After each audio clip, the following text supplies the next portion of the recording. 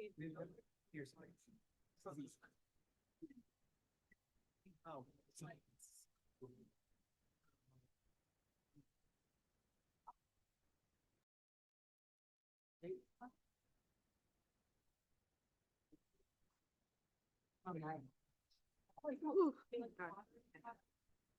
just found out that It took me, I found out this morning. The elections were literally yesterday for us. All right. Congratulations. Thank you, too. It's been a while. I haven't seen these since. End of eighth grade. It's good. It's good.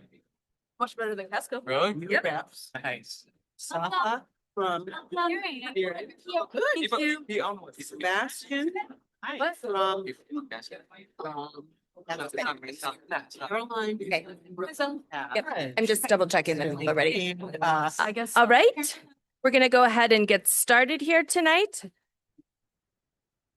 I would like to call the business meeting of the Portland Board of Public Education to order.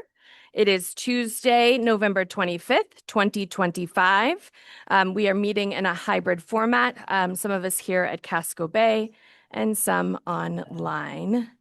I just really quickly, would someone be able to make me a panelist on the Zoom, please? Thank you very much.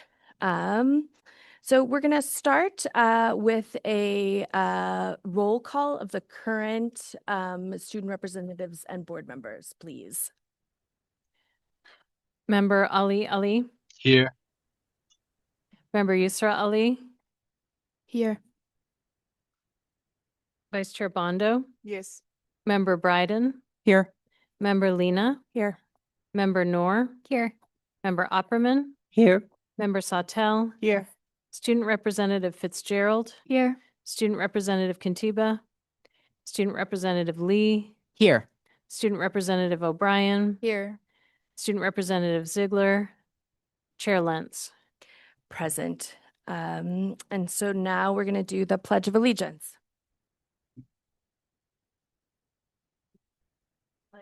To the flag of the United States of America and to the republic which it stands, one nation, under God, indivisible, with liberty and justice for all.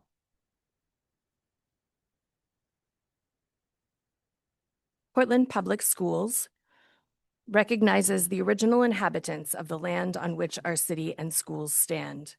The Wolastoqey or Maliseet, Micmac, Penobscot, and Passamaquoddy tribes, known collectively as the Wabanaki Confederacy or People of the Dawnland. We are honored to have Wabanaki children among our students today, and as a district, we are committed to making the past, present, and future of Wabanaki peoples visible in our schools and classrooms. And a reminder of our mission. The Portland Public Schools is responsible for ensuring a challenging, relevant, and joyful education that empowers every learner to make a difference in the world.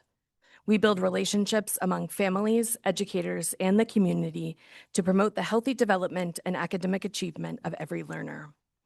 And our definition of equity. Equity is all people being held to high expectations and having access to opportunities that are reflective of their individual needs, identities, and experiences.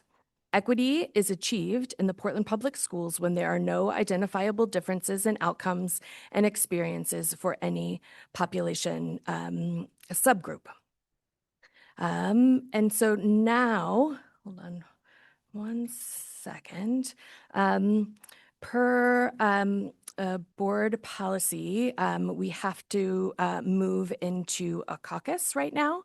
That is a caucus that indicates board leadership for 2025-2026. I know that there are a lot of folks here to speak tonight, and I tried to move this later in the evening, but we can't. So I'm going to try to get us through it as quickly as possible so that we can get to your comments. And this is per policy BCB-R, if anybody is interested.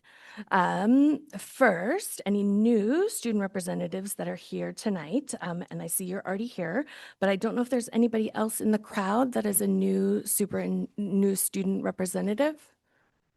Okay, beautiful. Thank you for being here tonight. The purpose of this caucus is to discuss the leadership of the incoming board, specifically the chair and vice chair positions, and to come to agreement on the nominations that will be brought forward for an official vote on December 9th, which is the first official meeting of the incoming board. All votes taken tonight are considered straw votes, which means that they are non-binding. Official nominations and votes will be taken at the December 9th meeting.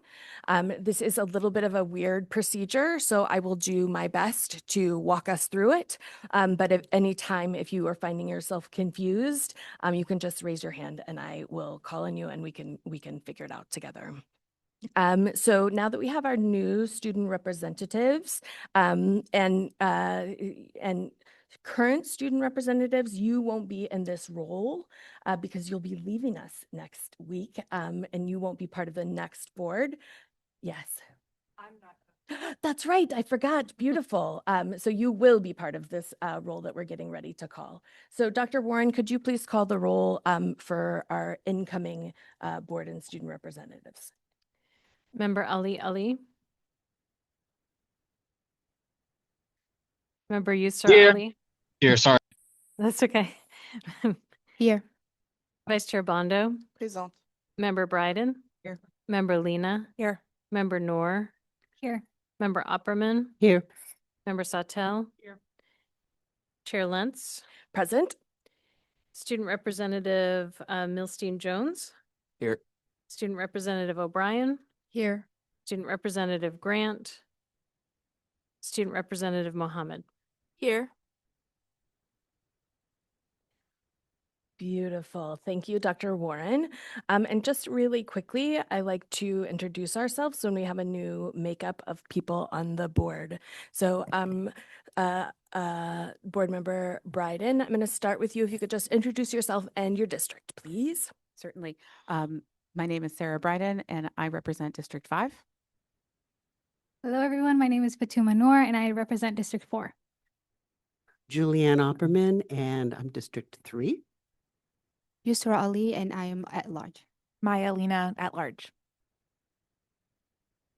Ryan Scallon, Superintendent. Sarah Lentz, I'm chair of the board and also an at-large member. Miki Bondo, I am the vice chair and also District 1 rep. Jane Sawtell at large. And Ali, District 2.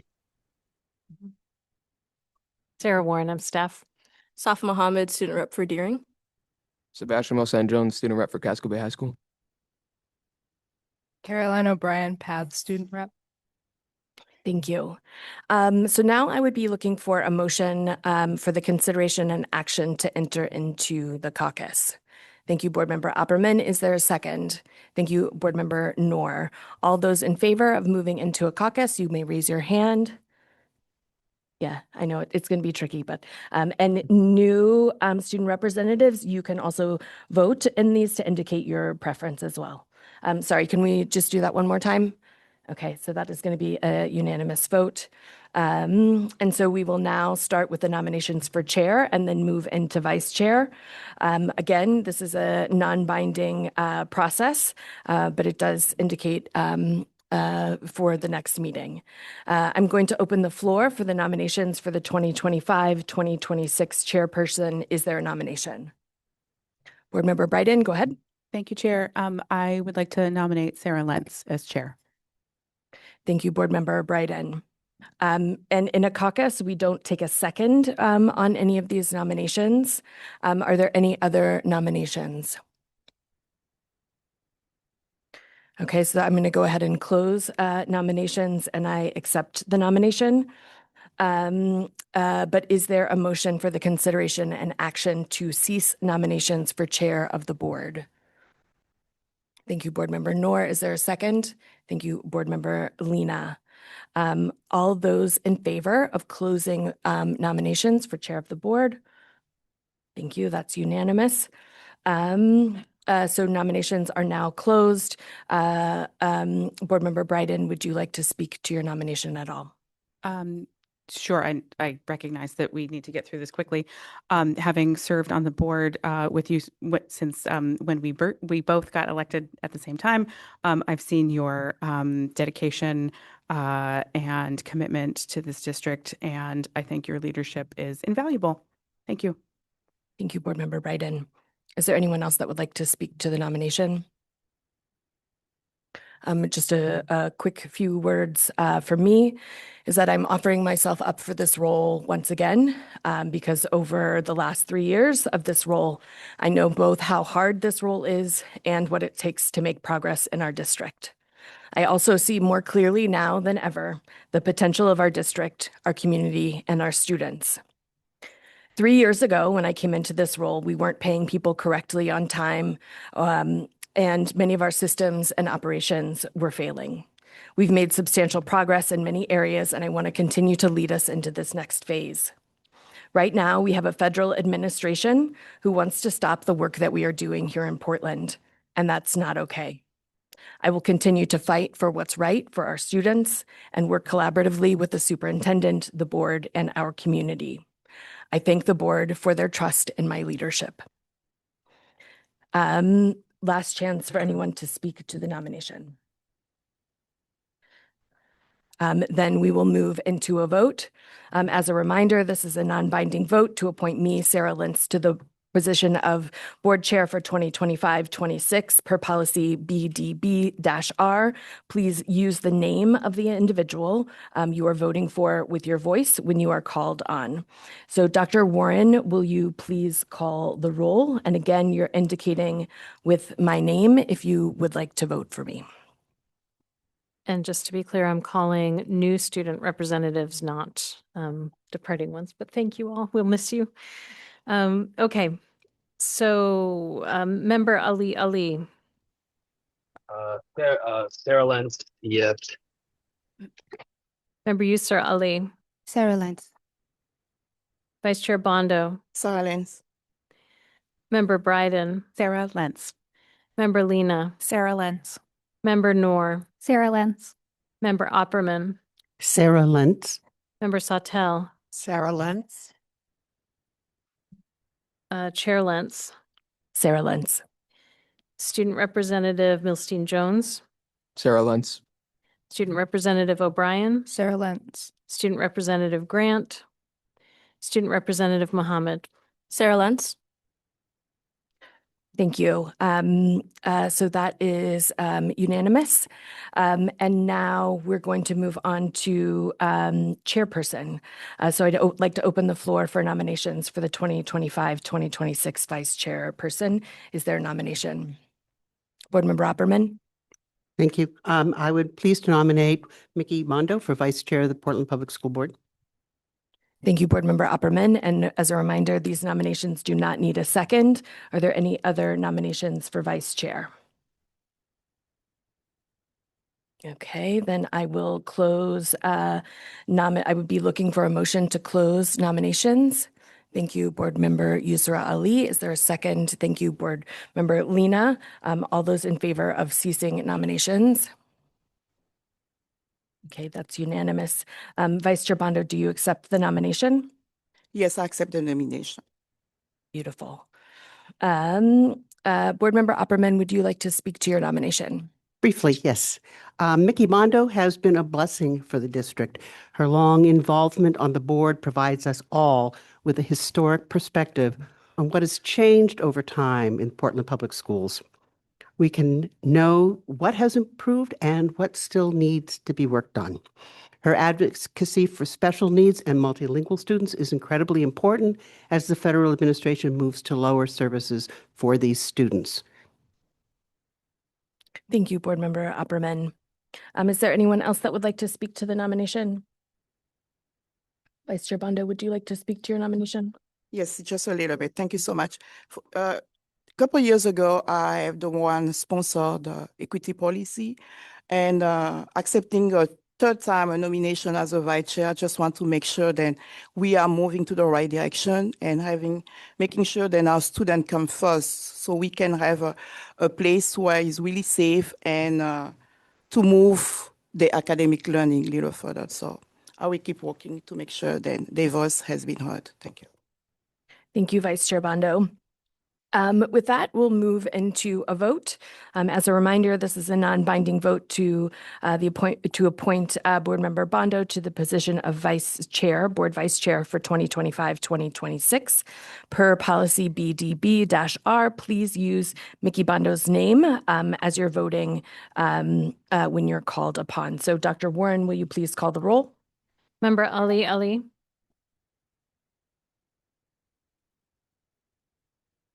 Mickey Bondo, yes.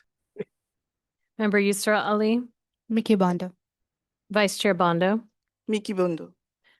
Member Bryden. Mickey Bondo. Member Lena. Mickey Bondo. Member Noor.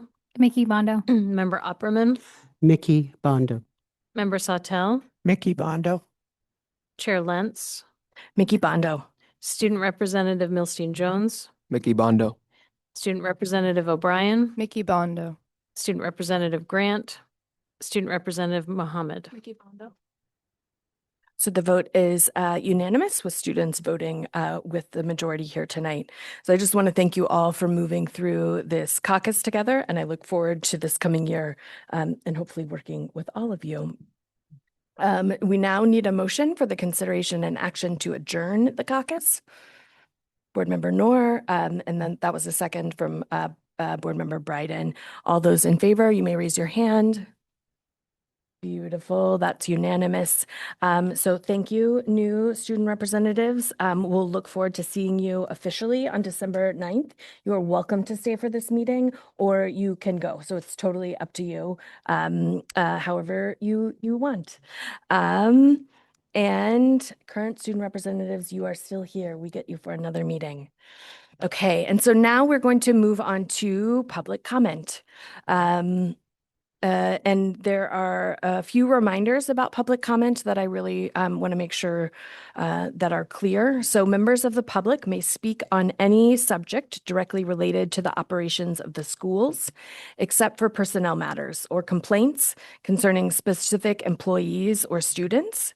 This means you may not name an individual or student in your comment. If you have a complaint against a specific individual or office, you may submit a complaint directly to HR, or you can email the board for a conversation. Please see policy KEB for more information on that. Our new Director of People and Culture, Jen Brady, if you want to look back there, thank you, Jen, is also going to be offering focus groups and opportunities to meet with her one-on-one in the future. So you can reach out to her to have a conversation as well. If an item is on the agenda for later, please use the public comment associated with that time. Comments are limited to a maximum of 3 minutes or 6 minutes for individuals using an interpreter to make their comment. Individuals may not relinquish a portion of their allotted time to another speaker. The board may not respond to comments, and please refrain from responding in the audience.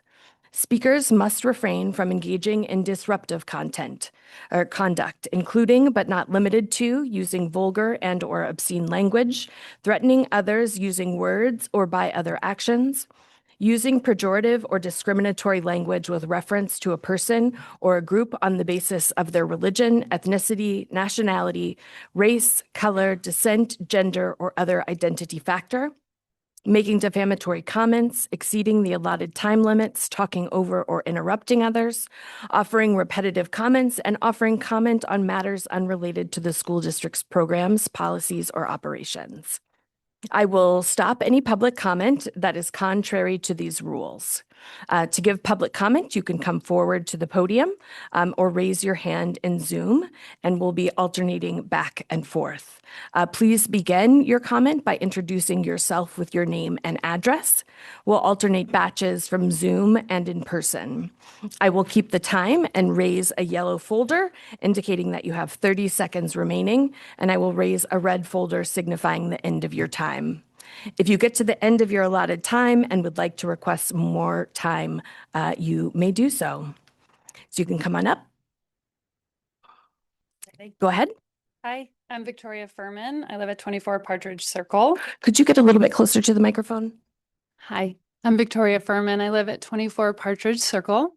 I'm here today as a concerned parent. I've been a Portland Public School parent for 15 years. I have 9 more to go with 5 boys that will have gone through the school district. I've seen a lot of changes.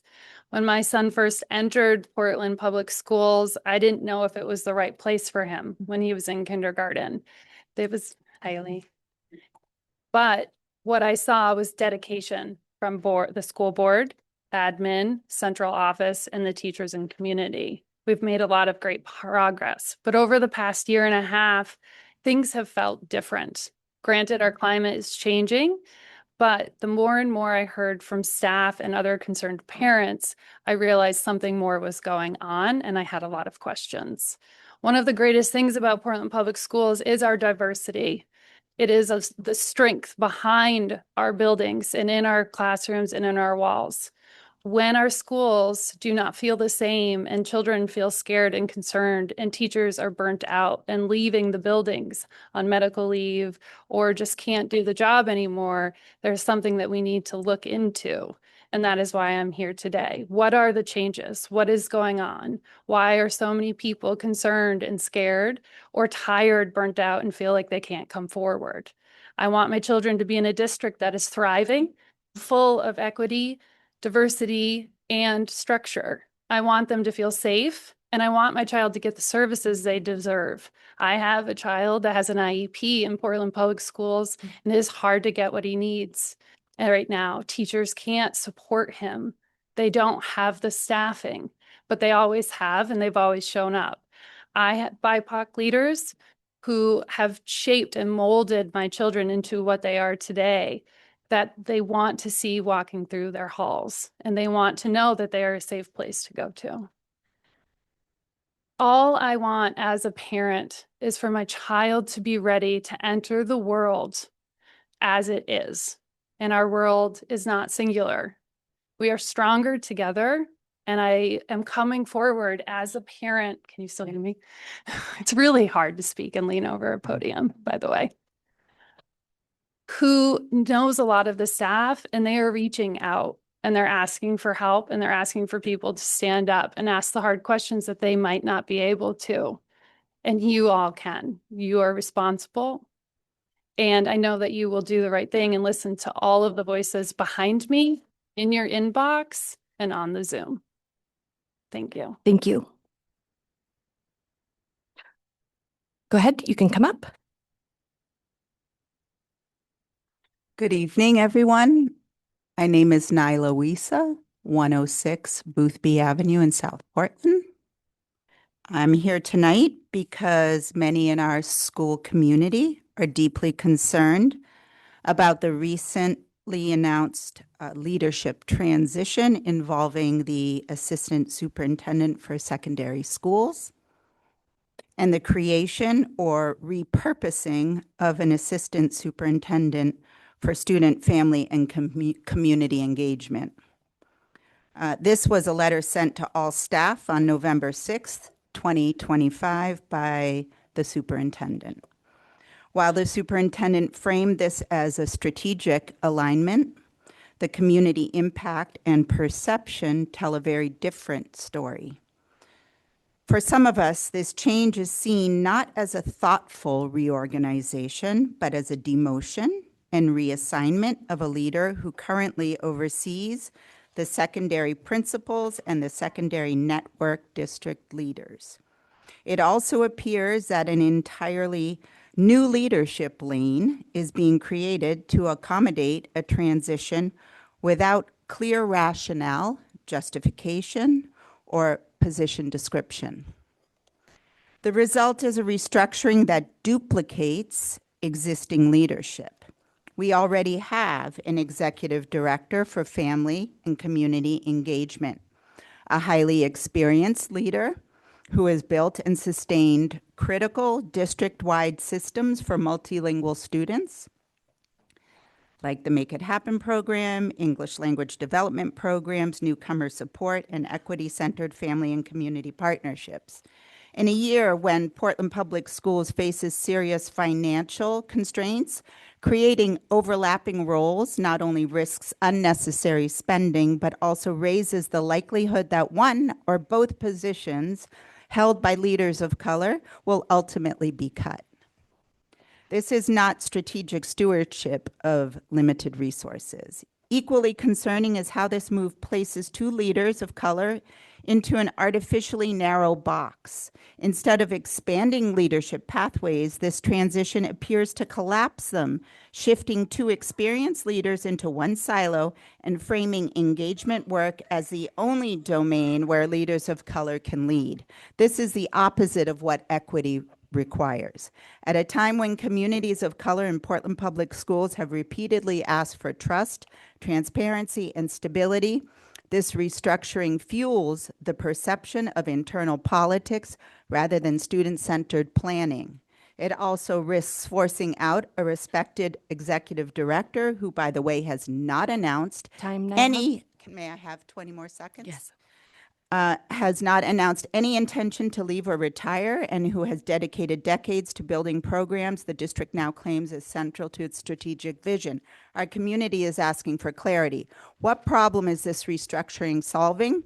How does duplicating leadership roles align with current budget realities? What data was used to justify the new structure? And how does this decision advance, not undermine, our commitment to retaining, supporting, and trusting leaders of color across all areas of district leadership? I would ask you if you want to email any more remarks, you're more than certainly welcome will. to. Thank you. Thank you. Coming up, I'm going to ask you guys not to respond in the audience. Thank you. My name is Tyler. My name is Tyler Jealous, and I live at 684 Congress Street, and this is 3 minutes and 20 seconds. I've timed it, so if you could give me that time. I have taught in Portland Public Schools since 2012. I truly love my job, and I'm deeply committed to the students and families in this community. But today I'm speaking out because what is happening in PPS is alarming and unacceptable. Critical supports for staff of color, systems that this district publicly committed to, are being dismantled in silence. The district's retreat from its commitments does not just harm them, it undermines the professional community that has taught me, challenged me, and helped me grow as a white educator. The 2021 Educators of Color Insight Report was not just a symbolic gesture. It was a painful, honest account of what it means to be a staff member of color in this district. Educators shared experiences of racism and inequity, with the expectation that PPS would do more than listen. They would act. At that time, the district did take meaningful steps. The creation of the Director of BIPOC Career Pathways and Leadership Development was not just another title, it was a lifeline. Educators that I have spoke to, educators of color I've spoke to have repeatedly said how essential this role was. They mentioned affinity groups that built actual belonging, hands-on support through their certification process, financial assistance that made further education possible, and coaching that helped them succeed in the classroom. One educator said plainly, "I would not have joined the master's leadership cohort without the director walking me through it and encouraging me. That changed the entire trajectory of my career. This work mattered, and it worked." But after the staffing changes in central office in the summer of 2025, PPS simply let these supports fall apart. Many staff received no communication about who leads this work. Others were handed a generic email address and then ignored. This is not a minor lapse, it is a complete abandonment of responsibility.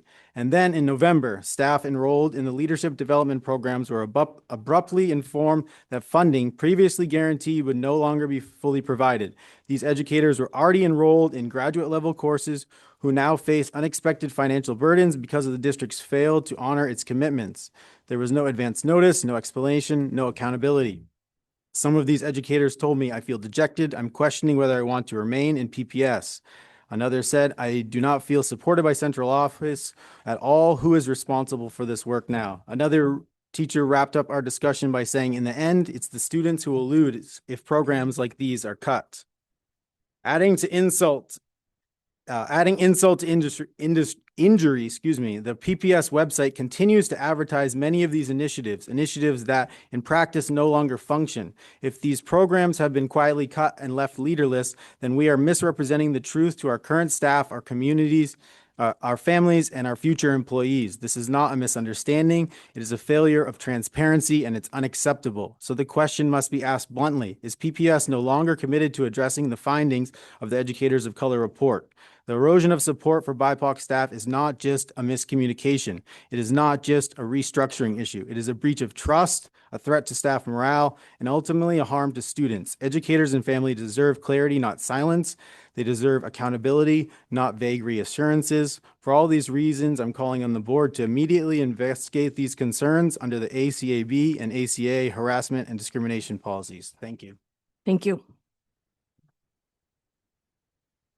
And if there's anyone on Zoom that would like to give comment, if you can raise your Zoom hand, I can bring you into the conversation, but I see no hands right now, so we'll go ahead and come on in.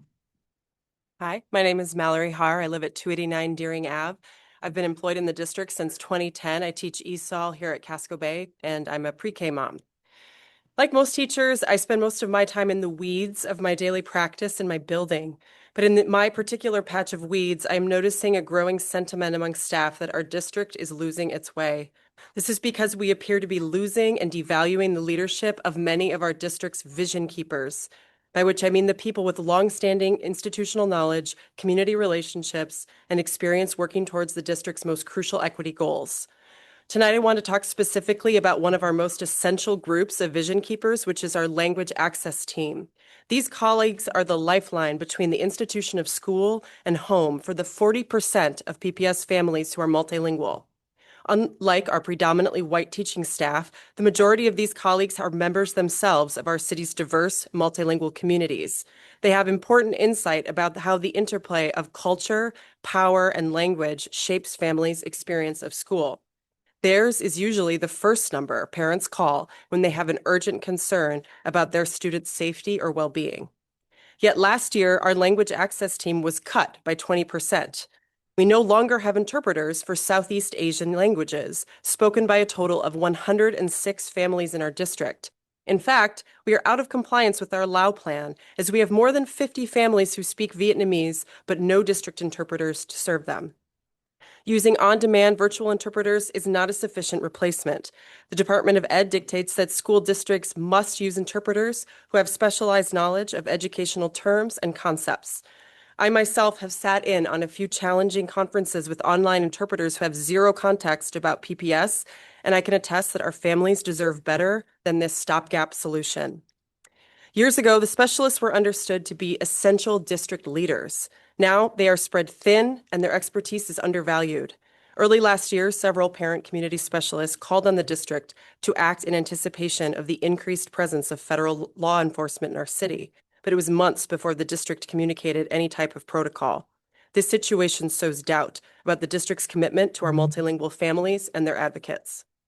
It is also concerning that after these cuts, the district has created new administrative positions in central office, one as recently as this month, creating new positions that are ostensibly about family and community engagement while undermining and in some cases eliminating the staff who have their boots on the ground in this area. All of this is contributing to the erosion of trust I mentioned earlier. True community engagement is built on relationships. Our personnel is our biggest asset to do this essential work, and listening to our BIPOC staff is the essential ingredient to retention and achieving our goals for equity and engagement. Thank you. Thank you.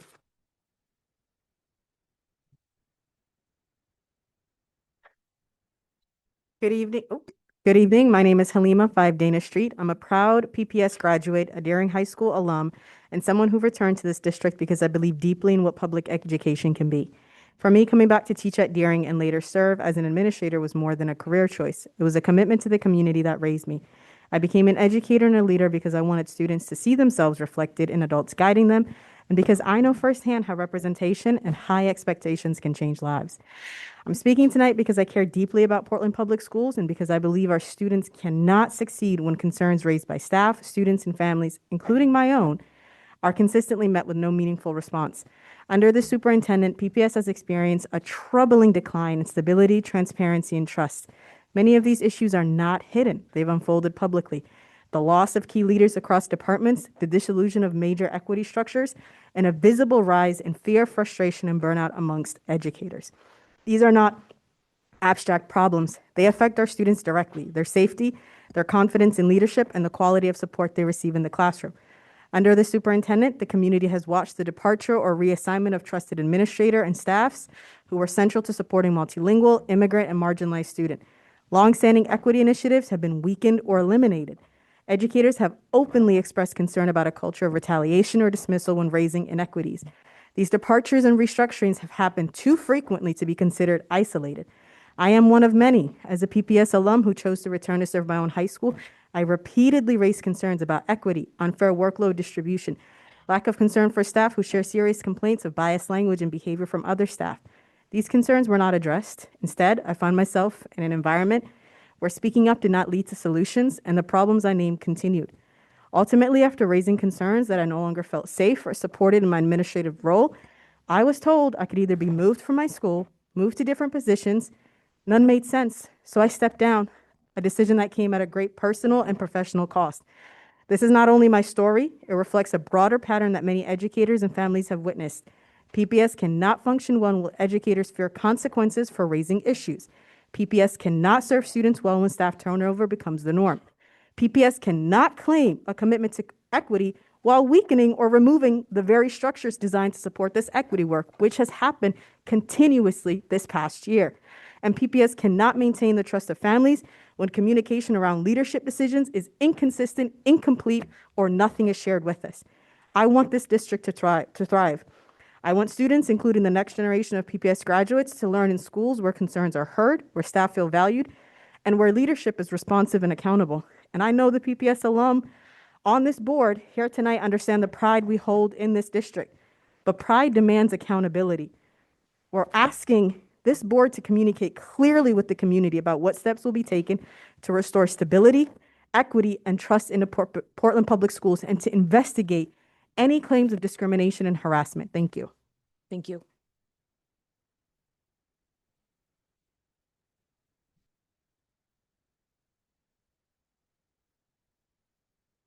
Good evening, Chair.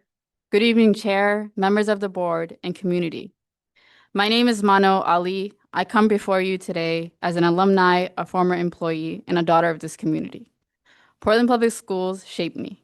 Working here was one of the greatest honors of my life. I love serving our staff, supporting families, and most importantly, advocating for employees as an HR generalist. I have stood in front of this panel before, but I recognize there are new faces who don't know what happened to me. So tonight, I want to speak my truth and clarity, with clarity and respect. While working in HR, I experienced something no employee should ever face. One day, a staff member deliberately came to my office, dressed as a frightening character, stood silently in front of my door for nearly a minute, and then walked away. That was not a prank.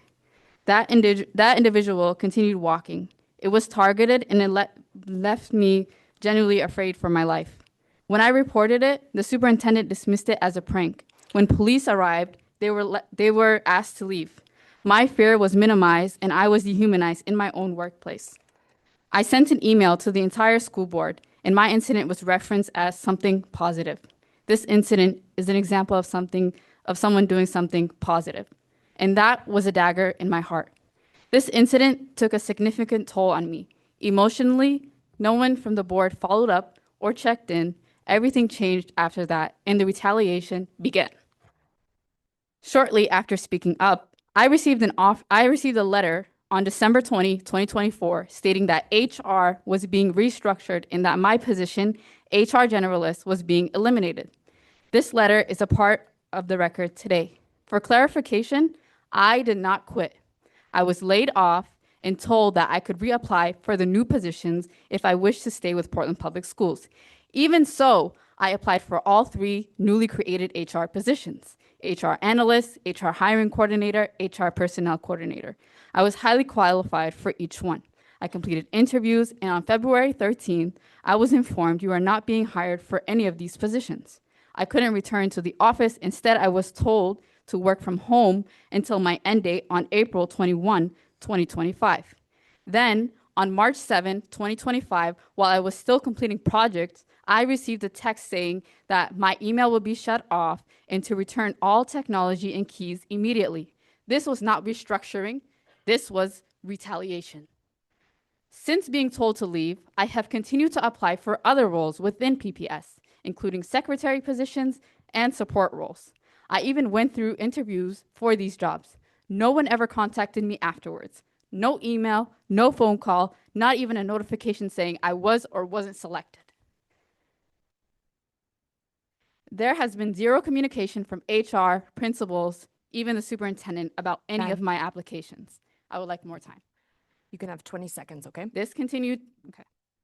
Ever since, this continued silence speaks volumes. It shows a pattern, not a coincidence, of shutting me out entirely after I spoke up about harassment and retaliation, all while using the codes ACAA and ACAB to label and dismiss my experience for harassment and discrimination when I officially complained. It's your job to investigate. I am asking the board to acknowledge that my safety concerns were mishandled, that the restructuring process lacked fairness, and that the silence and exclusion that followed were unacceptable. I love working here. I would welcome you to send any other remarks that you have to the full board. Okay, thank you for listening. Thank you.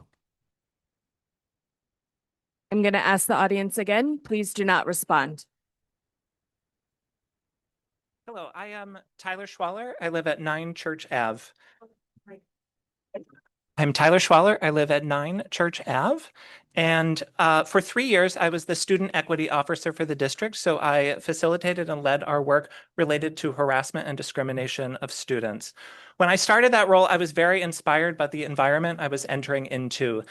It was clear to me that talking about equity was not just about saying the right words, but about living out those commitments. And there were practices to ensure that we held one another accountable and that we deepened our work together. I was heartened by the board's letter yesterday that made clear that these commitments remain with the district. I know this is a difficult time, and so I had been waiting to hear from the board, is this work to which you are still committed? So thank you for that clarity. I also want you to know that your words probably rang hollow for many. And the reason for that is that there is a disconnect between those words and the practices.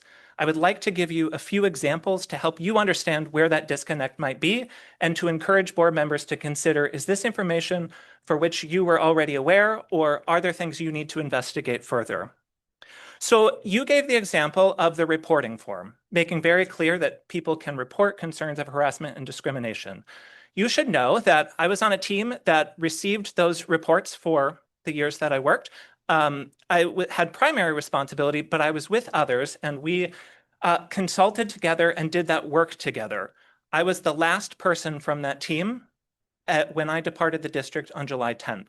I had repeatedly said that somebody needed to take responsibility for this form, and on my last day, no one still had. No one had conversation to talk about what that work entailed.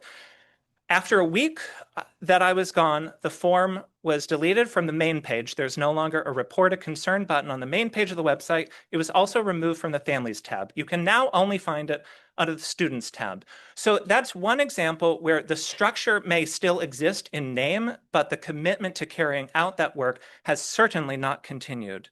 You should also know that the district, which prides itself on equity work, was out of compliance with Title IX from April 1st, 2024 until January 9th, 2025.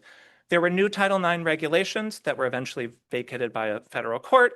I had done the work to create compliant procedures. That work was not followed up upon. I do not know why.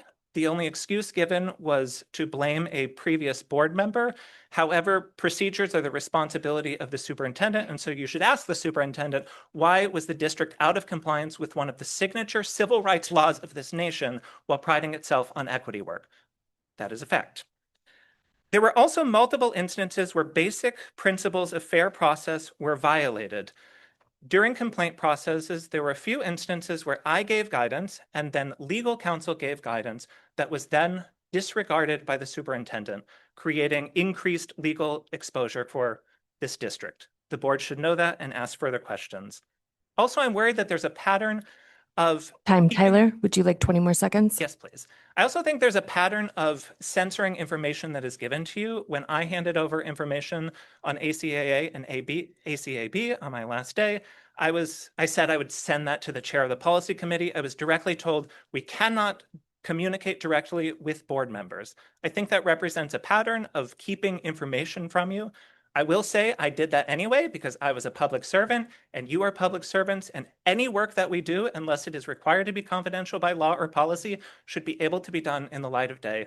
That is why we are here speaking. I hope you will ask the questions that need to be asked to make sure you know what you need to know to ensure equity work continues in this district. Thank you.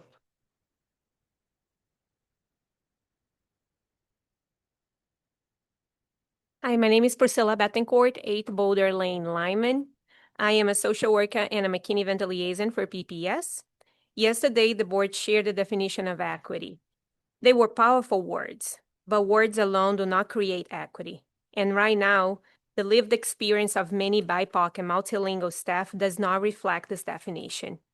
Over the past several years, PPS has been slowly building a culture that centers equity more consistently. We were not done. Far from it, but the direction was clear. We were moving towards structures and practices that supported the growth, voice, and well-being of BIPOC staff. Today, I do not see the same level of commitment or clarity. At the moment where racism and anti-immigrant sentiment are rising everywhere around us, our staff needs to feel, not just hear, that PPS stands behind us. Right now, many BIPOC and multilingual staff do not feel supported. Delayed or minimal statements in times of crisis came across as performative, and too often, the emotional and cultural burden of supporting diverse students and family falls on us because we were told that we can connect better. That expectation, is spoken or unspoken, is exhausting and inequitable. The toll is real. For many of us, this work is not just professional, it is deeply personal. In my own case, I work beyond my contracted hours because families facing homeless and immigration crisis cannot wait until the next day. I do this because I believe I lived this experience. I was an undocumented immigrant. I know what it is to live in fear. I remember the fear that silenced my family. I remember not speaking English, my parents struggling through school conferences without interpretation, and filling out job application and HR paperwork for them as a child. I know how overwhelming this system feels for families who are just trying to survive. The work we do is rooted in identity, community, and lived experiences, but does not mean that the labor should be taken for granted. In previous years, the district had important structure in places to support us and advocate for students and staff, especially the Equity and Inclusion Department. With the restructuring of human resources, those offices and leaders are now gone. Their departure created a vacuum, not only of support, but of historic knowledge and relationship that cannot be replaced overnight. I often say I am not a social worker by degree. I am a social worker because it is who I am. I am here to speak on behalf of many staff and families who live in constant fear, regardless of their immigration status, and who rely on us to navigate a system not built for them. And I want the board to understand that I too am carrying a fear. I am a U.S. citizen, yet I still worry when I speak in public because of my accent. I worry when I speak my native language. I have advised my own children to hide parts of their identity because I'm scared of their safety. This is the burden that BIPOC and multilingual staff are carrying every day at work. We are asking the district to recognize that burden, to restore structure that supports us, and to demonstrate, not just declare, its commitment to equity. Thank you. Thank you.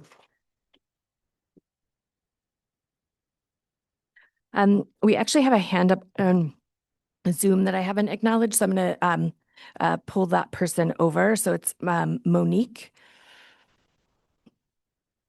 Go ahead when you're ready, Monique.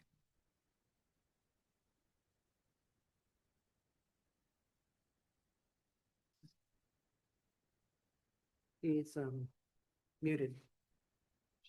Given permission to speak, she just needs to unmute. Yeah. Yeah, Monique, if you could unmute yourself, then you have permission to speak. Okay, we're going to go ahead and go with somebody in the room, and then we'll come right back to you, Monique, if you can hear us. So go ahead, come on up. Thank you. Can you hear me? Yeah. My name is Brody Wood. I live at 622 Congress Street. I went to Portland Public Schools. I am a library worker and have worked in Portland Public Schools as a teaching artist. My nephew is a student. I don't have anything prepared, so I appreciate you listening to my maybe disorganized thoughts. Thank you for your patience. I'm here to add my voice to concern for what I think we are all deeply aware of as a culture of, hostility, racism, retaliation. And that feels like so deeply out of alignment with what are the stated values and mission of the work of Portland Public Schools. So I hope for a deep reckoning of that, a collaborative, deep reckoning among the folks who are, carrying that out and letting that live on, and like deeply harm staff.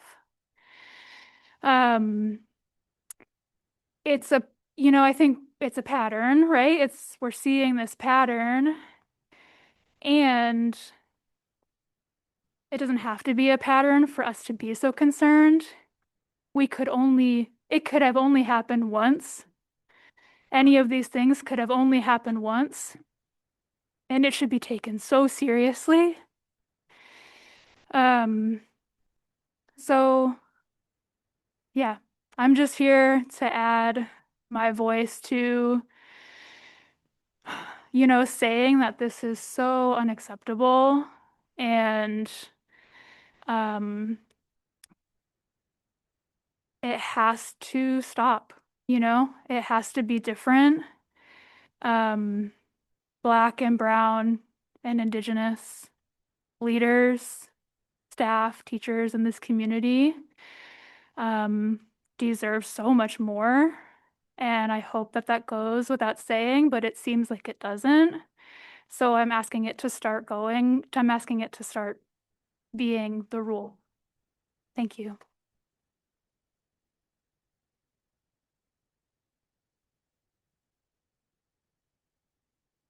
Hi, everyone. My name is Mariela Hakame. I'm a social worker at Deering High School and also a soccer coach.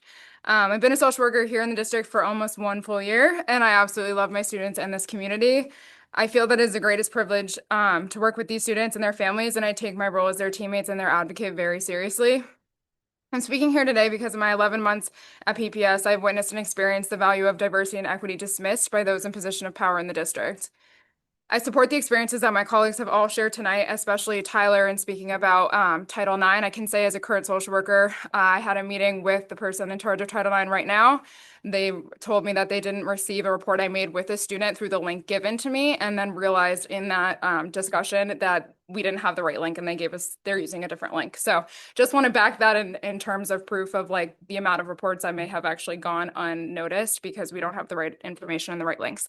Anyways, so again, I support all of the experiences shared tonight, but I'm going to focus mainly on the topic of immigration and the lack of action I feel has been taken by the district to actually support, validate, and protect our students. When you all visited Deering last month, I pleaded for help supporting our students impacted by ICE. I shared that our kids were being impacted every day and that we needed real, concrete, thoughtful protocols to support our students with this issue and that we couldn't do it alone. I was disappointed with the reaction when I voiced my alarm, especially when I demanded that PPS needed to take a stand against ICE. I appreciate the message sent by you all yesterday on falling short on this topic of equity, but like many have said, words are not the same as action, and I demand action. As an employee speaking with those in central office, I've had my Latina identity questioned because of the way that I look when advocating for support for our immigrant population, and I've been told there's a cost-benefit analysis that needs to be made when thinking about taking a stand against ICE. Our students have been getting taken, they'll continue to get taken, and so I'm really thinking about moral character rather than a cost-benefit analysis. In my time at PPS, it has been demonstrated that when marginalized populations are impacted, PPS leadership leaves it to the employees that are members of those populations to figure it out. We have to figure it out alone and without resources. I'm asking the board and district leadership to take a district-wide stance against ICE and commit to creating a comprehensive plan to support our students impacted and a plan for staff to be given the tools to support these students in these incredibly difficult moments. This plan should include denouncing ICE on our district website, having accessible resources for families on our website experiencing detainment, and having a clear, consistent protocol that all schools use when finding out news of a student and their family's detainment. In addition, in order to be more equitable, we need to actively work with families to make sure that we're thinking about their safety and how to give multicultural parents information in the way that is safest for them. It is far too often in my 11 months here that I've already seen that families with white privilege attend parents' nights, information nights, college nights. We need to adapt to the current climate, and we need to be offering those not at a one school. We need to offer it at all schools that multicultural parents have an option to get video resources and all of these, informational sessions online in their native language, because that's what equity is. And we have to care about their safety. We also need to provide protocols for staff, club advisors, and coaches on how to keep kids safe inside and outside the building, as well as what to say to kids when they share information that their loved one has been detained. Teachers are begging us as social workers to train them on what to say, because more often than not, now kids are coming to their teachers and explaining their experiences. Would you like 20 more seconds? Thank you. I'm really close. Telling staff to call the superintendent and try to keep ICE in the main office or outside the building is not adequate and not realistic. And most of these schools haven't even received any training or any PowerPoint on that training. Our students deserve better and our staff are demanding better. Finally, it is imperative that when making this plan against ICE, we have the multicultural voices that represent the community along with the experienced clinicians from our student support teams at the table to inform the plans and the protocols, not the lawyers. Though we may feel helpless or like our hands are only tied by the shackles we put on ourselves. History will remember, your kids will remember, and the community will remember the actions you do not take. This is a formal complaint on the lack of action taken to support our immigrant population, and I demand clear communication about what steps will be taken to combat ICE and restore equity.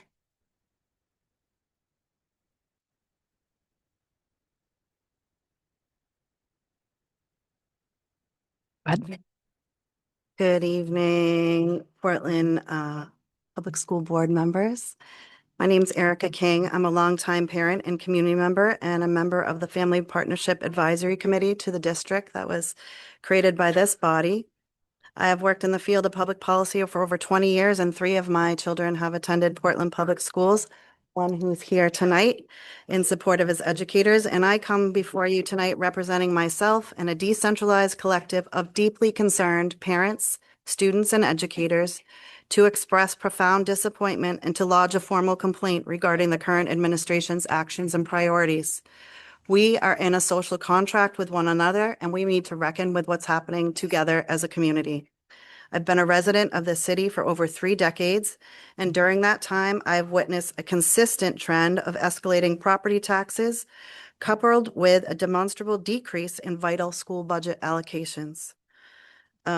During this past year, I've watched and my colleagues, my fellow teachers struggle with getting funds for teachers, while I've watched this district add new positions, new superintendents, new positions to central office.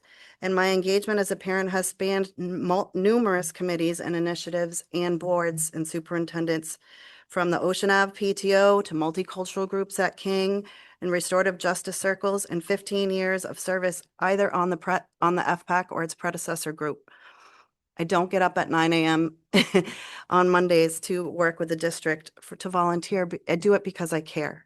And we have been all working diligently to build on the collective strength that we have in this district across lines of race, class, culture, and spirituality. And the success of our district hinges upon our collective ability to confront these realities and address our needs transparently. And that transparency is what's being undermined right now. The current administration is allowing the vision embodied in the Portland Promise, a commitment we have spent decades building and preserving together, to become a broken promise to Portland. This is evident in practices that are actively marginalizing some of our most awarded and respected educators. And so this is a call, given the serious nature of these budgetary, administrative, and equity-based concerns, I'm formally calling upon the Portland Public School Board to launch an immediate and comprehensive independent investigation into human resource practices and civil rights and equity practices. Please take the time necessary to fully understand the current environment and its profound negative impact on students and dedicated staff that you've heard from tonight. We await your decisive action and commitment to transparency. Thank you for your time. Thank you.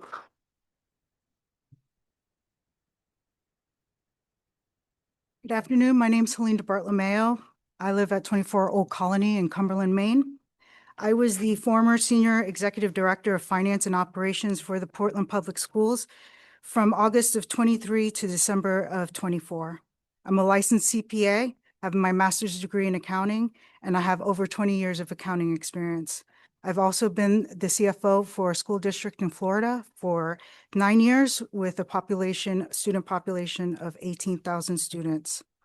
During my time at Portland Public School, I faced significant and consistent mistreatment by the superintendent, particularly due to my ethnicity, because I do identify as brown, my age, and my gender. Some of my examples and highlights, this letter was also, by the way, it was given to the school board on October 2nd, and the only response I received was acknowledgement from the chair that the letter was received. When I took vacation, I never actually took vacation. Instead, I worked. And while I worked, I was mocked by the superintendent for having half of my face brown. Helene, I need you to not go at the superintendent within this comment. You can talk generally about your experience. I understand, but it is my duty as chair to protect the employment rights of every person in this district. I worked 24 hours one day straight to put together a budget, only to have to come back to work the next day. I've worked consistently 60 to 80 hours a week, only to be dismissed as it being impossible. I was after a trauma experience of seeing someone shot outside my window. I was told I could take time off, but emphasized that my workload was a lot and that I should not take the time off. During my exit time, I was dealt with hostility, and I have actual recordings of some of those conversations. So I do have that. I just want to point out, while I was here, I was successful at transitioning the system to payroll in 4 months. I was told to have that done in 4 months. I did that. I developed the new financial formats that the finance committee to this day still use to review financials. I reestablished some internal controls to address audit findings. I trained the current CPA firm that you pay $500,000 for. I trained them, and I brought the district up to current standings for the IRS, the state, and reemployment. With all of this, I received a 1.5% increase, and other people in the district received a 15% increase. Thank you.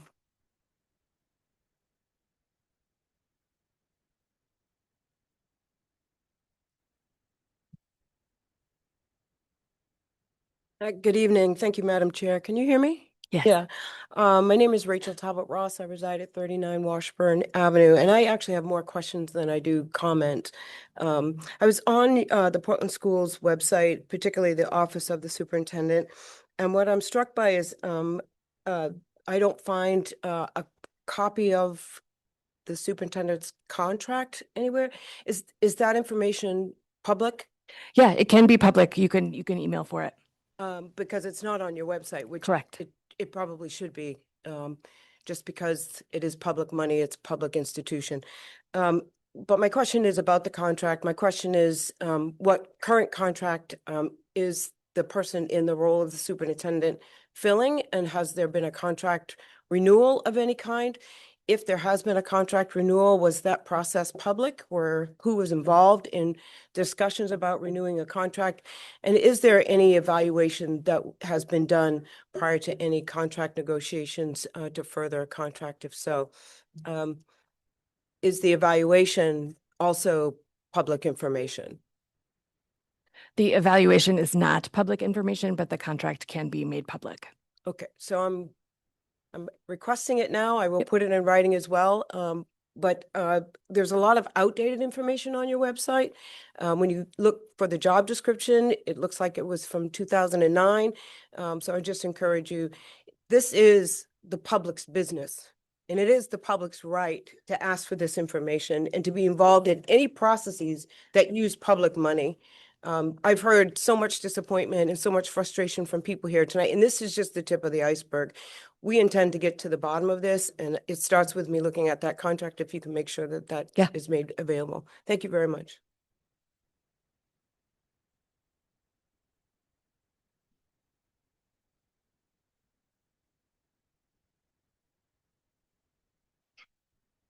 Good evening, Chair Lenz and esteemed members of the Portland Board of Public Education.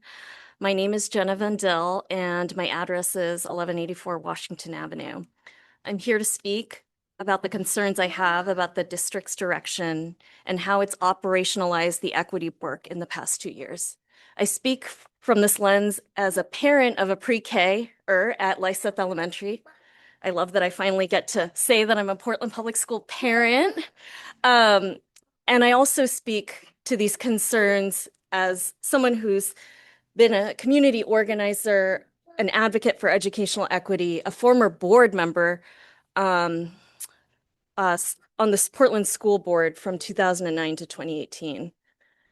And specifically, I'm concerned about how the district has restructured its equity work by making changes at the district leadership level. This change in particular made in the FY25 budget that the board approved, specifically moving the executive director of family and community partnerships under another administrator, undoes years of work that parents, families, and advocates had to place family and community engagement at the center of the district's work for student achievement. This position is more than just running events or surveys or press releases. It's a critical access point for community members and families to engage, to share feedback. And it's clear that after listening to the public comment, that these issues span deep and are more systemic than just what I came to talk about.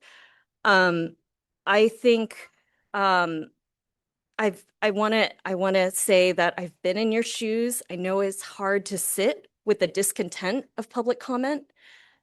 And I want to encourage you as a board to think about how important it is to hold this tension and to hold the feedback that you're receiving from your community, from people who have come out all across from different perspectives, who are saying that something's not right.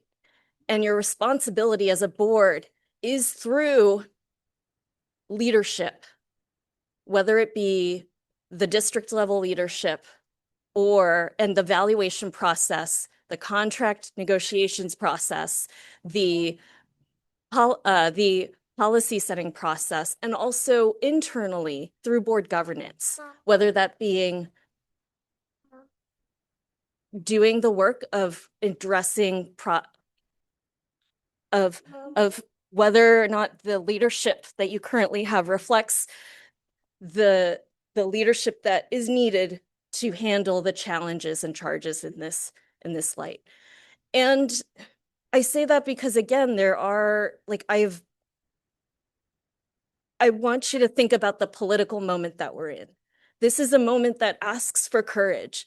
This is a moment that asks for deep listening when people are most vulnerable in the community are being impacted and attacked at the federal and levels. Like, it is another thing to have it come at you couched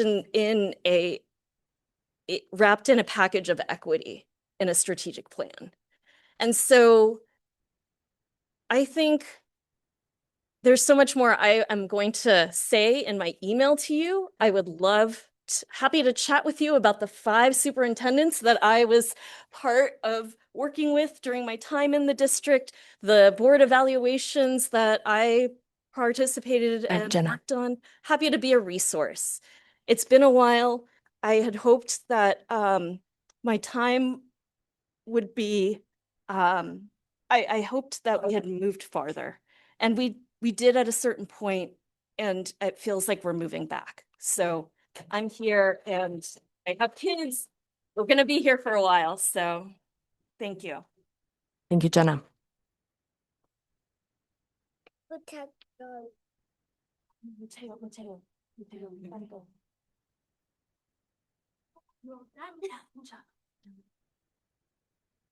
Good evening, members of the board. My name is Osgood. I live at 83 Beckett Street, and I'm here tonight on behalf of my organization, Portland Outright, a youth-led membership organization building the power of LGBTQ young people through organizing for gender, racial, and economic justice. We've been a long-haul partner of Portland schools on queer and trans student policy, community resources, and many of our members are Portland Public Schools students. We are here tonight to amplify the demands from students, families, educators, and community, and want to remind folks how you hold and move through this moment will be an example to our students, as well as school boards across the state, where students are fighting tooth and nail for basic protections and equity. And I really encourage you to hear the voices of community, and as folks have said before me, to really sit with the discomfort and to move through this with care and tension, and really centering the voices of community members who have taken their time to be here tonight. Outright has a current campaign, which is called Student Resources, Not Officers, and we're seeking to build police-free schools across Maine. Among our campaign demands are that schools work to build networks between students and staff, and community, and to ensure this, schools need to have tangible engagement initiatives that are accessible to students and center equity. One of our other demands is that schools establish leadership frameworks that dissolve traditional hierarchies. We have been really proud to see PPS as a leader in critical and visionary work around divesting from systems of policing and harm, reinvesting in practices that center community care. I love many students in this district very dearly who have benefited greatly from the equity programs here, but I have to say that we cannot afford to lose leaders for our students to see BIPOC staff's concerns pushed aside and equity eroded. Police-free schools only exist when there is community care and direct networks, and student leaders can access community leaders and actually have those systems and care in place where people can access them. Student safety, community safety is only possible when the concerns raised by those here tonight are addressed with careful, thoughtful intention, and that trust is restored. So I really just want to add that on behalf of our campaign and our organization, and to continue to be a partner in helping you find the way forward. Thank you, that's good.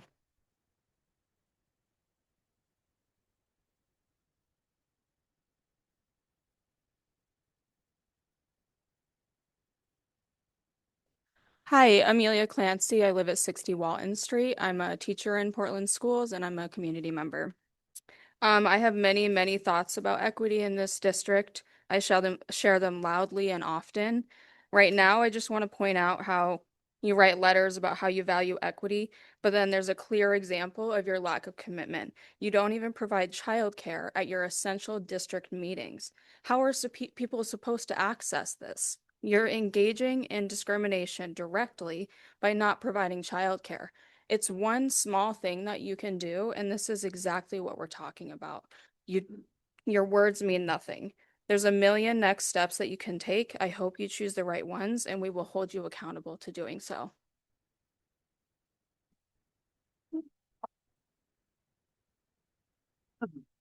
Good evening, board. My name is Todd Cretion. I live at 1917 Washington Avenue, right down the street.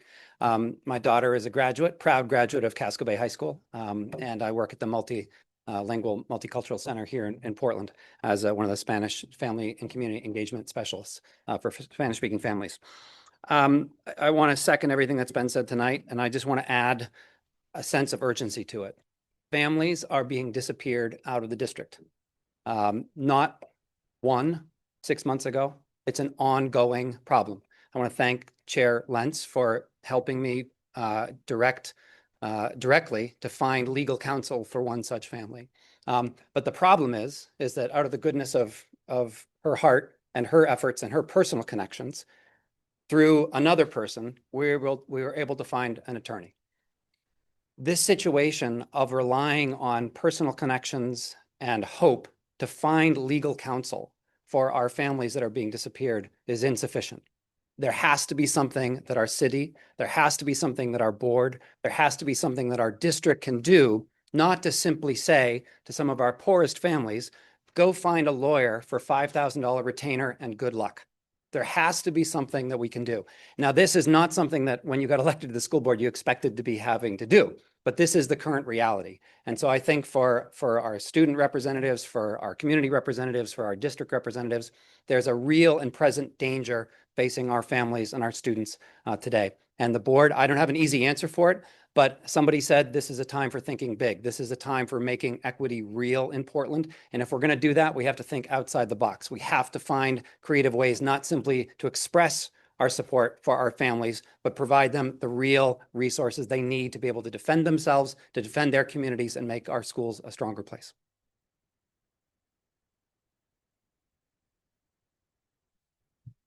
I want to move over to Zoom.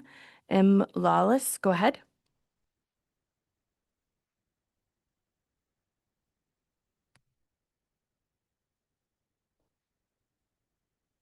Whenever you're ready, you can come off mute.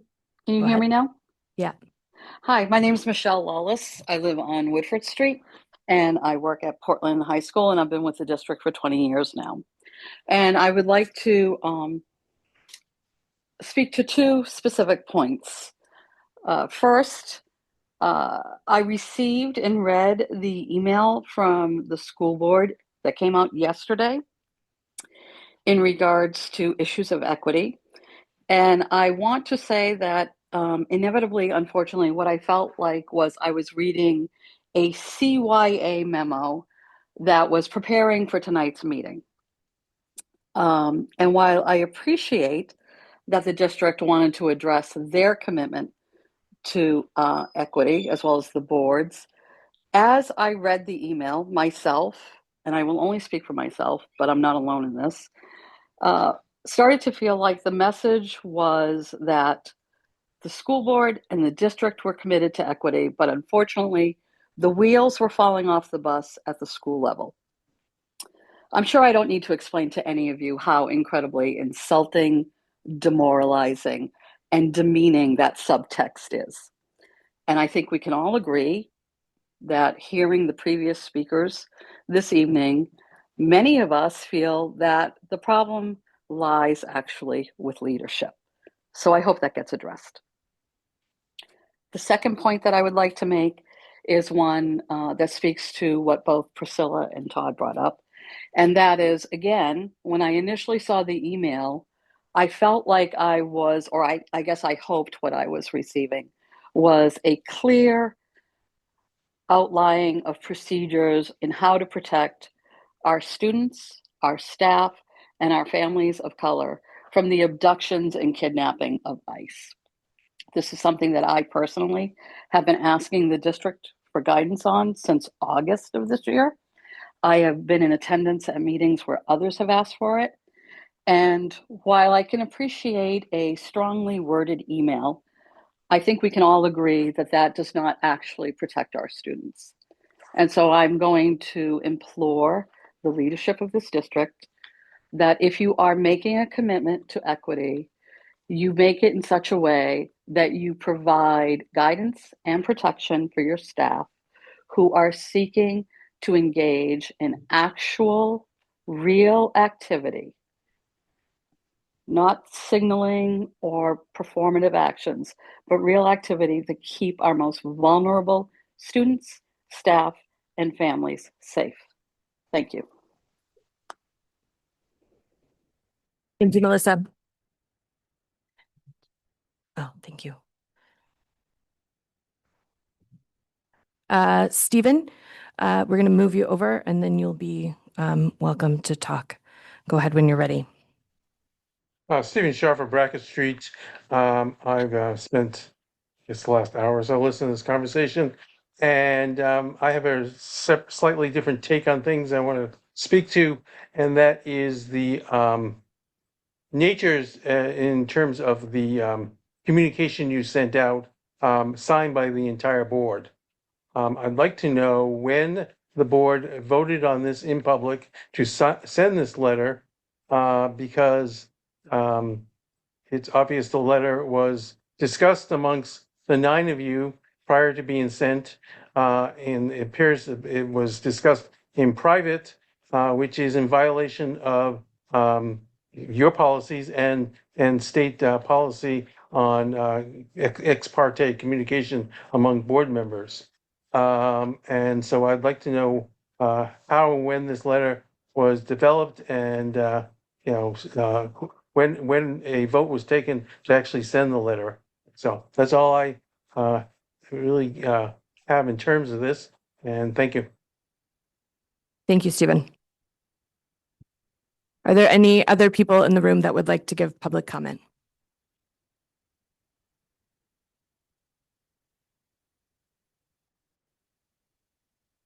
Thank you, school board members. My name is Cece Robinson. I live on Prospect Street. I also teach here. I'm haunted by the comments of one of my colleagues, who is the social worker at Deering, who said that Portland Public Schools is leaving communities most impacted by these problems, by what's going on, particularly with the presence of ICE, to solve them. I just want to lift up specifics about her ask, her diagnosis that there's been a lack of action to protect students from ICE, that we need concrete protocols, that words are not the same as actions. Those are all her words.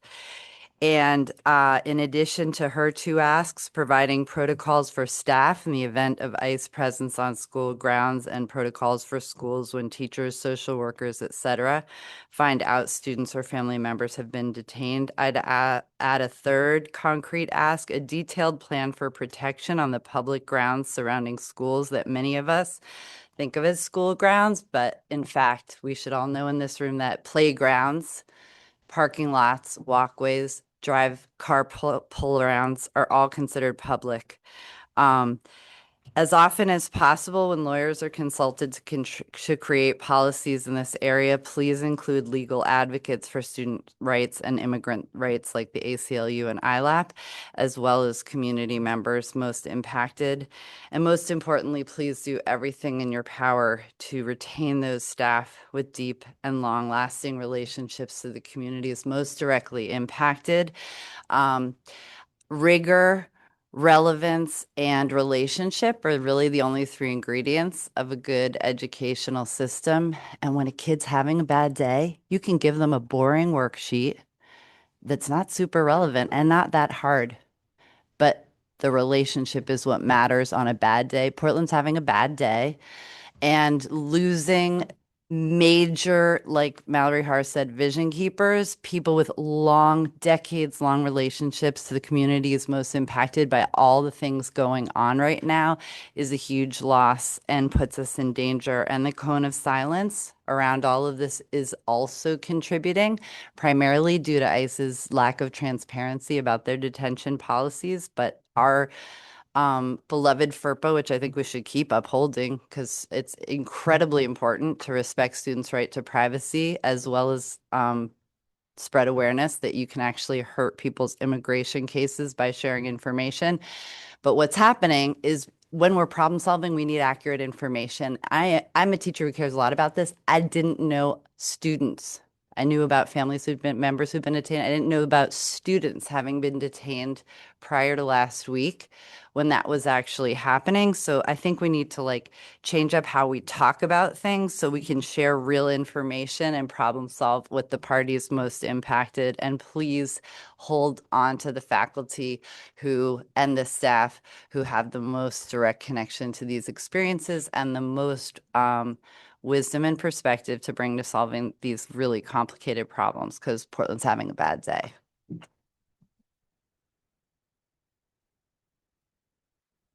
Is there anyone else in the room that would like to give public comment?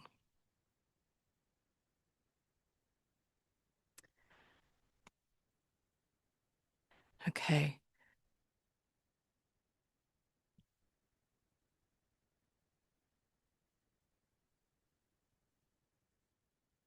Good evening. My name is Elizabeth Capone Newton, aka Capone Enriquez. Um, I live at Tucker Ave in Portland, and I have 2 children in the Portland Public Schools. And their father is a former employee of Portland Public Schools, who has acknowledged publicly that he participated in the 2021 Educators of Color as a participant. And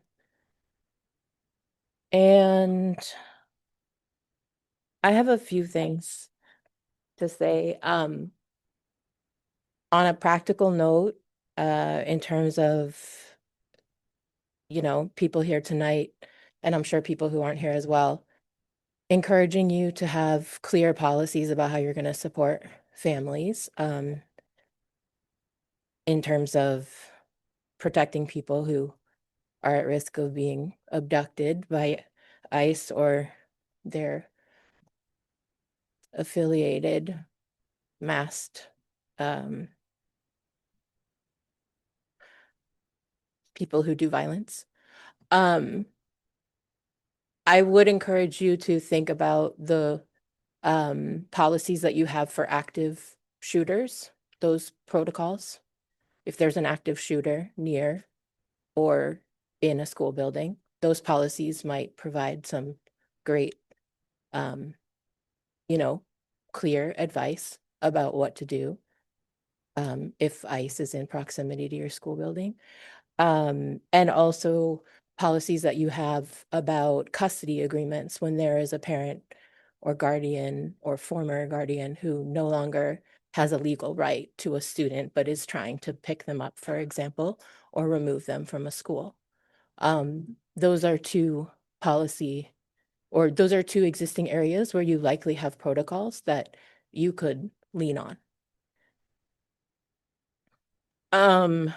In terms of the calls for an independent investigation, I would encourage you to make sure as a board that that goes beyond just the staff that have been let go during the tenure of your current superintendent, or who have left during the tenure. I would also encourage you to have it be beyond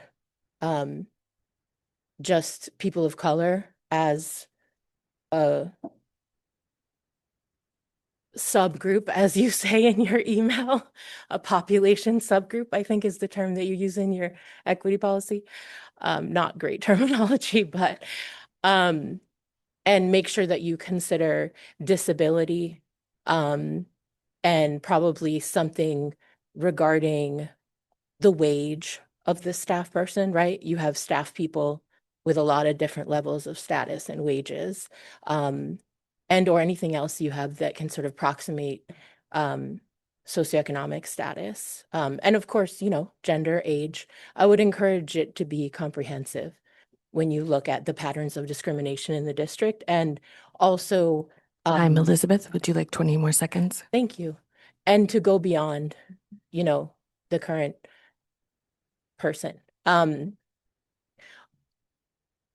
There are many people who have seen equity as being quite superficial work, even before this superintendent. And those of us who have been around for, 10 or 15 years or longer know that. So there might be a current emergency where things have gotten worse. That's pretty clear to me. But I would encourage you to make sure that when you look for solutions to this problem, you make sure that you're accurately diagnosing the problem, because as I hope the irony is not lost on some of the people who have left the district or lost their jobs, they are some of these same people who have pushed out others who were lower on them, who were lower than them in the hierarchy of the institution. I still have compassion for them. It doesn't mean they're not being mistreated now. But there was, for a long time, an in-group. And even if things were not changing systemically for children and families in the district, as long as you were in the in-group, you were an apologist for the fact that things weren't changing. And you defended the leadership, et cetera. And that is not change. So, like I said, I don't wish anyone badly, but I hope that people will reflect on what it is to be part of meaningful change versus to be in an in clique. It is not the same thing. Thank you. Thank you. Is there anyone else in the room? Okay. Good evening, Chair Lentz and members of the school board. My name is Grayson Lookner. I'm a resident of 92 Woodvale Street in Portland. I just felt compelled to speak up because I've noticed that a lot of areas of our state and local government are abandoning some of the most valuable assets that we have in our community as a city of Portland. That's our immigrant community and our people of color and the diversity that makes this such a wonderful place to live. I grew up in a very rural part of Maine where we don't have this wonderful community and this tapestry of different of diversity. And I've chosen to live here because we are such a tolerant and welcoming place, and we want to value and center these folks who are being victimized at the federal level.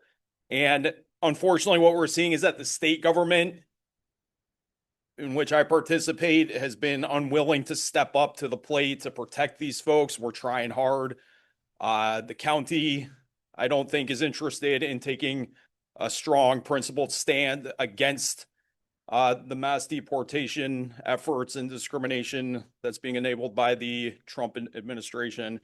And so I think it falls to the school board. I think it falls to our city council. These are the levels of government that people have to look towards to stand up for them. And whether or not people can vote, whether or not they're here, whether they're documented or undocumented, they're members of our community, and we need somebody to step up and work to protect them. So that's what I would implore you to do. And I won't take up any more of your time. Thank you. Thank you.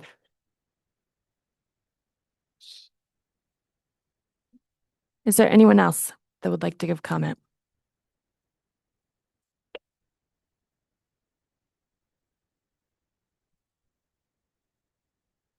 Alyssa, come on over on Zoom. You can take yourself off mute. Go ahead.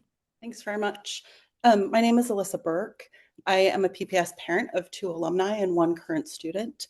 I'm also a PPS employee, and I am former director of pre-kindergarten education for the district as well. I resigned from that position after my job was threatened when I tried to bring a resolution to safety issues that were unilaterally impacting multilingual students.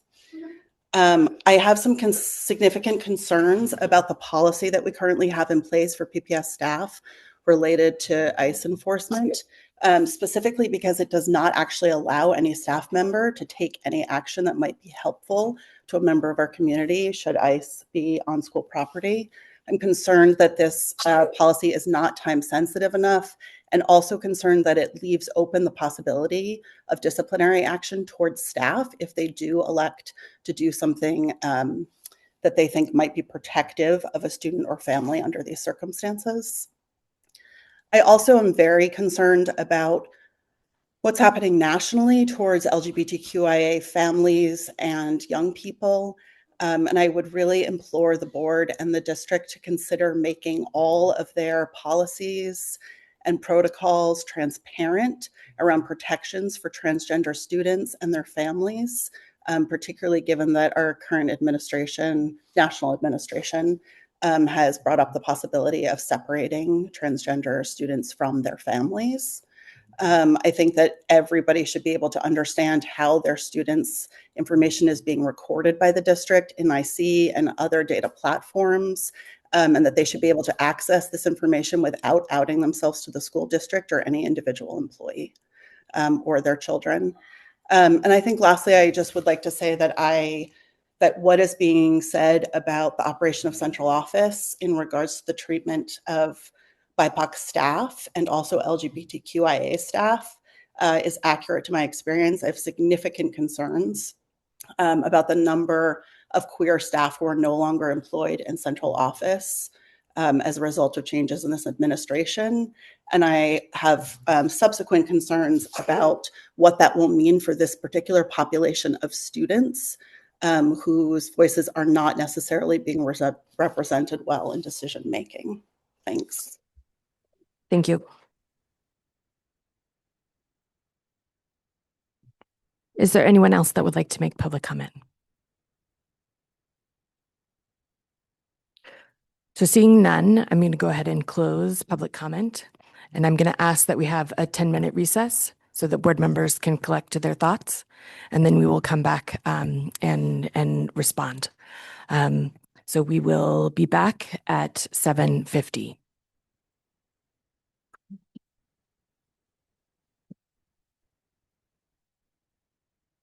Yeah.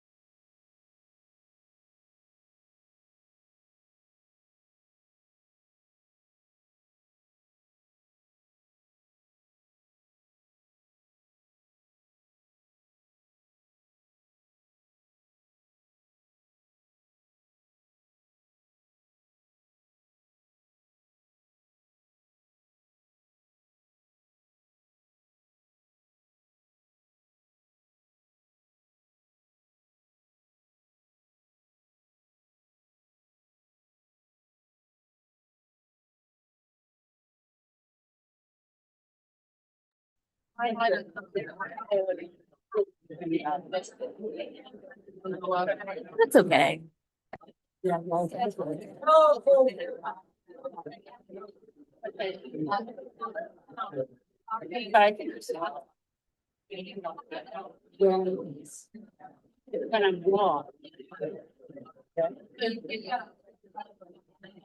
Also, fitting one. Thank you. Okay, we're going to come back together here.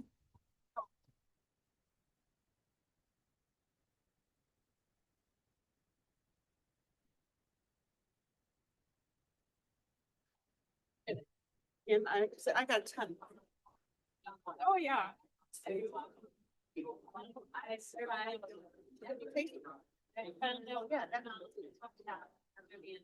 All right, we're done. Okay, ready to go? Yeah.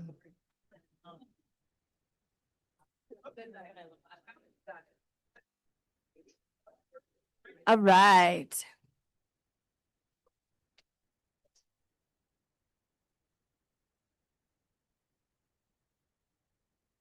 I had some planned remarks that I have adjusted based on public comment tonight that I'd like to give, and then I'll be turning it over to a student to give some remarks. But I think many of you know that I do a lot of equity and racial equity work outside the board and in a lot of communities across Maine. And there's this concept that I use in my work, and it's called groundwater, that racism is like groundwater in our world, that we're all in it.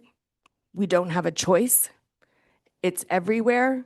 And when you turn to look to your right, the groundwater comes up on your left.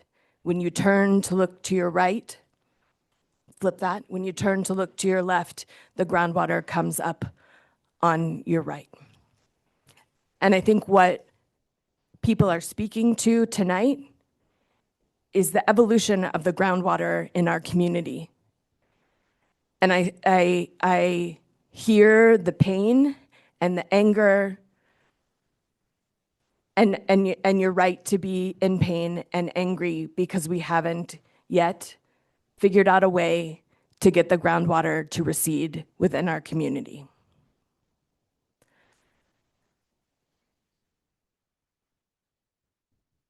And the way that we think about groundwater is that we have to have a groundwater solution, which means a big enough solution across systems that can actually input or impact the way that the groundwater is in the world around us. And so I want to bring in Loretta Ross now, who many of you probably know, who is a tremendous reproductive rights activist and author. And she just wrote a great book called Calling In. And it's a constructive alternative to calling each other out. It's an approach that calls us into a conversation rather than a fight.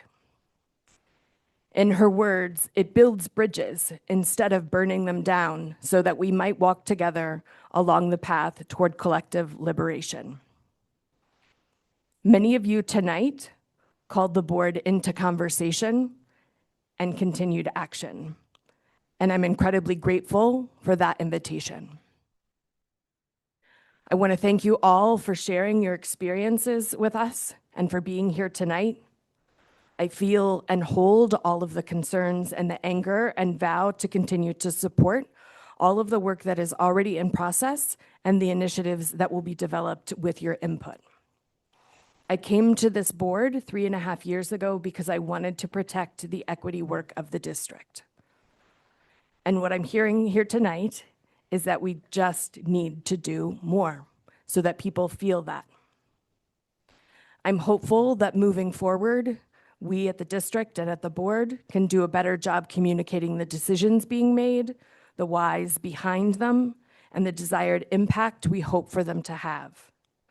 I would also like to work with the board and the Public Affairs Committee, as well as Jen Brady, to find regular times for public conversation, to hear more about people's experiences with our equity work and what feels like it's missing. The thing about board meetings that's tough is there's no actual conversation. I think we can come up with better tools to be in conversation with each other. However, I do also feel that it's important for more information to be shared. Please know that this is not coming from a defensive place, rather from knowledge that a petition that we've all seen is a petition rarely captures the full picture of any issue and does not allow for nuance or conversation. I understand its use as a tool to drive action, but I fear that action that this petition is driving is polarization. This strategy of divide and conquer has long been a tool of white supremacy and serves to drive wedges in our community when the biggest need right now is I listened, and I would just ask you to listen as well.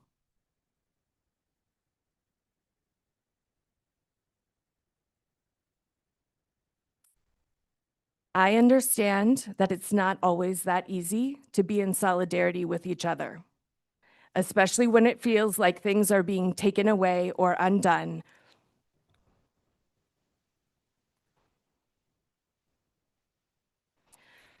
Additionally, any personnel claim is incredibly hard to address publicly because we must protect all of our employees with the confidentiality that they deserve.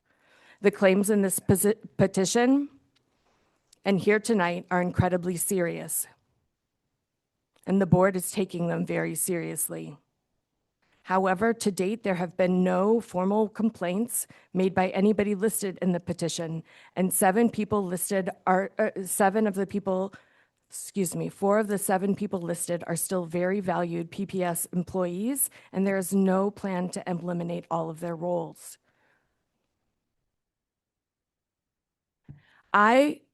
I would ask, I hear what you're saying, and if you have been on the receiving end of retaliation, please reach out to the board.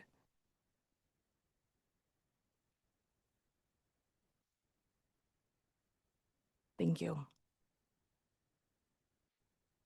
The board and the leadership across the district, including our superintendent, are unapologetically committed to equity. In my 3.5 years on this board, I have seen this demonstrated again and again. First, creating a process to hire and onboard our current superintendent. Hundreds of people participated in that process, and over 1,000 more participated in the process to create the strategic plan we are now in year 2 of. One of the first actions the superintendent took once coming into this district was to do a wage audit of all staff not represented by a union. He did this to identify wage gaps and inequities in the ways that we were paying people and to make adjustments. Under his leadership, we have also developed a budgeting process that gets down to the cent to help us identify where our money is going and where we might need to adjust. This allowed us to add additional special education resources, multilingual support, and literacy staff and music teachers.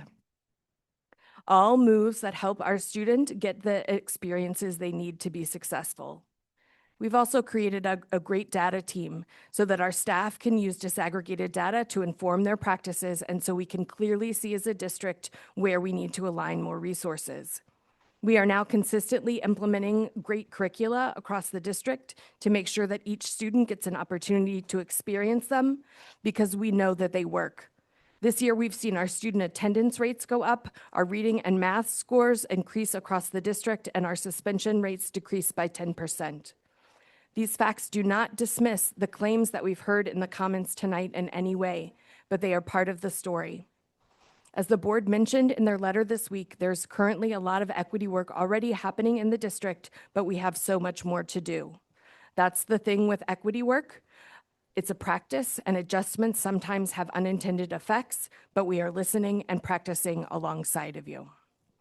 And with that, I'd like to turn it over to Student Representative O'Brien for your comments. My peer, Representative Lee, is going to begin. Thank you, Chair. Good afternoon, everyone. This past week, the student government at Casco Bay High School began organizing a walkout in protest of ICE. Following recent events that affected everyone in the Portland Public Schools community, this effort has been orchestrated collaboratively between Portland, Deering, Casco Bay, Paths, and Waynfleet's high school students. At 2 p.m. on December 3rd, students across the district will walk out of class and assemble in Monument Square. The group will then proceed to City Hall, where a series of students and community speakers will address the crowd with Portland students' voices at the forefront. Portland as in Portland Public Schools, specifically Casco Bay High School students. Although there is power in numbers, safety is the priority. Some students may wish to show their support but don't feel comfortable attending the protest. We want to make it clear that no one should put themselves in a jeopardizing situation. It is integral to the movement that scaffolding be in place, as we recognize that accessible participation may look different for everyone. Much of the preparation for this event involves strategizing and coordinating how to execute it safely, legally, and working transparently with school administrators in the central office. Being high school students, we're outsourcing support, seeking experienced organizations, and recruiting adult participation. If anyone has anything they would like to offer or is willing to volunteer their time to uphold the work of the students, please reach out to Student Representative Fitzgerald or myself. As plans are solidified, information will be updated on the Voices of Portland, Maine students' Instagram, and email address for the organization can also be found. Thank you for the opportunity to share. If anyone has questions, we'd be happy to clarify. Thank you, student representatives. And I would just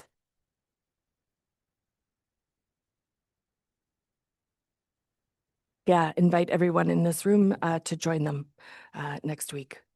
So now, Student Representative Lee, would you like to give fuller remarks or?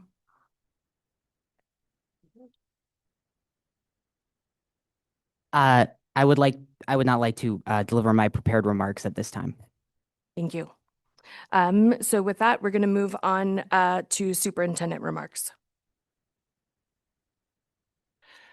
Good evening. I'm going to take a minute before addressing the comments that were shared this evening to just take a moment to recognize the Rockland student that unfortunately passed away this past week with the accident with the school bus. And so just want to take a minute for that.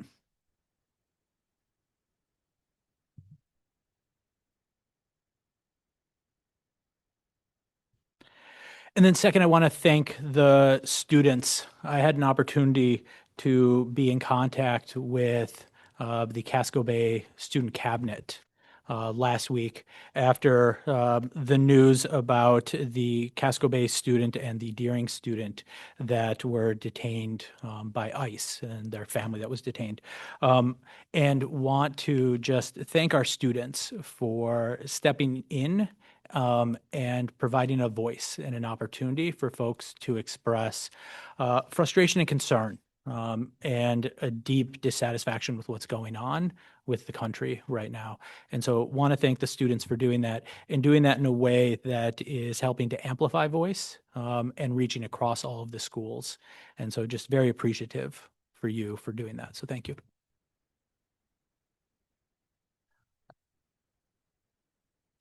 I came tonight with a couple of comments, and I'm also sitting in a space where I am deeply reflecting on what was shared and the comments that were made this evening, and recognize the hurt and the deep work that we have to do to make sure that all students in our district are supported and that all staff have the support and the environment in which they can be successful. When I was interviewing for this position, I shared just a little bit of my own experience as a white leader and a white leader in largely non-white districts. And I shared with the board at the time, and then have since shared with staff, that I grew up loving school and had staff and teachers that made sure that I couldn't fail, and worked really hard to do that.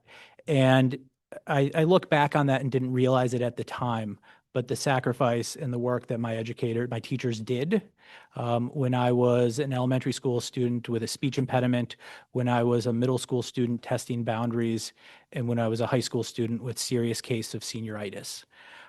They wouldn't let me fail, and they did everything possible.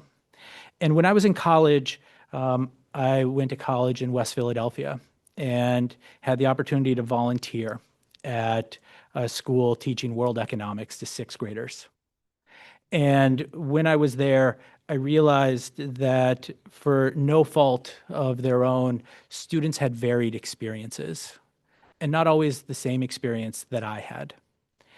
And it took me from being a business major to walking into a school in the Olney section of Philadelphia when I graduated and asking to teach math. And it was out of a deep commitment to make sure that the experience I had as a kid growing up, that other students would have. And I didn't always meet that. When I reflect back on my experience as a teacher, there are days where I was good and I was a good teacher. And there were days where I wasn't. And I had a lot of growth and learning that I did over the time that I was a teacher. And I'm unbelievably grateful for the students that I worked with and for the staff that I worked with in Olney section and then in the Frankfurt section of Philadelphia. And when I grew up as a leader, my commitment was always about making sure that more students had opportunity. And so I went from being a teacher to a principal in the South Bronx. And I worked in a school that was almost 100% students from either the Dominican Republic or Puerto Rico, a third of them being newcomers. And it was an experience that I hadn't worked in that community because the community I worked in Philadelphia was almost exclusively African American. And I had to learn with my staff and the teachers at the school about how to support students that were different than the experience I'd had in Philadelphia.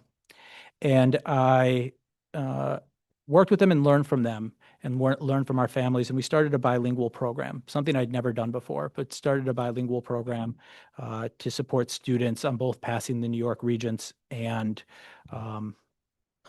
language acquisition. And it was something that was deeply meaningful to me. And I share that to say that my own equity journey has been one that's both pushed me in my own development and recognition of what I bring, as well as my deficits. And it's taught me the power of the community and listening to what we hear from folks about how we can do better. I saw that firsthand when I was at the school district in Philadelphia as an assistant soup and was a member of the district-wide equity steering committee. And when I participated in marches following the murder of George Floyd.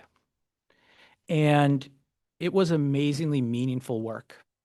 And taking that work and coming here, I was particularly drawn by Portland Public Schools' commitment to equity and thought that I was ready and fully equipped to take on that work. And the work has been truthfully more challenging than I anticipated as somebody who learned about the district from afar. Those are both from competing priorities and fires, such as addressing the financial pieces, the budget challenges that required after the first year that we reduced the overall budget by about 17% because of the loss of COVID funds. It's been further challenged by the federal government and the attacks on our work and the work that we are doing. And it's been also based on my own growth and development. And I believe that we are both on a journey that needs to happen around making sure that all students are prepared and empowered. And that means all staff have the support that they need to be successful.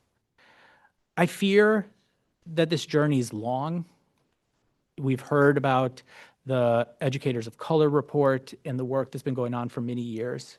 And the journey cannot be long because there are staff in our buildings today that rightfully demand that issues of inequity are addressed and that students only have one opportunity to be in a grade and to learn. And so we need to address those pieces.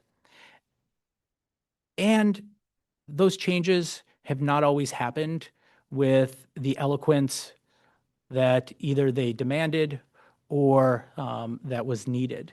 And so for that, I apologize.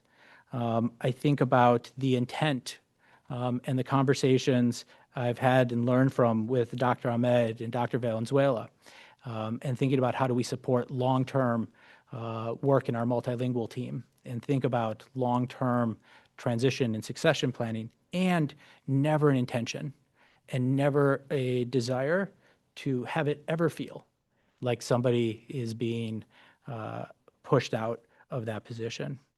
And I want to acknowledge that we haven't lived up to that piece of making sure that our communication and our messaging is always clear. And so I'm going to take the feedback, and I took notes of all of the speakers, and I'm committing that, similar to the charge from the community, that we're going to look into and address and to publicly provide updates on where we're at with these pieces, so that we can do that. And I also want to respect the amount of time that people spent on putting together comments.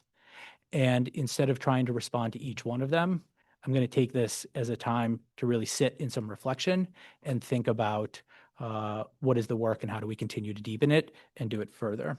And so I would invite folks to stay. We have a little bit of business, but to stay for the presentation, because it is no question that our work around equity is in transition, but it has not stopped. And so we have folks from our team sharing tonight that work. And so invite folks into conversation and into that. And so with that, I'll conclude my comments. Thank you. Thank you, Superintendent. And now we're going to move on to, I don't want to interrupt our process and an agenda, but unfortunately, this is something that all the things that I heard were just too much, and it's illegal federally. The Title VII of the Civil Rights Act, the facts about race, color discrimination, U.S. Equal Opportunity, Employment Opportunity Commission. These are a lot of points that are illegal, and I think that it's not only necessary to discuss, but after hearing all that, I'm open to listening to, any of the presentations. But I will state this early, that I'll be making a motion for an external investigation based on all the things that were said today. Because I want answers, and I have not received those, clearly because forgot what's called, not accusations, but the reports that we were waiting for through the Title IX process, apparently it's not there from the people that were on the petition, but I just heard from the people from the petition. So this this formally is a I forgot the term, but like when people are making some type of accusation about something. That being said, last thing I will also say is that I don't want an internal investigation with Drummond Woodson, because they too. Board Member Ali, this is a conversation for executive session that we have. I'm making a motion though. Yeah, but it is a confidential personnel matter and it needs to happen in an executive session. But to make a motion of an investigation, I can do that at any time. I saw the policy on that I can do that at any time too. So let me just please finish, and then we can figure out what we're going to do next. But another external investigation based on Judge Drummond Woodson, because there's been many different policies that they keep trying to change, including equity in the race description, as well as other race descriptions that I literally just flipped out about yesterday. And when we look at the federal laws, once again, it states discrimination policy, including race, religion, and all that. So there's just like way too much is happening in the school district, but I'm gonna let all this go right now because we need to process this. But I promise you, I'm not letting any of this go. 100%.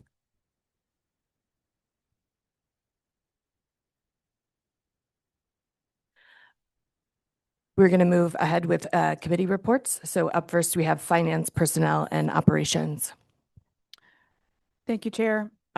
So in our most recent Finance, Personnel, and Operations Committee meeting, we got an update from staff on financials, given that we are about 30% of the way through the academic year. Lisa Beck updated us on revenues and spending to date and where that is all tracking. We got an update on facilities. The last time the district had a comprehensive review of needs across the district in our various locations and buildings was 2016. So that is going to need to be redone. Please take conversations out into the hallway. You're more than welcome to have them, but we need to continue with the business meeting. The facilities team will be putting out an RFP for a new comprehensive review of facilities needs. The existing, the 2016 review that has been the foundation for the work of the facilities team since then is a long list. And so it will be very helpful to have that updated to get an accurate sense of what our buildings need in order to keep students safe, warm, and dry, and allow them to learn effectively. And then finally, we also got a transportation update. The transportation team is in the preliminary stages of figuring out some ways to improve processes around hazard zones, very preliminary conversations with Metro in terms of how to expand the district partnership with them in some ways. That's extremely preliminary. Metro is still modeling out what their capacity might be. And then looking at ways to update, potentially make the distance requirements smaller at different grade bands in terms of when a student would be eligible to ride the bus to school. Thank you. Thank you. Up next, we have policy. Thank you, Chair. The policy committee reviewed some new and existing policies last night.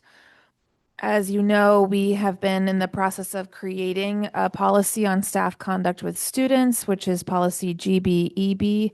I wanted to thank the committee for its conversation about this policy, and as well the school building leaders who weighed in on it. This was a tricky one for us. We looked at a model policy, and we really needed to tailor it to Portland to make it appropriate for Portland Public Schools. So we've had multiple robust conversations about this policy. And I believe we will be voting on that and hopefully moving it on to the full board at our next meeting. We also looked at policy BEDH, which is about public comment. We still have some questions on updating the language of this document. Hopefully we will pass that next meeting as well. And last night we had our first real discussion about creating a policy IIB on class size. Superintendent Scallon took the time to show us what class sizes look like across the district presently. And we will be looking at a model policy at our next meeting, and hopefully also reaching out to building leaders to get more input and advice on this policy. It's one similar to GBEB where we would like it to really make sense for Portland, not just copy and paste a policy from another district. We did pass At the committee level, we passed the review and changes to policy JHB on truancy, so that'll be coming to the full board soon. We continue to update the policy committee calendar, so please stay updated with that. Thank you. That's all. Thank you. And now curriculum and student success. Thank you, Chair. Thank you, everyone. A lot to say, as always, about this because there is a lot going on, a lot of good things going on. The early meeting that we had on November 3rd, we heard a lot about the goals of the School Culture and Climate Committee for elementary and secondary students. And actually, implementation data and student outcomes were minimal because of the time of year, and there's supposed to be some input later on. One of the pieces I do want to state is that the elementary school program is called Purposeful People, and they have some strict goals on that for the end of the year. And for the college, excuse me, I'm pushing the kids. The high school level is middle school and high school is a base system for social emotional learning. And there the advisory, which has been around but is much more organized, structured this year, is key to that. Overall, implementation of any of these programs has been higher in the elementary schools because of the efforts of the Curriculum Selection Committee to provide multiple professional development and engagement opportunities. So as a note to any future developments, that is critically important. Specific behaviors are tracked in Swiss, and which is input from the teachers administration daily. The key thing that has been happening in the high school is a prioritization of personalization of relationships. In other words, the advisory teacher and the students in the advisory are getting to know one another and understanding who they are and developing relationships on that. This November 24th, we had a presentation on the update of the level of design and implementation in English language arts curriculum and math in elementary, middle, and high school. Throughout, one particular thing that has happened since I've been on the board that I'm really pleased about with the staff and administration is the Step Back program. And I want to explain that because I don't think people realize how important it takes time.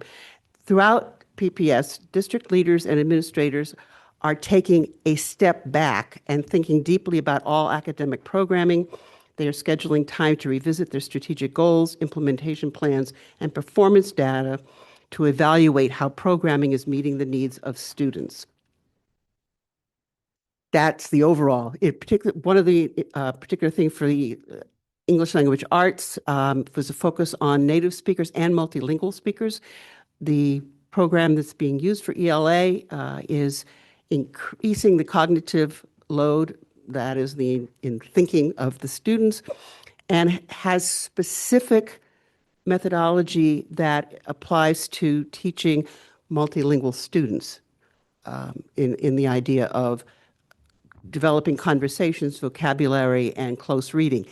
Those things are designed particularly for multilingual. However, they're used with all students. And as a teacher, I know that this is the sort of thing that is really very important and beneficial.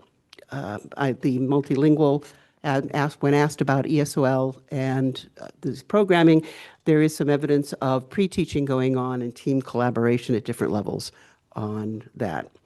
Math redesign, elementary groups are in a better place than the high school because they've had some programming which they're evaluating and looking at new potential programming. Again, the level of involvement that is planned it will be, I think, again, very successful in implementing the program. High school math program and design has not been done in many years. So this design team has a very steep hill to climb. to assess what's going on now, investigate potential changes. One of the things I was really pleased in knowing that the the secondary program is trying very much to provide ways of students who may start off in secondary schools with a lower level of math ability, but they can accelerate, that they're not stuck in a track, which is a great problem among mathematics situations. For example, the middle school students in 8th grade may take algebra along with their regular 8th grade math curriculum, which is a whole lot of math. And I think their students that take that are truly wanting to advance in STEM areas. So that was, as a science teacher, very good feeling. That's it so far. Our next conversation will be about the Abenaki and African Americans social studies. Thank you, Board Member Upperman. And last is the Public and Legislative Affairs Committee report, which I am the chair of. That committee has been meeting to identify bills that we would like to take action on, including giving written or public testimony or for or against bills. And as a reminder, those bills are aligned to the priorities of the committee. We also started to talk about community engagement and advocacy around those bills and what that could potentially look like. So when we reconvene in December, that will be one of our foci of the committee. So that is all the committee reports. I just remind the board to read all of those PDFs that are attached there. And then up next, we have the consideration and action to approve the meeting minutes of November 4th, 2025. Are there any modifications that need to be made to those notes? Okay, then seeing none, they are passed as distributed. And then we have the consideration and action to approve the meeting minutes of November 20th, 2025. Are there any modifications of those minutes? Okay, seeing none, then those minutes are approved as distributed. Up next, we have personnel.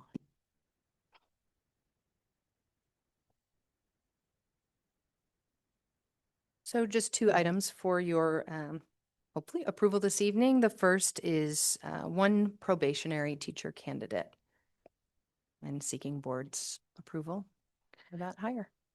Great, thank you.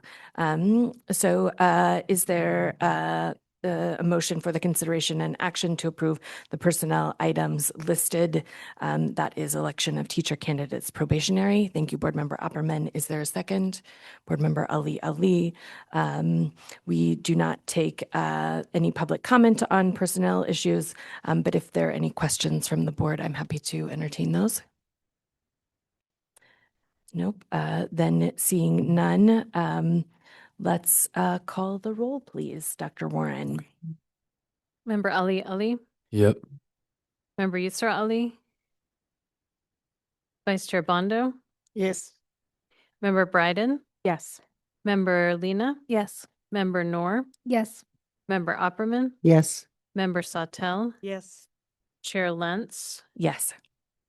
And our student representatives are gone. Great. So the motion passes. Up next, we have the consideration. Oh, sorry, Jennifer, go ahead. Oh, thank you. Next, looking for board's consideration and approval for one-year only teacher candidate. Beautiful. So is there a motion for the consideration and action to approve the personnel items listed, election of teacher candidates 1 year only? Board Member Ali, is there a second? Thank you, Board Member Opperman. Are there any questions on the motion? All right.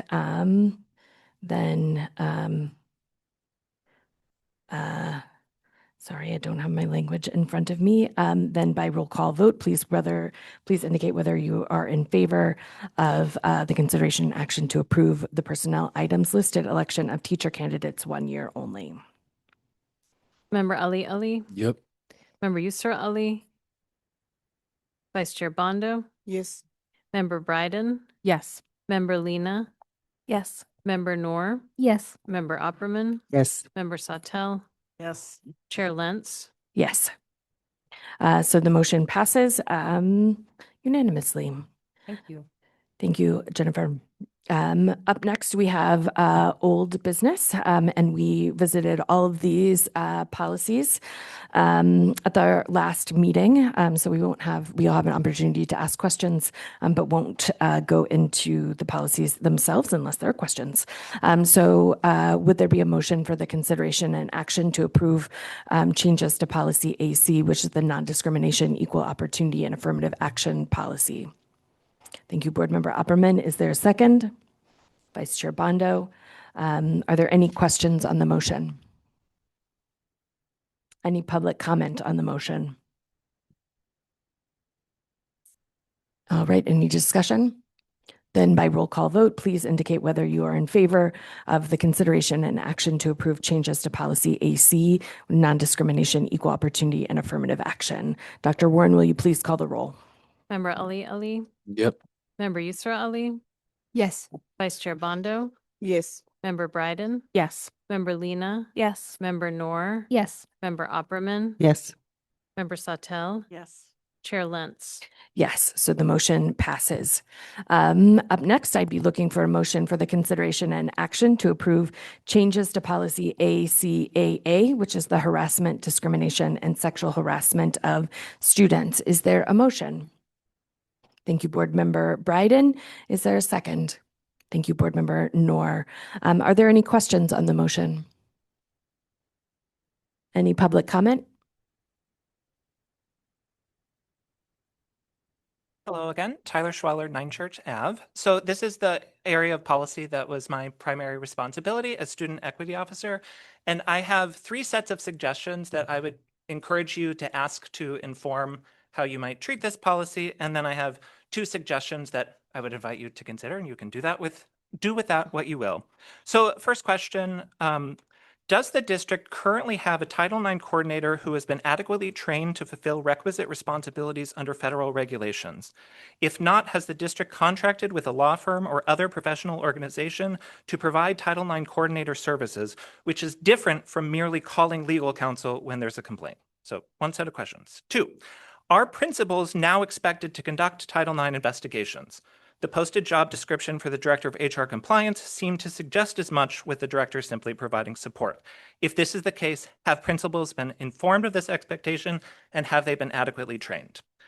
3, is anyone coordinating the liaison reporting system outlined in ACAAR, so the related procedure, or will the procedure be revised to reflect current practice? The current procedure was developed with the intention to expand reporting access, but I advise that it would be unlikely the district could maintain the same system without having a dedicated central administrator to coordinate and support the work. And there isn't, I mean, it's pretty long down on the list of priorities where that has been placed.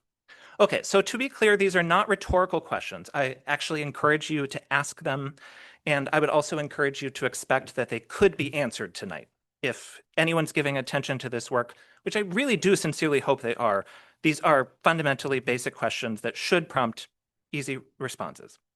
So in relationship to those questions, I have 2 things that I would like you to consider.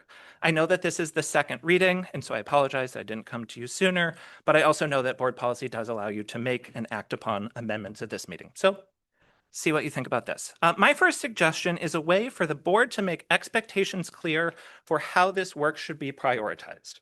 On the last day of my employment, I was asked if any policy requires having a student equity officer. I answered that the position is not technically required, only that someone must be designated as the Title IX coordinator.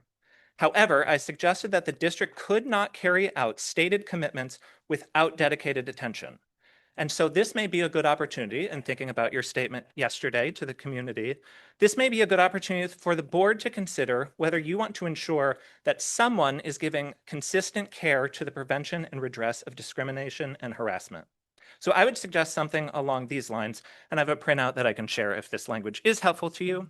So I would suggest adding at the end of section 1, quote, To help advance the mission, the district shall have a civil rights officer whose primary duties shall include, but not be limited to, coordinating the district's compliance with this policy and related civil rights laws, ensuring robust systems for students, families, and staff to report possible discrimination and harassment, and advising and training district and school leaders on providing for the prompt and equitable resolution of complaints in accordance with relevant laws and policies. Based on feedback from staff that you've heard tonight and elsewhere, I encourage you to consider this amendment also for ACAB. I think it's appropriate there, and that could be a shared role.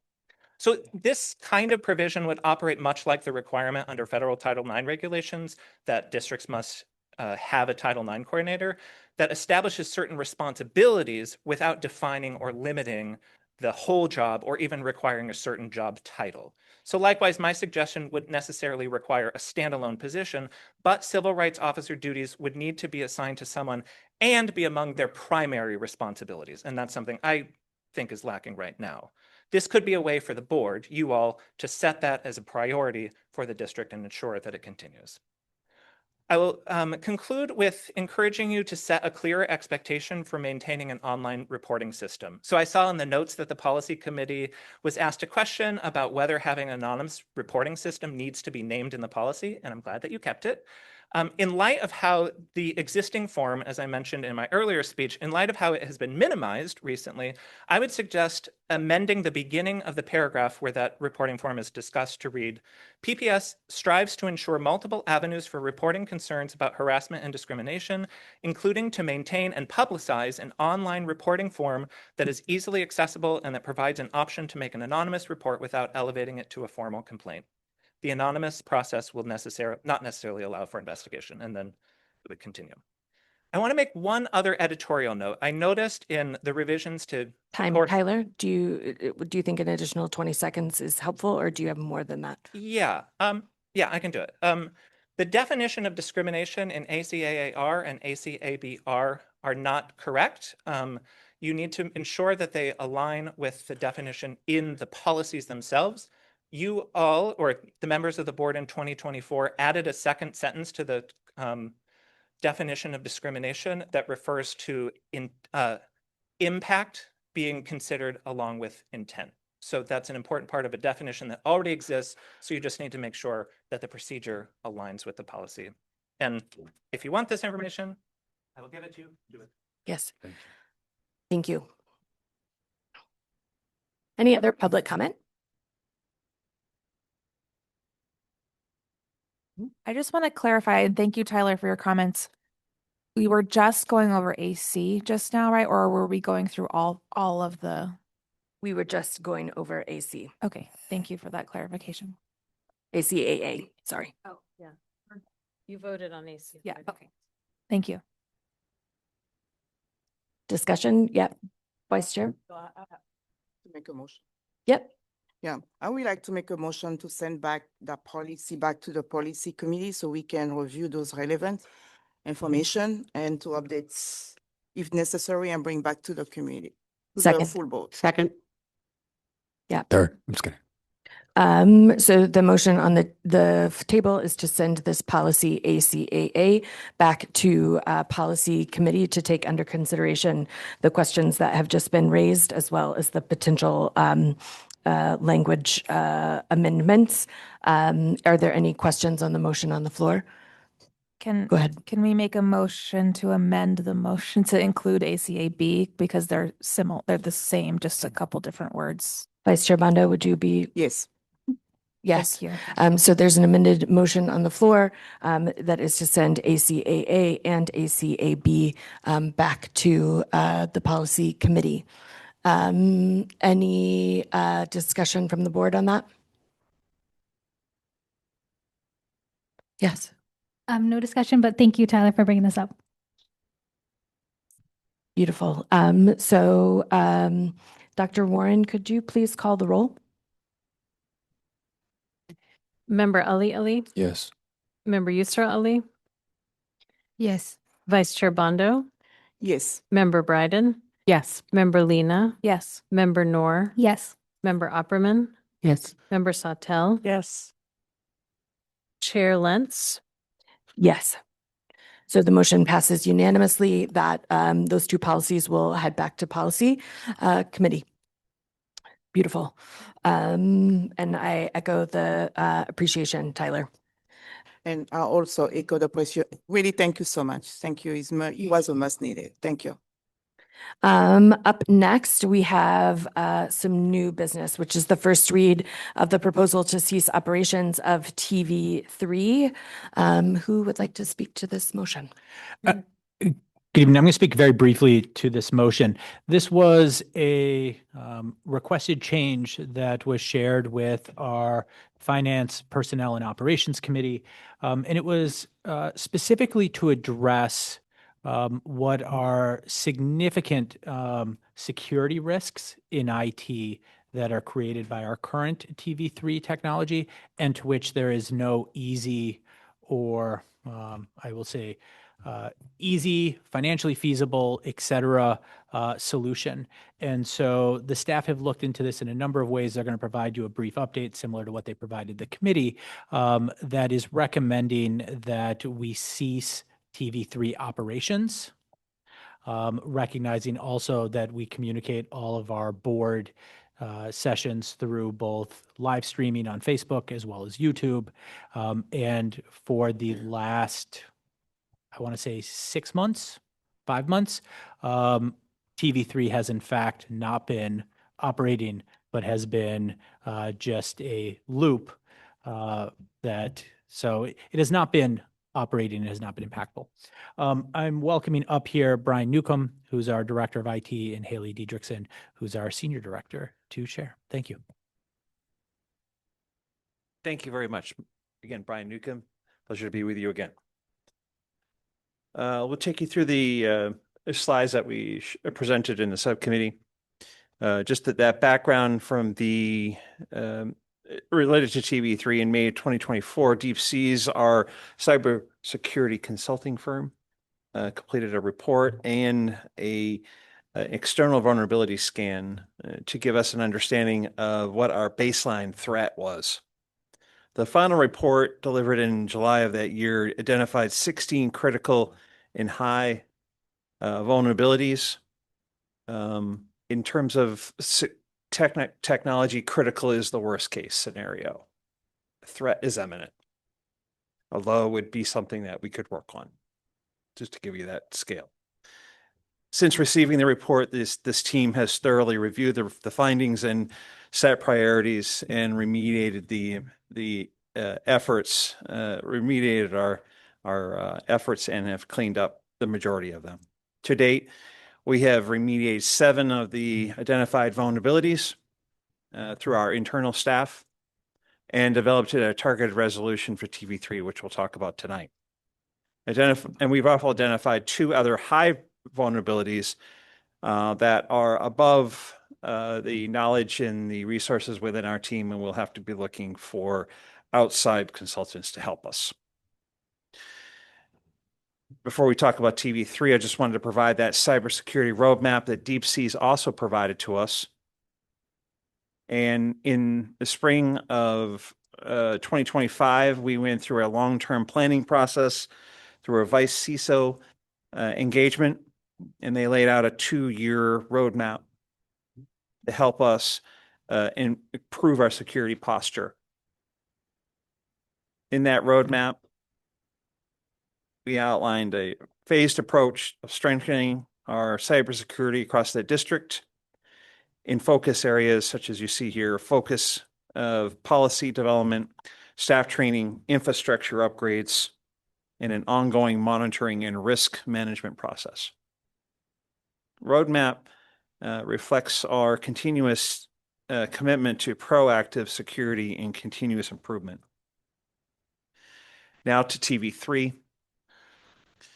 Technology associated with TV3 represents a small and specialized section of our overall technology stack, and it's primarily used to operate to create public content as it's transmitted over the and my apologies, I'll get that right out of your way if you don't see that. Okay, the bulk of that that services to promote these meetings and also subcommittee meetings. As Ryan shared, we have been using other means of promoting that information publicly. This application and the hardware used is not maintained by any member of the IT department. It has been running as is since Henry went into retirement. The vendor support has expired, and the Tightrope application has 7 critical vulnerabilities, which, as mentioned previously, is meaning that anyone could take advantage of that environment and our network at any time. My options here: 1, to decommission Tightrope and all the retire servers. But as we did that, it will create a result of an off-air status of TV3. Option 2 is to invest $17,100, which includes setup and 3 years of support and an ongoing support model of $4,380 after year 3. This requires 10 additional IT hours for maintenance and backups to a team that's already stretched thin. And option 3 is to outsource the entire audiovisual and public transmission to an outside vendor, which has even a higher cost. And we referenced Sarah Warren's research with Headlight Audiovisual. My recommendation is to improve your security posture, shut down TV3 immediately. Any questions? Go ahead. Hi, and does TV3 stream on Facebook? Am I correct? Or we do that through a separate method. Separate Do not use any of the servers or the applications to stream to Facebook. This meeting tonight is going to Facebook. It's done in the control room right over here to the side. So it is a separate work stream. Okay. Can I, sorry, just add one thing to that? We also upload it to YouTube, so it's available on our YouTube channel.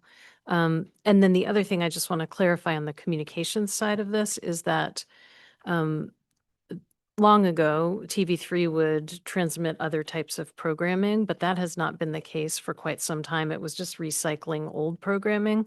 And since Henry retired, there's no one running TV3. And we do not intend to fill that position. It's an added expense that I would not call a priority right now in the overall scheme of the budget and the work, given that we have these other platforms where we can, share the meeting content. Thank you, Dr. Warren. Other questions? Board Member Bryden, and then we'll come down here.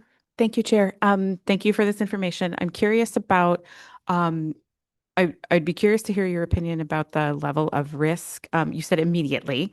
And so I'm wondering whether you feel like the risk is high enough to warrant a motion to bypass second read and vote on the motion to actually get this done today. But your expertise would be really helpful. Prior to this meeting and the subcommittee meeting, this was only held within the senior leadership team and IT department. Now that this is public, a dark actor could take action tonight and bring us to our knees. This threat is serious enough that they could move laterally through our network and we could have another ransomware attack tonight. Thank you. We've held this information confidential until now. Okay, thank you. Yep. Thank you. Board Member Yusra Ali. I'm just so confused. I'm sorry. I don't know anything about IT. And so, of the options, can you hear me? Of the options, so the first, could you please just explain the tightrope to me? Sure. It's the application that when you turn to 1302 on the Spectrum lineup, you'll see an ongoing loop of a informational slideshow. That is the tightrope application. If we are streaming our meetings on Facebook and uploading it to YouTube, is this needed? It is not needed. Okay, so then from that information, which options from in your opinion, I guess to me right now, option 1 sounds good. If we don't need it, there's no need for extra money. Just shut it down. That's right. Okay. Okay, I think, okay, I understood. I know it is kind of like talking a different language. No, those are great questions. Board Member Sawtelle, go ahead. Hi. I used TV3 all the time as a music teacher, and Henry was great about videotaping concerts and other events, and it was really valuable. What options will there be moving forward for events like that to be recorded and uploaded to YouTube or made accessible? That's currently not a service offering of my team at this time. Communications team could handle that process and post it to the web for you. But currently it is not part of my team. There is some capacity on the communications team to do a little bit of video recording, and they have done that with some things. And at times we have also hired external contractors like Headlight for recording purposes. We don't have sufficient staff capacity to do a lot of that at this stage. We don't have dedicated team members for videography. So that would have to be, I think, a consideration for the board to add into the budget if that's a priority for the coming year. Would it be a security issue or any other or licensing issue to have, say, students videotape and have it uploaded by the district? And post it to where? YouTube. To videotape, send to someone in IT and have them post it to YouTube. It would be through the communications team and then probably most likely posted to the YouTube channel that is hosted, that where many of these meetings are posted. And would that be easier? Is that doable? Possibly, yeah. I mean, I think it's something we could explore. I'm not aware that it's an idea that people have explored before, but I think it's certainly worth it. And I mean, we have a program at Paths. I think we could look at maybe more of a partnership there as well.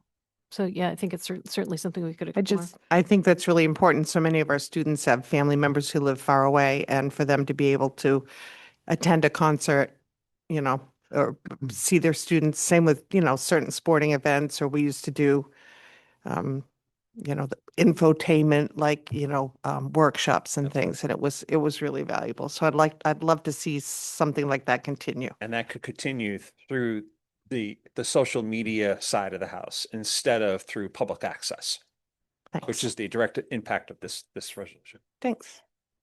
Thank you. Any other questions from the board? I have a question. Have we heard anything from the community since it's been down? Like, I do not believe the board has received any emails, but has anyone else?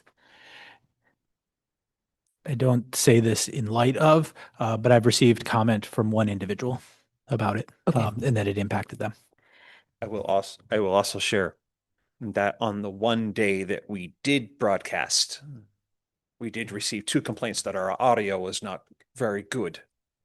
Of the one time that we did that we did it. So okay, thank you. Thank you. Welcome. So I think I would be apt to make a motion to bypass a second read on this to be able to vote on this tonight. I would be looking for a second. Board Member Upperman. Thank you. Any questions on that motion? Are we voting for what exactly?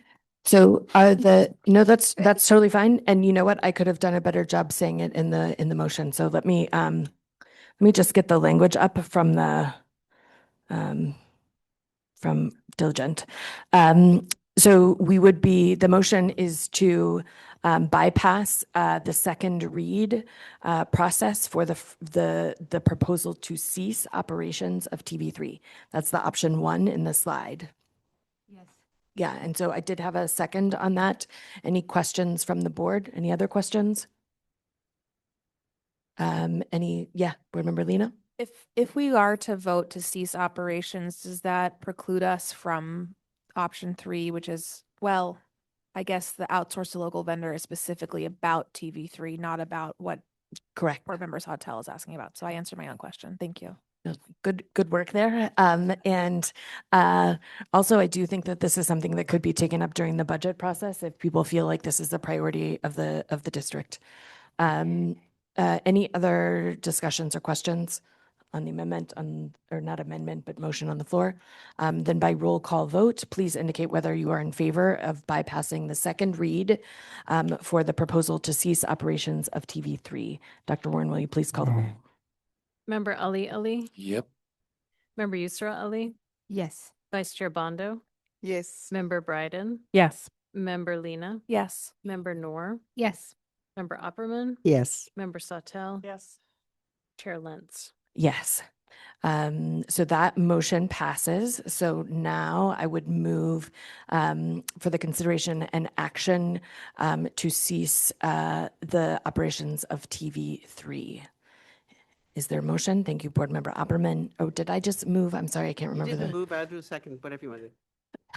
Okay, so I am moving for the consideration and action to approve the cease of operations of TV3. The second was Board Member Opperman. Are there any questions from the board?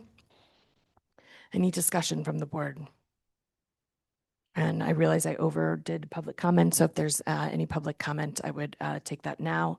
Let me just double check the Zoom.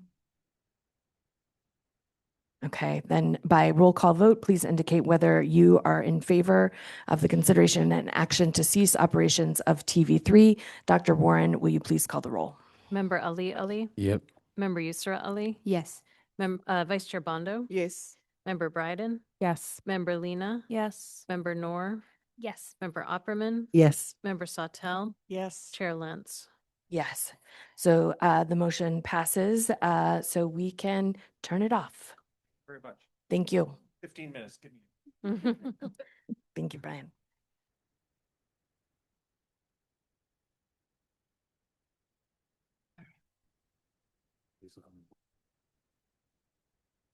Okay.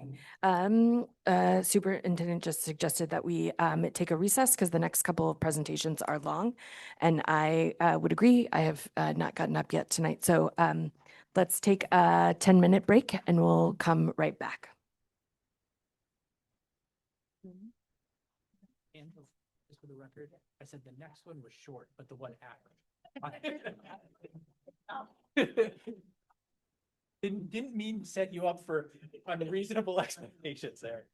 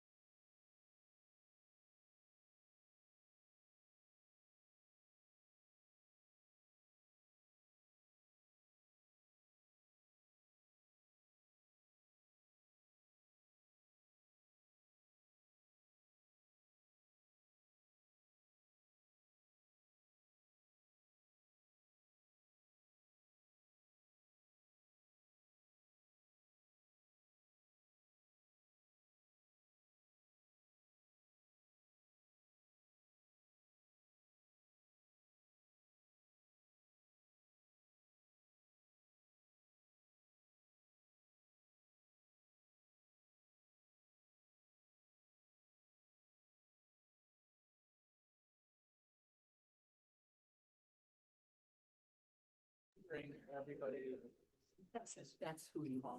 That's Luke. That's Paul. I'll make it. So. Luke, no, Luke. Luke's getting married on Friday the 13th. My son Luke's birthday is. He wasn't born. That's what the day they're talking about getting married. Yes, I have it. Nugget. They certainly, I'm not sure they said it that Well, way, but it was certainly an expectation. Paul's birthday is the 12th of June, and our wedding anniversary. 10th wedding anniversary. Ready for some focus on education? They're born on. Let's come back together, please.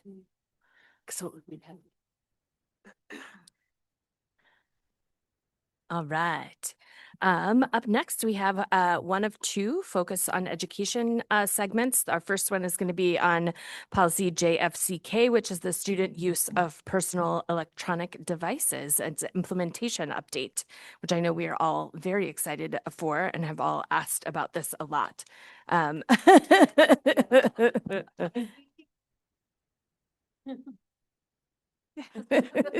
Thank you, Cece.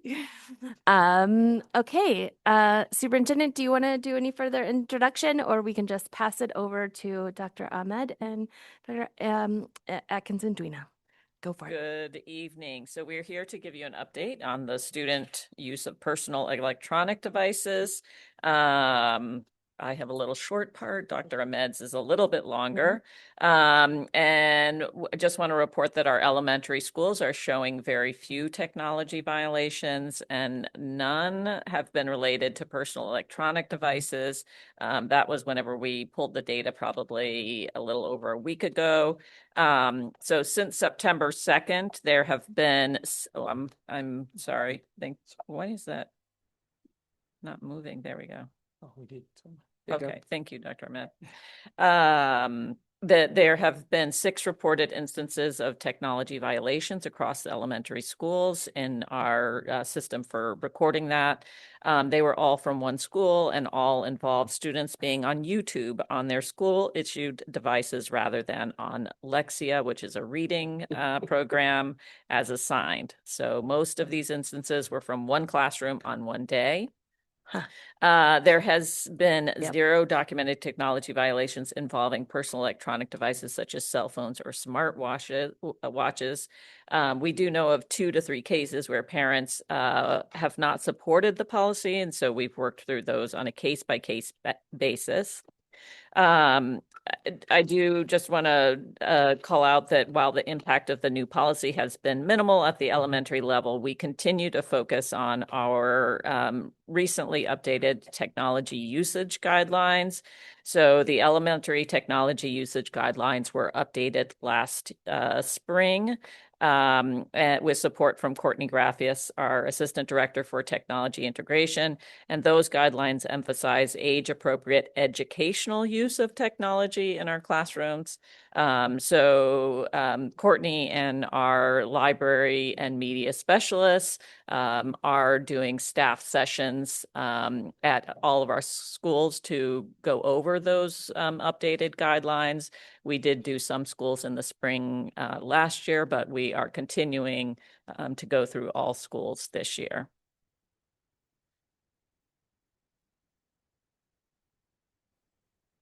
Good evening. I'm sure you expect like it will be different than 6 incidents from the middle and high schools with the device infractions. At the middle school, the launch of device-free educational environment was very smooth. All the 3 high schools reported that there is more compliance as well as a positive student engagement and outcomes. The staff loves this. The feedback from the instructional staff, they are citing there is a reduced infractions as well as more student engagement. Strong parental and guardian support for the policy and the implementation of the device-free educational environment from the middle school guardians and parents.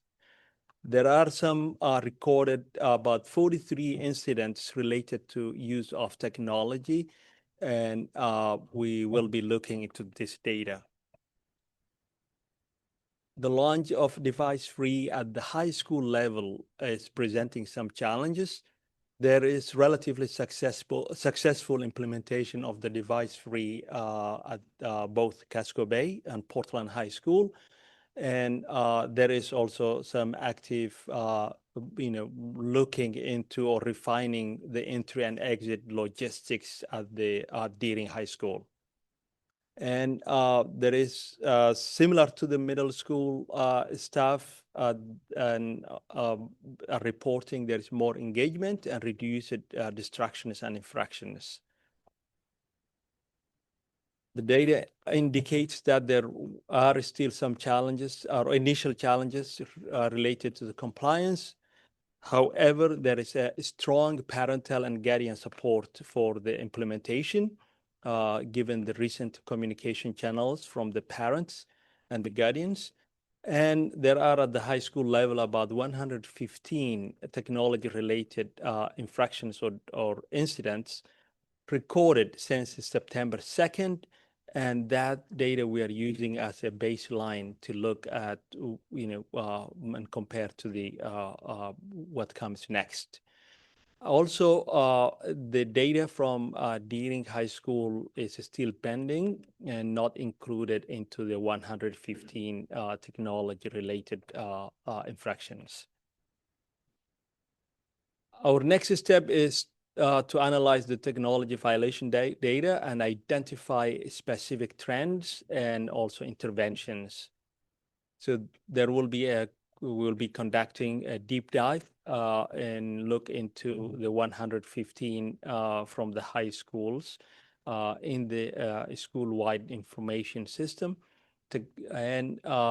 We will also look into make a priority and finalize the entry of the Deering High School infractions into the Swiss and look into this data as well to create a baseline.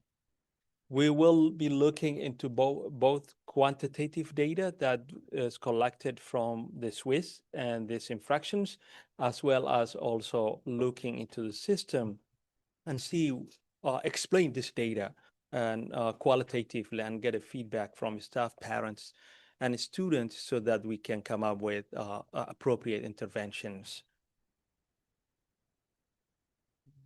With that, there are any questions for us? Yeah, what questions does the board have? Board Member Bryden, and we'll just work our way down. Thank you, Chair. Thank you, as always, for the information. My question actually does have to do with those 6 elementary school kids. And my question, it actually is probably more of a technology question and permissions. Why are we giving devices to students that can even get to YouTube at that age band?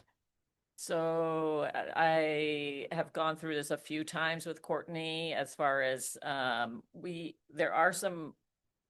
still do have some of our videos, especially like around the Wabanaki curriculum, that do have videos on YouTube. So that access is still valuable as a curriculum resource. She has helped us to change many of those links that when they first came out, they did include like access to things like that had ads on them. So there are some things that we can put in place that remove those ads. So we've tried to do that. But I think blocking it completely would reduce that, would mean that it would be like not having some of those resources accessible. Thank you. I would love to see no YouTube on elementary school devices and find other ways to allow for students to see the content that is residing in YouTube. But that's merely an opinion. Thank you, Chair. Thank you. Board Member Noor, go ahead. Follow-up question for that. Is the YouTube not blocking certain videos that are not age appropriate? Is it complete access? Because when I had We do have it set for the most at the elementary level. It's set for the most restrictive that is available for schools. It had actually been set at a middle level, and then Courtney and I reviewed last year, and we just decided to move to the most restrictive level. If there's something that it's blocking, teachers have to make a special request to unblock that. So. I had a second question for Dr. Ahmed. For the 115, do you know the number for Casco and Portland High, like how it's divided? Is it majority in one, or can we get that data another I will time? get that Okay, data. great. Thank you. Thanks. Thank you. Board Member Lena? Sorry, yes, I didn't see your hand. That's So okay. go ahead. That's all right, Chair. That's all right. A couple questions on the technology-related disciplinary incidents. Two things. Are they the cell phone or are they the laptop at the high school, middle school? It could be the cell phones. It could be the Anything. headphones or So it could be, technology. Yeah. so that piece. And what's the problem with Swiss? It's hard for those teachers to implement it? Is it difficult to get to it? Because it's not fun. Yes, but it is something that we really need when we get this data from Swiss. It not only tell us the number of infractions, but it tell us when it happened, where it happened, how, all those information. So it is very important to explain the numbers and say what it means and Good. how I we can. hope you have better luck with PD at the high schools. I'll leave it at that. Thank you, Board Member Opperman. You started just to make sure you do not have any questions. Okay, thank you. Board Member Lena. Thank you. My question was also about Swiss because I attended a staff engagement session and there was a staff person that was saying, I just don't want to do any more data entry. And so I guess I'm wondering if you feel confident that there is good staff buy-in for putting the data into Swiss.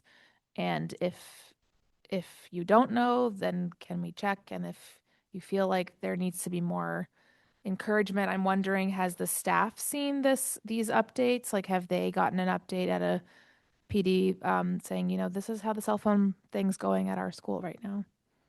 So the middle schools actually, where the Swiss is much more implementation, and they were doing it before. It is more robust, and the data is almost, I could say, it's accurate because that's the way they used to send, not only for the infractions of the students due to the technology, but an infraction. So they have major, minor, and then under that naming it, what is it for? So the middle schools is much more detailed. In the high schools is a new way, and there are times that only like the admin team are the ones who are inputting that, so that to capture the data. So it is work in progress to get that. But without the data, no data means like no information, and we cannot devise and get into an intervention. So it is something necessary. I know it is tedious and takes a lot of time from teachers and staff, but if we don't have that, there's no, it will limit like what interventions are working and what are not working. Thank you. Vice Chair Bondo, go ahead. Thank you for the presentation. I'm going back to have some clarification on those 115 technology-related disciplinary. So I'll just look at the dates. Then we have recorded, it says September 2nd, and I look at we are close to November, close to the end of the year. So I'm just wonder why we have to wait to get those evaluation so we can reinforce and making sure then we can adjust what need to be adjusted. So why it has to take that long to, is just the way the entry is done, or is a specific reason why still now we just don't have any right evaluation? So the interventions and working with the students is like day-to-day things that going on, and working with the students, calling families, collecting their cell phones. So there are some interventions happening, but looking at the data comprehensively and saying like where these things are, most of it are happening and why they are happening is looking at every collectively. This is another thing, but there are day-to-day interventions. So when you collect a cell phone from a kid, you're just recording that and you're taking this and say like next time parent will collect it from the school. So all those things are happening. So the interventions are happening, but looking into more holistic and saying like, let's take a pause and look into, and that was one of the things that we need to be doing. All right, Dr. Ahmed, if we have some intervention day by day, and we don't aligning with the evaluation process with the data. So I see ourselves if those intervention is just the one needed, or we may reinforce other intervention after those evaluation. So I just wonder if we have a time frame to have that those specific evaluation done, or we have to wait to incorporate more information, because 115 is already a lot, in my opinion. Even though we have some daily intervention, which is not reflected here. That's exactly, so I just see then we taking a little long time to have those evaluation done, so we can reinforce the right intervention, even though the daily intervention is done, but the more holistic approach intervention, that's what need to be done with evaluation of the data, so we have a clear information on what's going on and what really happened. So do we have a time frame to evaluate that? Analysis.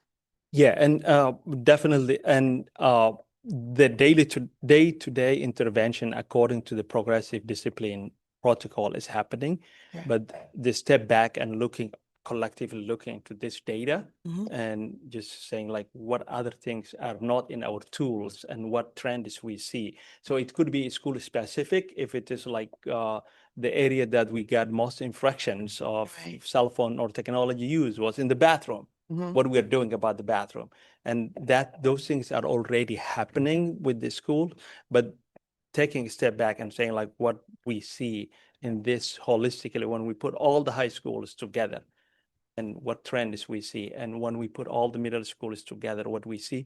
But the schools actually are, and Portland High School, they're doing great job with like being responsive and doing daily or adjustments of what trends they see. So the schools are doing it, but for us to all of the numbers and say like what trends we see and what progressions. I'm still confused, but I'm just waiting until I get a result from the evaluation. Thank you. Okay.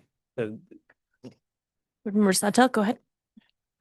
Hi, it's been a while, but when I taught elementary school and I had YouTube videos that I used, I moved a lot of things over to KidTube, which was a lot more secure. I don't know if that's still an active site or might be a resource we could look into. Here's my question. How was the feedback from teachers gathered? Like, did we send out a survey? Did people meet with, I'm just curious, like in the presentation, you said that, teachers were really enthusiastic, and I totally believe they are. I'm just curious how we asked them. the feedback from the staff Yeah. about the implementation of the cell phone free or technology free. Mainly it is the expressions that the teachers are giving to us and saying like this makes a difference, but there wasn't like a holistic survey that we give all the secondary schools or all elementary schools and said like give us feedback, and we didn't do that. Okay, The thanks. feedback we are getting like through different channels of communications. Thanks. I just had a couple of questions and then we'll come back for additional ones. And I'm sorry if I missed this detail, but why do we not have Deering data in this bunch? So, and this will be, dealing with, starting with,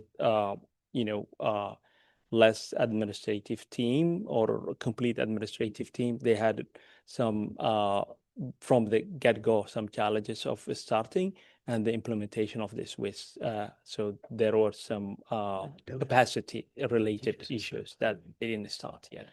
And just to double check, so I was under the impression that Swiss was being used before now in all of the high schools. Is that wrong? There was limited cases that some high schools were using for like we're only using for majors, only the admin uses. So it was like not Inconsistent. the way that it's used. Okay, that's helpful.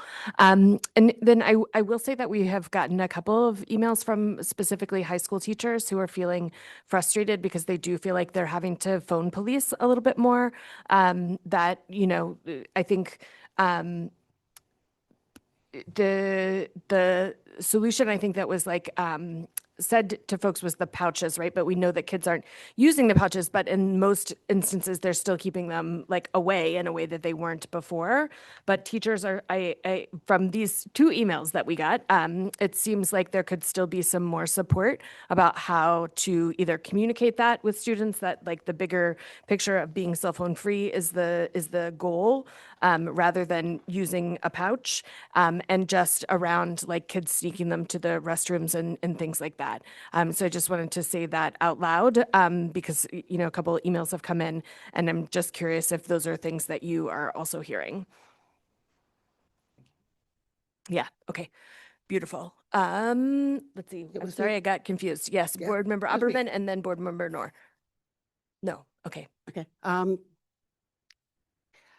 I guess I don't, if in you're looking at the data, there's 2 things. I think what Vice Chair Bondo was trying to get at is that you're referring to the deep dive analysis, and you're kind of looking at all the data day to day, but is there going to be a report at some point about this information when you get when you get the staff over at Deering up to snuff on Swiss? And, you know, so if you're thinking January, you're thinking March, you know, I think that's kind of what we're trying to get at that point. And so that's the one piece. And the other thing is the 115 incidents, which means it could be the same student doing it repetitively. And I was wondering how the protocol for calling parents, taking the phone, is that being implemented? And how are the parents reacting to that? If they must be there, I don't know that you can answer that right now, but that would be part of what, when we find out when we're going to get the data back. Yes, indeed. Follow the admin and the staff are following the discipline protocol, progressive discipline protocol that we put together. For the phones, where they take the phone away, they call mom. Yeah. Yeah. Okay. And the response is there are like students that when you take one time, it doesn't happen again, and students who need more reinforcements and supports. So it is happening, and all the schools are doing that. Okay, good. And the parents don't mind being called. I won't, never mind. Yeah. I won't go there. I won't go. From the high schools, no call is good news. So most of the time. So. Okay, thank you very much. Appreciate it, you know, getting this back. Board Member Ali. Could you remind us of how the process is of discipline when There's a whole list. There's a whole list. There's a whole list? Okay. Is there, can I find it somewhere? Yeah. Okay. When you, please send it to me. Thank you. Other questions from the board? Okay, well, yes, go ahead. When will our next presentation about the cell phones be? Okay, if you don't have that, but if it's in the near future, because I just want to see. I have, I mean, this was originally planned for, I think, the policy committee. So, and then. Spreadsheet. Yeah. It may not, I'm not sure that I have it on that spreadsheet because I can get it. Yeah. I can get it to you. Oh, thank you. Yeah, I'm sorry, what was the answer to that? I'm not sure if it's. So I think it would be helpful to hear from the board when we would like to hear another update around this, because I am certainly also interested in regular updates on this. So this was supposed to be presented to the policy committee originally. We asked to just have it come straight to the board because the whole board was interested, and that it seemed redundant to have it just go to the policy committee. Yep. Okay. Yeah. I mean, as soon as possible, to be honest. Yeah. I mean, if it was presented in front of the policy committee in the first place, we would have just requested the same information, you know, and have that, you know, viewed. And it wouldn't have to be presented without conclusive information. So, yeah, if that's a possibility, please have that next or as soon as possible. So Board Member Yusra Ali, and then we can. On the policy committee agenda, and it's not on the I don't- again. So I think this was the only one that was scheduled. Is that correct? Yeah, this was the one scheduled for policy, but it did seem to make sense to bring it to the full board because the board had spent so much time working on this particular policy last year. So that was Chair Lena's recommendation. And it does seem like it would make sense to based on whatever the board wants, we can add it to the full board calendar. And if you want it to go to policy committee, we can do that too. Great. So I would make a recommendation that perhaps like February, like another 3 months or so. Is that 3 months? I don't know if that's 3 months, but yes, like if we could have another update in February for the full board, that would be great. We can follow up. Yep. Can I just so we're level setting on expectations, part of it is about the analysis and the next steps, and part of it is about the Deering data. Will we have that by the February meeting? Yes. Okay, that's great then. Yeah, it's okay. Great. Thank you for that question. All right. So I think we're gonna move forward. Thank you very much.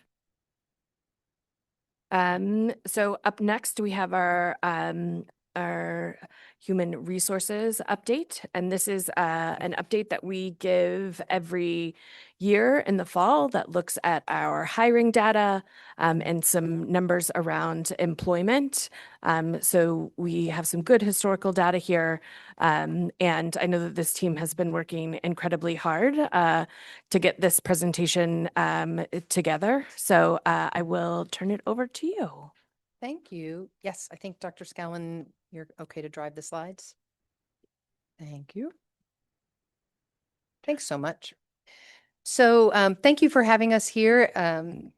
You, Chair Lentz, you are correct. This is an annual conversation, an annual report, and typically a conversation that we have after the conclusion of our submission of our NEO data to the state, which happens at the end of October. And then we have all of our data about all of our staff, and we're able to take a look at what's happening with certifications, CHRCs, as well as whatever other data that we typically report to you on, which includes demographic data and the like.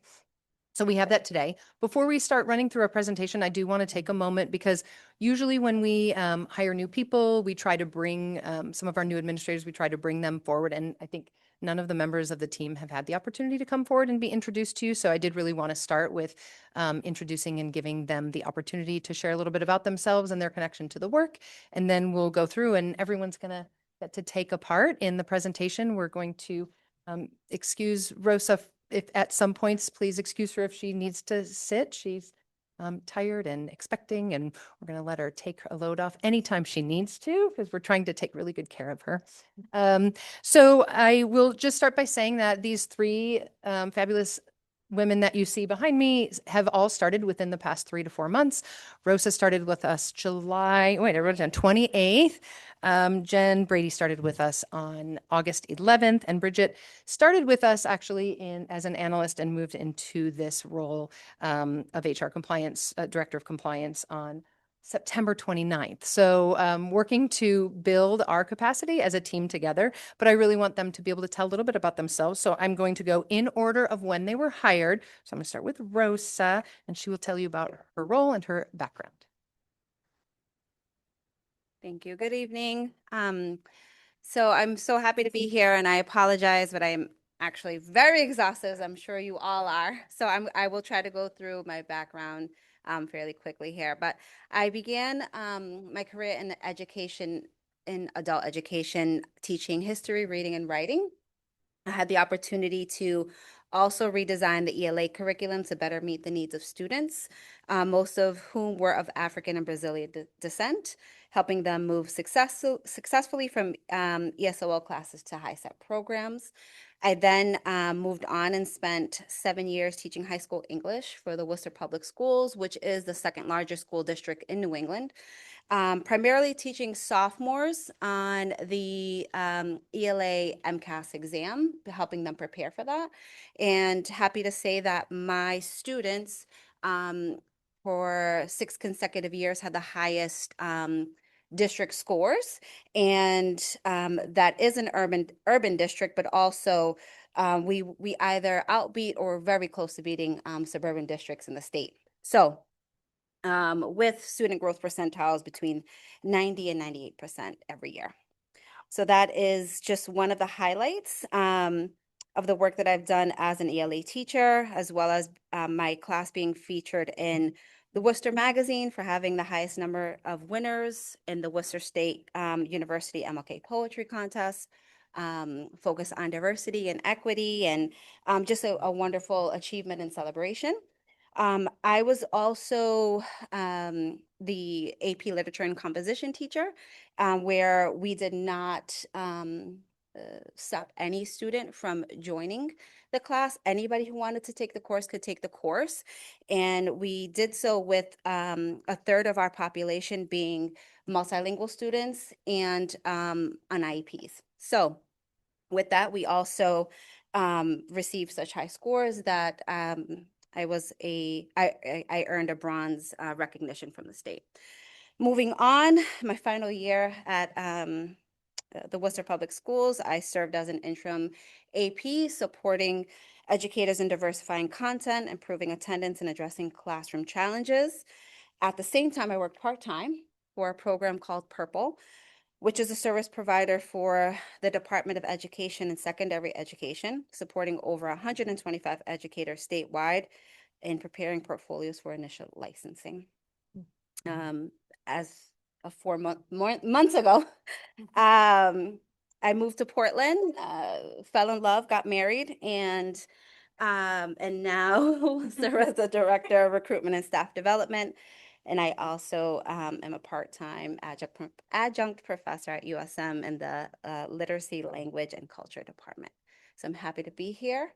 Fairly new in the role, but really excited. And, even after hearing everything tonight, really looking forward to the work that's to be done in the role. And thank you. And I'll just highlight that Rosa really is the one who keeps us. I mean, I think we're all student-centered, and Rosa, every conversation that we have when we have our director meetings just always keeps us focused on back to, we are HR, so we support staff, but everything we do is about how it gets back to students and student outcomes. So thank you for always keeping us really centered on that. Next, starting with us on August 11th, Jen Brady. Thank you. And we knew we would be speaking late, so we, wrote our bios down. So we're reading, trying to stay awake. So it's such a pleasure to be with you tonight, and thanks so much for this opportunity. I come to this role after more than 20 years of working at the intersection of people, systems, and learning, and I worked remotely for the past 15 years. So it is a joy for me to be together with real live human beings that I can, see and touch. It's actually just really wonderful. As the CEO of a national consulting firm, I partnered with clients across the country. That includes National Urban League, Los Angeles Unified School District, and National After School Association. And that consulting work was really to design and facilitate equity-centered leadership development, improve staff culture, and build supportive systems for adults who work with students. And since I was doing that work nationally, I thought, wouldn't it be wonderful if there was an opportunity to do that work locally in my own community? Earlier in my career, I served as a founding vice president for an organization based out of Johns Hopkins University called the National Summer Learning Association. And that was really built on the belief that all children should have access to enriching learning experiences that build wholeness, that nurture their humanity, and that can prevent summer learning loss. My master's is in public policy with a focus on nonprofits and education, and that all really helped me keep my work grounded in practical implementation while also attending to systems. So I come here to work at PPS also as a parent of two. My son joined for the first part of the meeting to see his teachers give public comment, so that was pretty fun. The teachers, the ed techs, the bus driver, Dan, the office staff and leaders who shape my children's daily lives are my neighbors and friends. And I want them all to have a healthy and consistent and supportive workplace.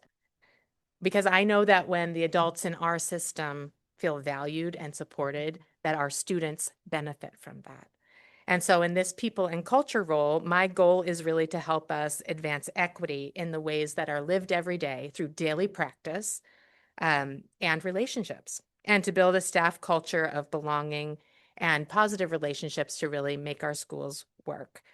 Of course, I'm part of Strategic Initiative 1.1 and 4.1, where the focus is making sure staff feel valued, affirmed, effective, and supported. And I'm really committed to doing that. So thank you for this opportunity.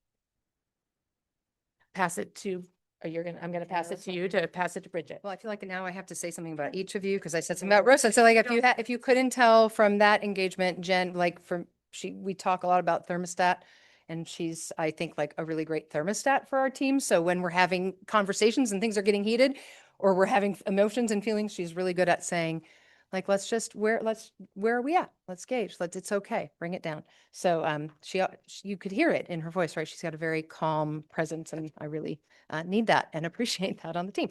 Last but not least, starting with, I'll do my comment for you first. So Bridget started with HR when we transitioned the department. She started with us in February, late February, early March. Okay. And like sort of immediately impressed with her ability to address compliance issues, conduct audits, identify gaps in our data and weaknesses, and then put things into place to correct for those things, and to, just let's get SOPs going and let's get this written down and to start documenting. And so like really just from a lens of compliance has been for me just absolutely invaluable in terms of the support she's been able to provide for the systems in our HR department. And so she was so impressive that when this role posted and she applied, it was a tough candidate pool, it really was, and she really just rose to the top as being the right person to continue that work for us. So this is Bridget Wheeler. Hi, everyone. Thanks so much for having us here today. And I'm excited to be a part of Portland Public Schools. I worked in Portland and lived in Portland for several years previously. I have over 10 years of experience in various HR capacities. So anywhere from compliance support, reporting, recruitment, benefits administration, even workers' compensation across several different industries like healthcare, fintech, so technology, and even retail, a small retail business, before kind of transitioning over here to Portland Public Schools and Education. So a lot of my experience includes implementing HR processes, SOPs, so everything is consistent and fair, onboarding processes, tracking licensure for the hospitals, as well as even processing payroll at one point. So all of these are vital functions that I'm using in my experience to leverage to establish consistency, as well as process integrity here in HR with Portland Public Schools. Thank you. Thank you. Okay, so now that you've met them a little bit, we'll kind of move through our slides and talk a little bit about the work that we've been doing to include the data, which I know that you're curious about. So today we're going to talk about our staffing levels and where we're at with our staff, our demographics, and what trends we're seeing. We'll look at some recruitment and retention data, although just for full transparency, we don't have, it's a little bit, not a little bit old, some of it's the same as last year because there hasn't been actually updated data provided to us. So we're still talking about it. It's still good data, but want to be transparent about that. We're going to do some reflection on the strategic plan initiatives that are held by this team. And we really want to take some time to identify things that we think have been going really well and we're feeling really proud of, as well as what we see and know and have identified as opportunities of growth. And I think we'll continue to reflect based on a lot of what we heard today as well on what we can continue to do and examine as we move through and sort of challenge ourselves to challenge the work. So before anything, I think just important to talk about the why behind what we're doing. Again, we've engaged in some really great conversations as a team lately around why do we do this work? We actually had this as part of a retreat conversation with the entire HR team last week. Why are we in HR? Why do we do this work?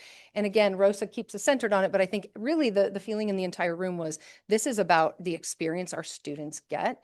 And we know and understand and value that the experience our staff get impacts our students directly. But we know when we're talking specifically about some of the demographic information tonight, we know that demographics matter. There are plenty of, and that diversity matters. There's plenty of studies that would point to that. And while there's variation in the studies, what really comes across in any of the data, any of the studies, is that student success is boosted by having a diverse workforce, a diverse set of educators. And it's not just Black students with Black teachers, we see it. It's for all students, white students, Hispanic students, Black students, doesn't matter. It benefits and boosts student achievement across the board. It also builds stronger schools because it's a microcosm of our entire community. Our students and our staff are engaging with people who think differently. They're challenging each other, and that builds deep conversations, that builds trust, and it strengthens our schools and our organization. And so we know that those are important conditions for our students. And because we know that, it's part of our strategic plan, right? This is integral work. Equity is the first thing in that strategic plan. And really, every time we talk about it, we're like, it really exists in every part of the strategic plan. It has to be part of curriculum. It has to be part of our work with community. It has to be part of our work with personnel and our systems, right? This all has to work together for us to be successful. So we know it's important, and that's why we talk about this data around the diversity of our workforce. So we have a lot of different, there we go. We have a lot of different data sources that we consider. One of the most common is our NEO report, which someone asked me last year, and then we struggled to figure out what it meant. But our NEO report is a reporting that we make to the Department of Education at the end of every October. And it's important for a lot of reasons, partly because of funding formulas, but it really informs us about our staff, around their certifications. Rosa's already been using this data to really dig into who are our staff that are ESOL certified, and she'll talk a little bit about that. And we know which staff are dual certified and which staff, for some of the middle school data that I know Dr. Opperman sometimes asks for, it informs us right around where our different staff are. So is someone teaching math? What is their certification? Because they could have a variety of certifications for that. So we get a lot of information from that. Our team works that opens to us sometime mid-July, and then they're able to start entering. It's closed right now. We can't make any changes. So there's a couple data points in here where I was like, oh, that's changed. We can't go into the system right now to change it, but that'll impact our report that will come out again next month for us. So we get all of this information. We also have district demographics information, and that is intended to be captured during the onboarding process. And that demographic information is really focused on racial, ethnic identities and gender identities of our staff. But for purposes of today, we'll be talking about the racial, ethnic identities. We've hired a lot. There's been a lot going on in HR. I know that that Ryan has given the number before. I think the actual number of ins and outs and job changes, in terms of processing people, it's closing in on 1,000 people across the analysts. And again, that could be that someone's had a job change, but even that requires a process in terms of data entry and configuration in the system. But specifically, as of last week when we were pulling this data together, 254 new staff hired in 25-26. That includes 63 new substitutes. We're very excited about getting new substitutes on board. So that does include 63 new subs, 350 and counting stipended and temporary positions that have been processed. So when stipends would be, and I guess it may be a current employee, but anyone who's getting a stipend. So maybe someone who's a classroom teacher, but is receiving a stipend or a differential for running a club or being a cluster coordinator, that would be in that 350 number. There's still a process that has to be gone through between HR and finance to do that work. Coaches. So that's why I say it's sort of and still counting, because we still have all our winter coaches coming in, and then we'll have our spring coaches as well to add to that. Of course, we have separations and job changes that we process. And then we have a lot of areas that are still, I want to just still call out our identified areas of growth. Specialized programs, special education continues to be an area of struggle for us, for Maine, for the nation. And I think we're in better shape with transportation this year than last year. We're in decent shape with transportation right now. Doesn't mean we don't still have needs, but feeling okay and have some great apprenticeship pipeline things coming up. And facilities, staffed and some staffing issues there. So we're working on trying to like help them through some shortage areas right now for facilities. Those are the areas that seem to be trending as continued areas for growth. So we have this NEO data, and I know you want to know, so where are we? How is that going? Some of these, you might say these numbers look similar than last year. Some of them are, because we have some people who are, were in the same boat last year.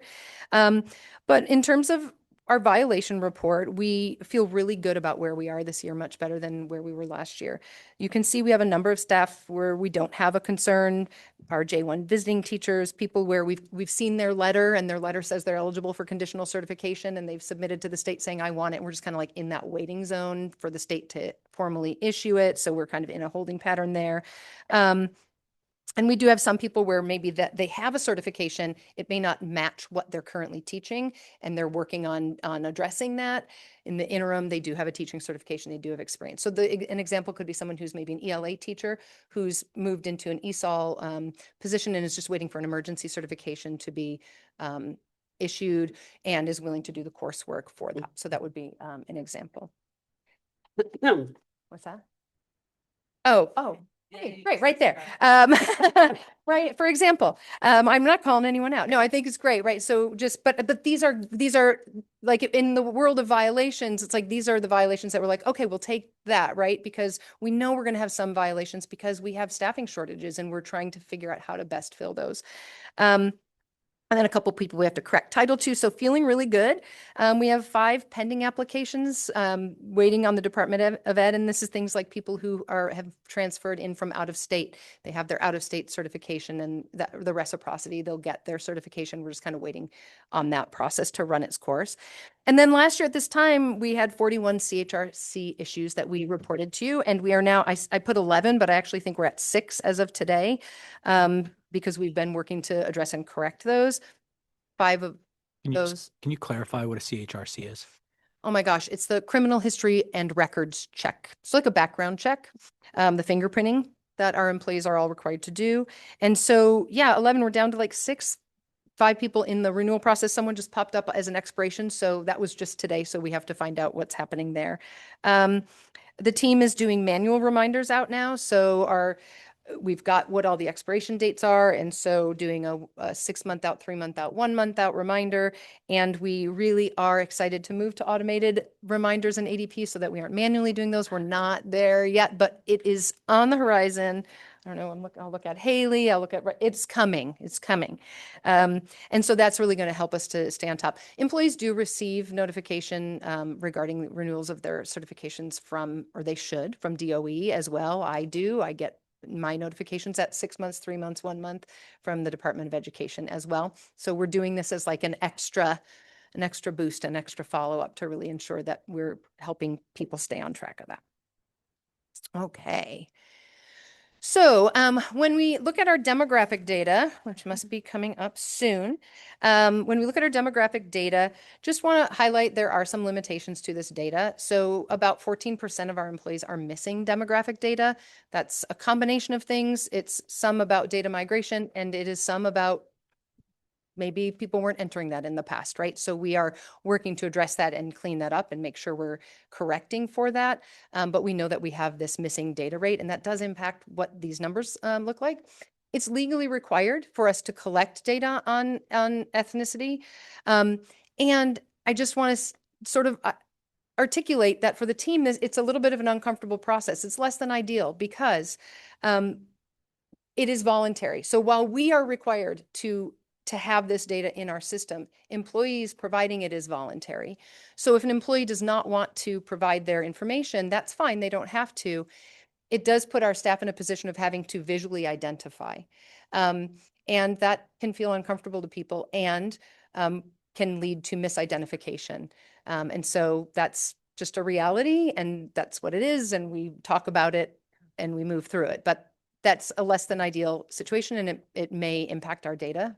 Not sure. So we are trying to look at our data through a lot of different lenses, and we're trying to track our trends in a lot of different ways.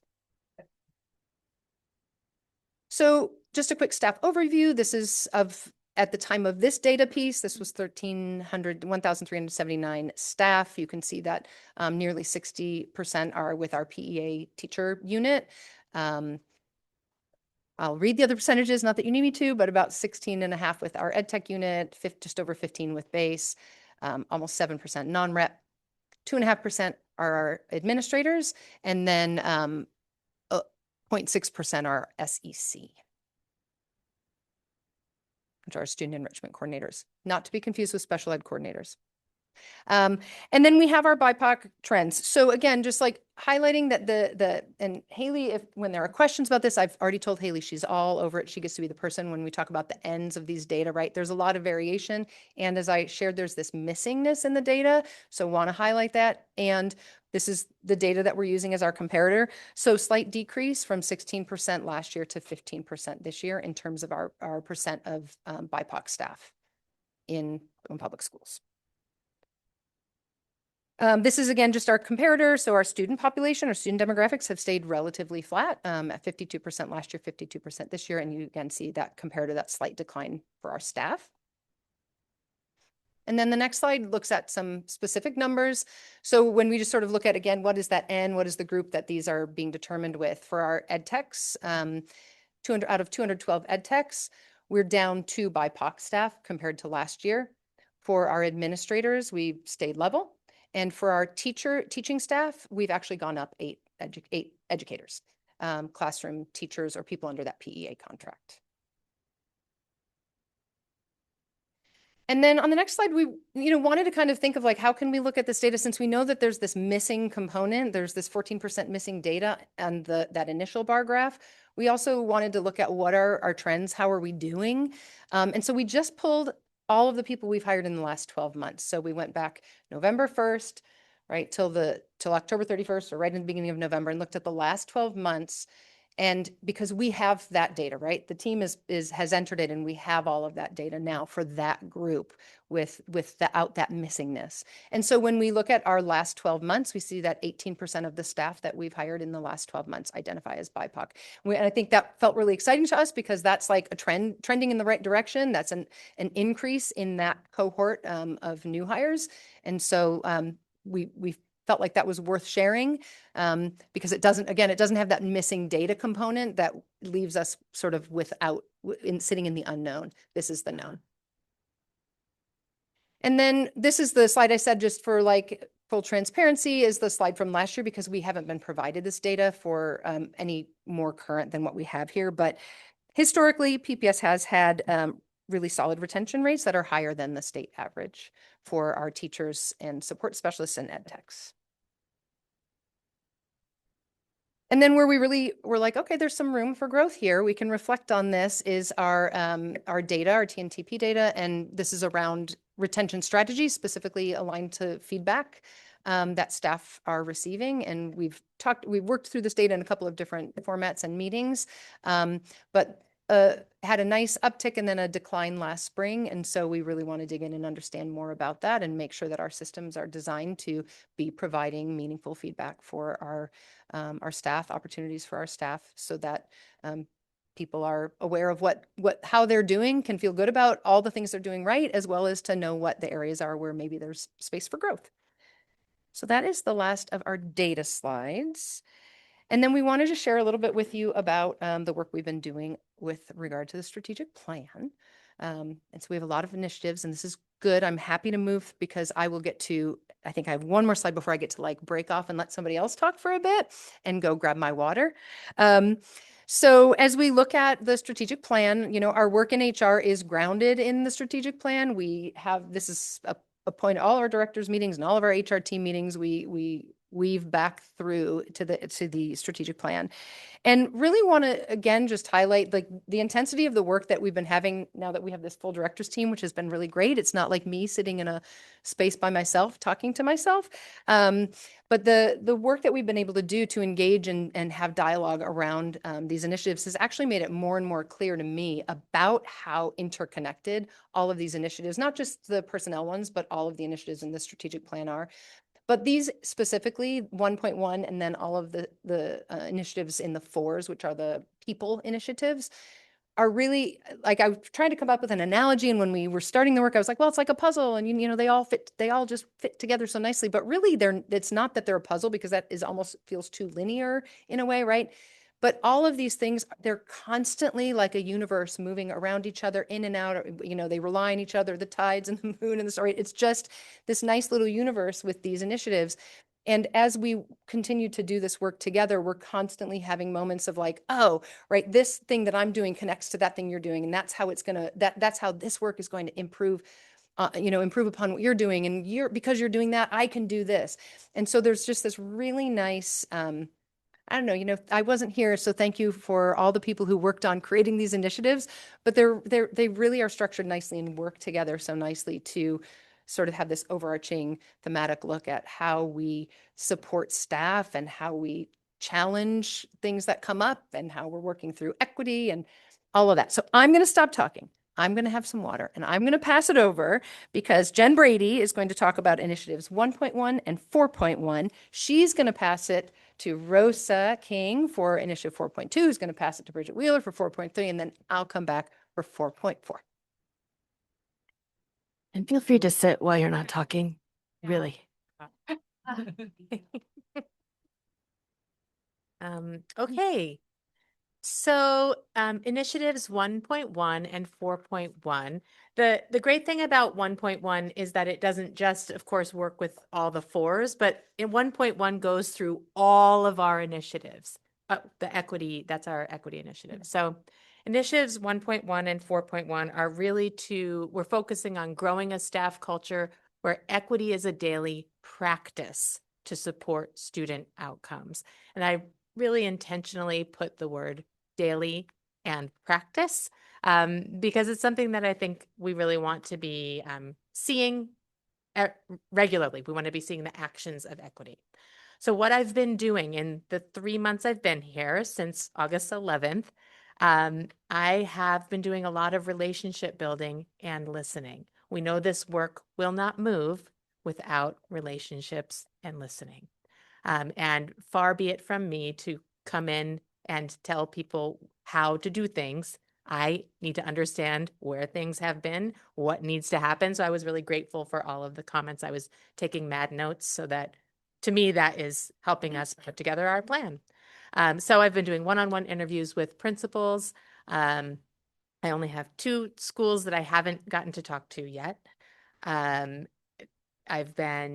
We implemented a district-wide staff cultures and values survey, and that was really asking about how we work together at PPS. So when we're working well together, what does that look like? What does it sound like? What does it feel like? So we can start to capture what our lived values are. I'll be presenting more about values at one of the next upcoming board meetings. We as an HR team have conducted site visits and have been listening deeply to school personnel who are bringing their questions, comments, issues, and we're keeping track of all of that. And then listening really closely to leaders and teachers. Some of those listening sessions have been able to surface some early themes around belonging, and the desire for belonging, the need for communication, and what kinds of supports we can co-design that would actually help. So what's next is I'm moving to listening sessions with assistant principals and district leaders, as well as educators. And then we're launching stay interviews with Bridget to understand, why do people stay? How do we continue to build those good retention strategies? Next slide, Ryan. Thank you. And so additionally, in addition to listening and relationship building, I've spent the past 90 days focusing on equity skill building and professional learning. So this has picked up some of the work that was already started over the past several years. Working with the Leadership Academy, we were able to offer 2 large-scale trainings for 59 district leaders that participated in sessions each in August and in October. And those sessions talked about addressing biased behaviors and giving a protocol to address biased behaviors when they're observed. The network teams launched the culturally and linguistically responsive teaching trainings that I think we heard about a little bit earlier, that was really in support of instruction for multilingual learners. And so that is work that is happening, currently happening. What's coming next? We are working on an ICE de-escalation training for all staff. And that is in the works to be happening this winter. In addition to that, an active bystander training where we will be able to train, working with an outside vendor, be able to train staff to be active bystanders, to stand up and put a stop to behaviors that are not okay. Also co-designing and launching a reimagined affinity group or community of practice model. So I have heard interest and desire for affinity groups to be deepened and meaningful and more available. And so we're working on that. That's coming next. And then developing a 3-tier equity PD pathway so that we can offer equity trainings at various levels of readiness. So people who are kind of new to equity work can get in on some more beginner kind of workshops or trainings, moving to deeper, more introspective, self-interrogative work. And then my third and final slide is around building people systems. So like I mentioned in my intro, systems and people, this my happy place. And so we are working on drafting the values in action that, like I said, I will share with you in an upcoming board meeting. What's coming up next is a We Are PPS reboot. This is our staff recognition system. And so after hearing some feedback from staff, we're going to offer an opportunity for peer shout outs. So peers can recognize each other and then also have a aligned system of recognition that aligns to our PPS mission and values so that we're actually being able to acknowledge educators and our staff's great work as they align with our values. Activating a cross-role equity steering committee. This is what needs to happen, in my opinion, right now. We need to be going on this right away. And so this is the opportunity to be building a steering committee that is cross-district, cross-roles, and that we're able to then tap into that steering committee to help design what our equity plan really moving forward is. And of course, we'll be ongoing working with the team on reviewing our hiring, onboarding, and retention systems. I will pass to Rosa. I am in charge of Initiative 4.2, which builds pathways and pipelines for professional growth and future opportunities for folks in the district. We are currently launching PLAN, which is the Portland Leadership and Advancement Network. So first thing that is up, I'm really excited to announce the apprenticeship grant funding to support 2 660 cohorts that are starting in January. And why this is so important, we know that we have a large population of multilingual students that need this level of support. And as of November 2025, there were only 12 educators in the district with the certification who are not ESOL teachers. So with this work, we are actually quadrupling the number of staff with this credential. And excited to also say that the DOL, after speaking with them on, the funding for this and getting everything, approved and ready to go in front of the council for all of this work, I received actually just today news that the commissioner is of the DOL is really excited about this being long-term and something that's sustainable even after these current funds run out. We're also launching a leadership pathway for teacher to assistant principals that will start summer 2026. We already have 15 educators signed up. We will be at 25. This just started to generate buzz in the district. And we've asked, in addition with the 660 cohorts, we've actually asked admins across all of the schools at PPS to nominate teachers for this pathway. I do not know all the teachers in every single building, right? So I can't, it wouldn't be fair for myself or, any of the members, on the team who are fairly new to pick and choose who can participate. So really the administrative team did a great job in identifying future leaders within their buildings to participate in all of this work. And we know that we know that establishing a pipeline is really essential in streamlining internal recruitment goals and developing the skills our new leaders will need for future administrative positions. We don't want to give out emergency waivers anymore. We want people to be ready to go and have the skills and coaching that they need in order to do this work effectively.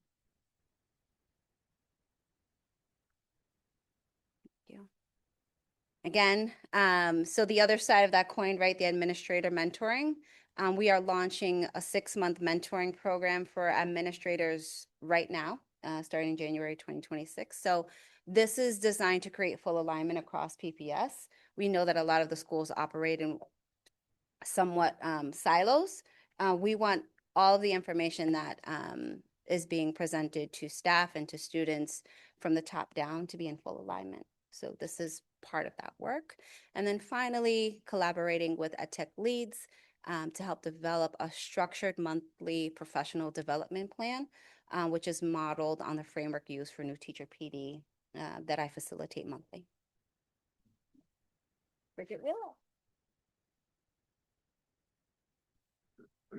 Thank you. So I am the lead for our 4.3 initiative. So making sure that new employees are receiving the best possible experience as a way to monitor kind of progress and make any adjustments in our onboarding practices as needed. So one of the things that we've recently started is implementing 30, 60, 90 surveys to new employees.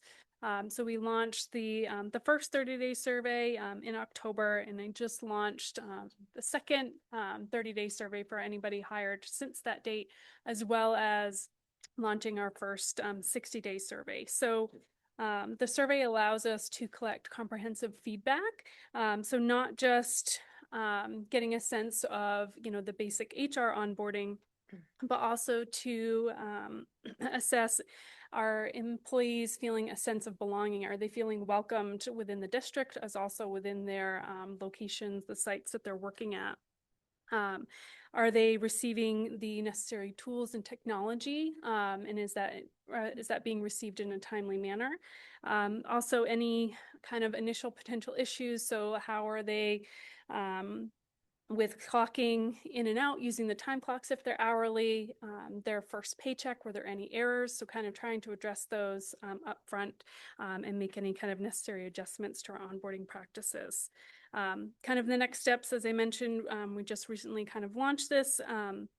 So kind of once we kind of get a couple of different surveys out and getting the data collected, kind of starting to do some analysis on that to determine kind of are there specific areas that we need to improve upon. So is it, something that's location specific? Is one location, having a different onboarding experience than another, or is it role specific as well? So definitely different areas that we can kind of look into and kind of grow from there as well. Another area that we've started working on, as Jen Brady mentioned, we started doing HR site visits. So we're conducting 2 site visits monthly, going out to the different locations to engage with employees, to meet them where they're at. and actively tracking any questions, issues, feedback from employees to kind of make sure that we are able to provide accurate information across to all the sites, to all the employees, and provide clarity. It can also help us identify areas where we might need to provide employees with additional resources, so we can work to create some employee-facing SOPs as well to assist with any of that. As of now, we've conducted 3 site visits, and we've been submitting surveys to those employees that we've met with to get feedback on whether or not did they find this useful. So far, of the 14 employees who submitted survey feedback, 79% of those felt that the site visit was very useful. So we'll continue to capture that data and improve upon our processes as well. Another piece of our onboarding experience is going to kind of a paperless version with an ADP. So we're currently testing that with our staff and new employees as a way to increase efficiency and kind of decrease the need for paper forms. As Jen Brady mentioned, because this is where it kind of interweaves with her initiative, so we'll also be looking to implement exit and stay interviews for our employees to kind of identify any contributing factors that relate to employee retention and turnover. And that way we can make any necessary adjustments to try to keep staff and retain staff here. And then lastly, starting the work on reviewing our handbooks, both for employee and substitutes.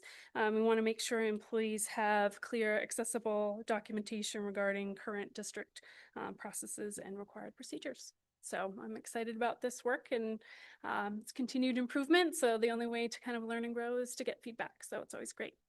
Thank you. That was a great segue. The only way to learn and grow is to get feedback. So I'm going to talk a little bit about Initiative 4.4, which is very much about feedback. In that there was a slide earlier that I mentioned where there were these retention strategies, and we have this TNTP data, and it's about feedback and were people recognized, were they encouraged, did they receive feedback? And we saw that dip a little bit in the spring. And so I think where that really aligns nicely is with this work of Initiative 4.4 and ensuring that we are providing those coaching opportunities, which will be for our admin embedded in some of that work that Rosa talked about. The work that I've been spending a lot of my time and energy on is around evaluation systems, because those are our formalized system of feedback, systems and structures for that. And what I've really discovered initially, you see that first bullet point is around calibration and accountability. And as I looked through the data around past evaluation cycles, really quickly was able to see like, ooh, we're not where we should be with this at all. And so that was enlightening and oof. And so we have had engagement with leaders and training with leaders at this point to say, like, we need to get back on track for this. This is so critical for so many reasons, right? Especially with our year 1 and year 2 teachers who need so much more support and feedback in really the first 5 years of teaching, and then through into your entire career, let's face it. But those first 2 years are so pivotal. And these are our opportunities as leaders to provide feedback and help our new employees to show growth and to move through that system. So we haven't been using our evaluation system, I think, at the level that we could have. This really goes back several years, back into sort of, I think we fell off a little bit during COVID and have not gotten back to where we need to be at all. So working with training leaders and then just going back to what are our timelines for evaluations and what are our accountability measures, working with Bridget to ensure that we're tracking and ensuring that the evaluations are getting completed so that people are getting that robust and meaningful feedback that we want them to have. So that's happening just with our evaluations that are sort of already in whatever structure they're in. We're also piloting an evaluation system for our non-rep employees. That's all of us here. So those of us this is for our central office and network teams predominantly, who are not part of any bargaining unit.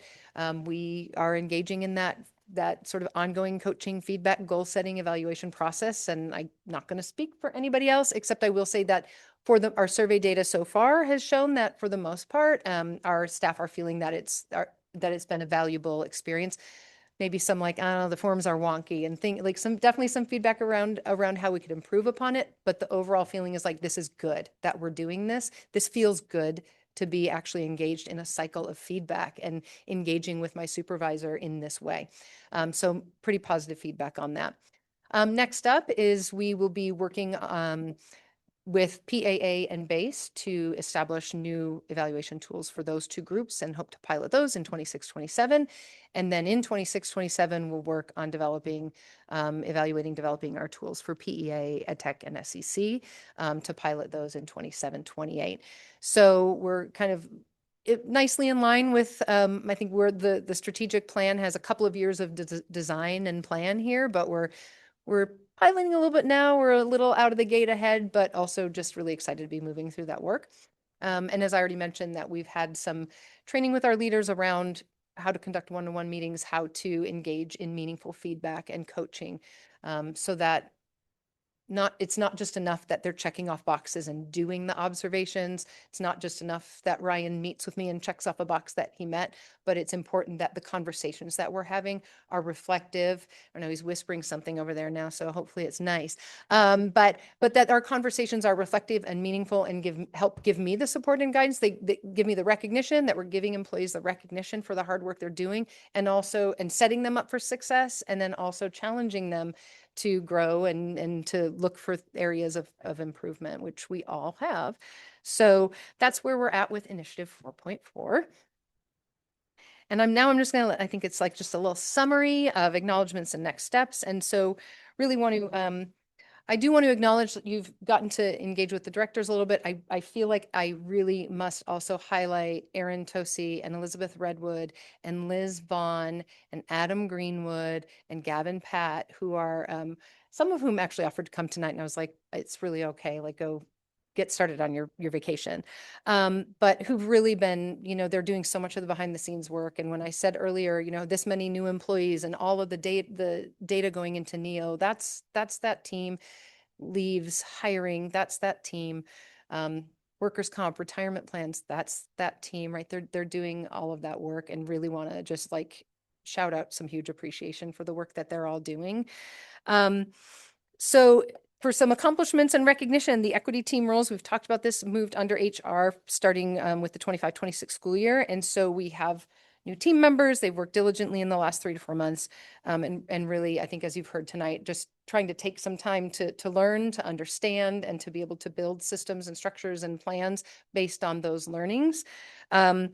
So district leaders have been doing that digging in, as Jen shared, with TLA and doing that equity and culture work. We've been having those site visits, whether individually with site leaders or going and doing those HR site visits, looking at how we can continue to grow and refine the affinity groups.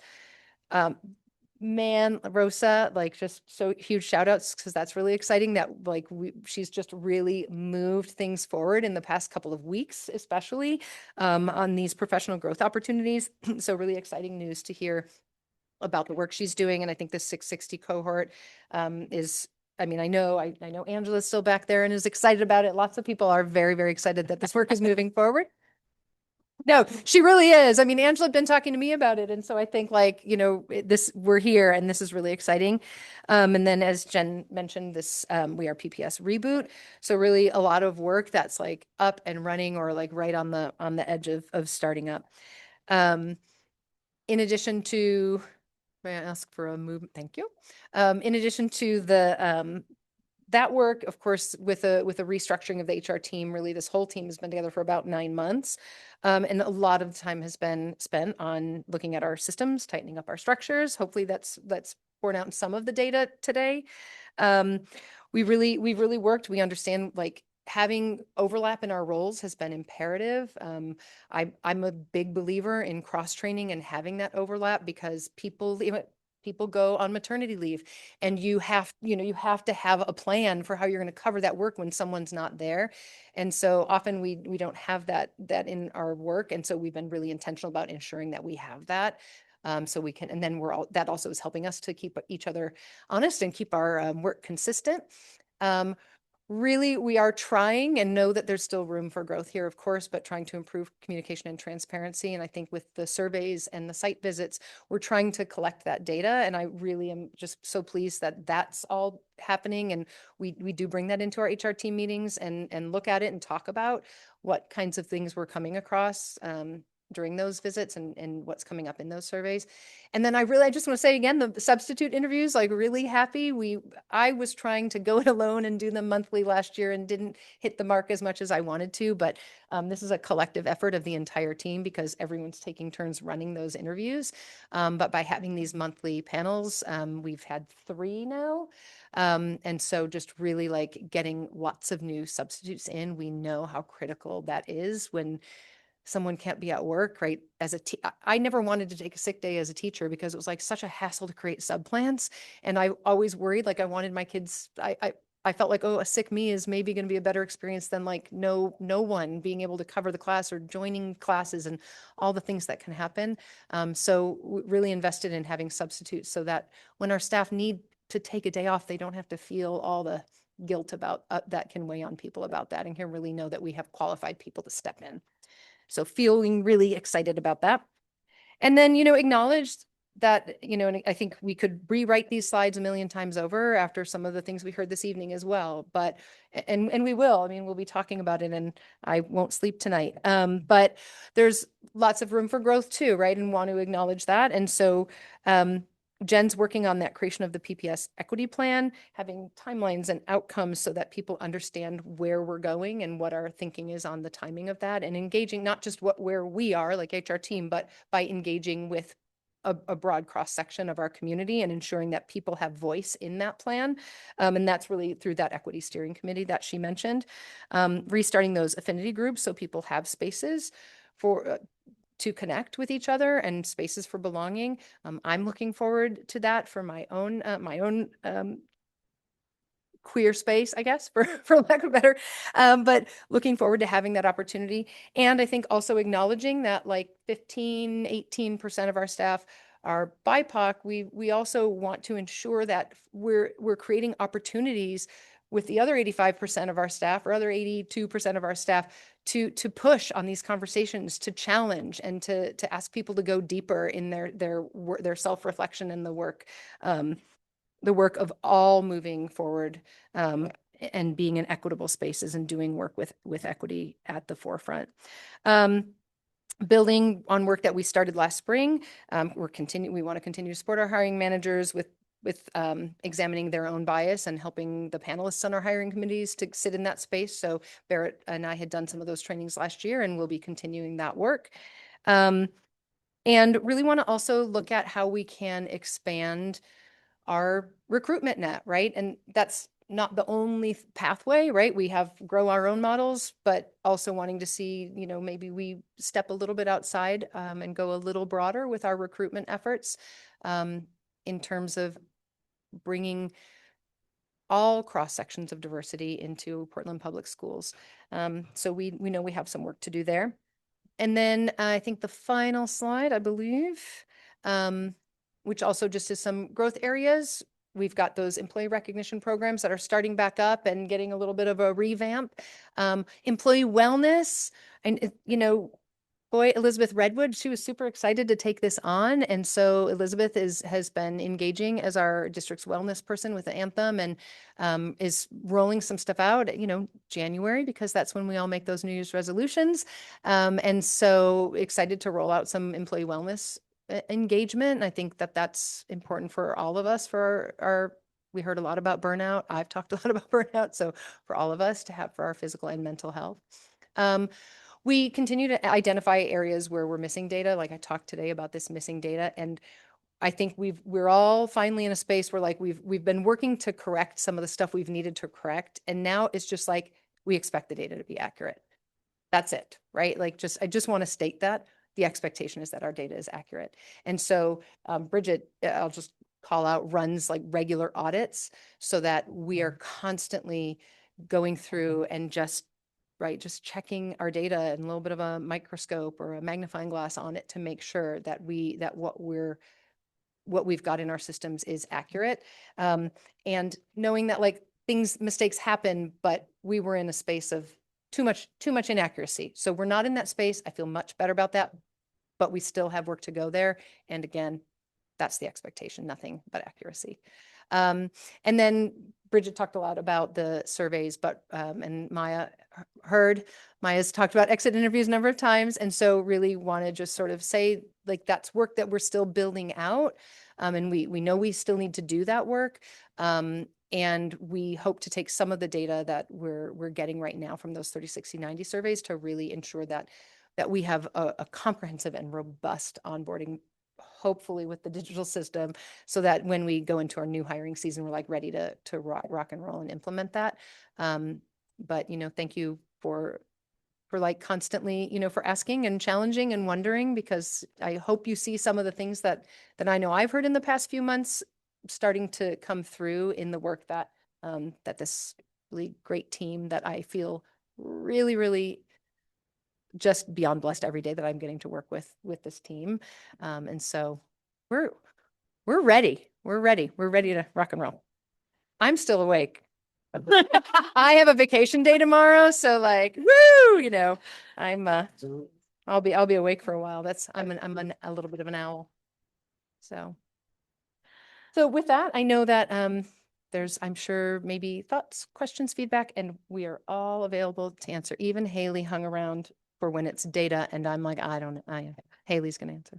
Beautiful. I just want to start with a comment about like, I just see the team here. Like, I see how you're treating each other, how you're working off of each other. And that is really awesome to see. And I think it like directly coordinates or impacts like what we heard tonight, that you're thinking like at scale. We're not thinking about individual people, but we are thinking like groundwater solutions, right? Like we talked about earlier tonight. And I think that is just like really exciting.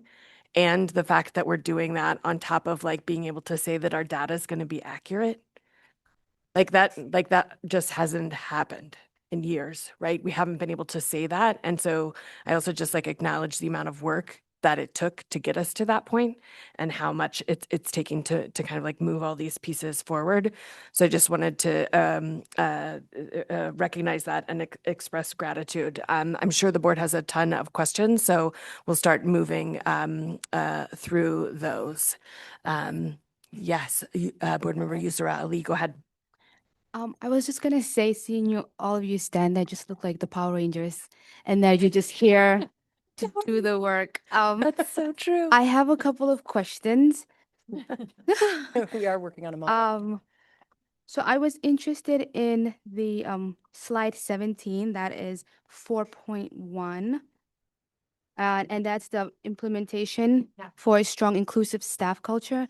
And with just everything that we've heard tonight and the concerns that has been expressed, is there anything that you can speak to now of, you know, how this work will look like in the future? And will it be data driven? And what I mean by that is like any feedback from BIPOC and non-BIPOC, you know, staff. And will we see anything, like any results in the near future?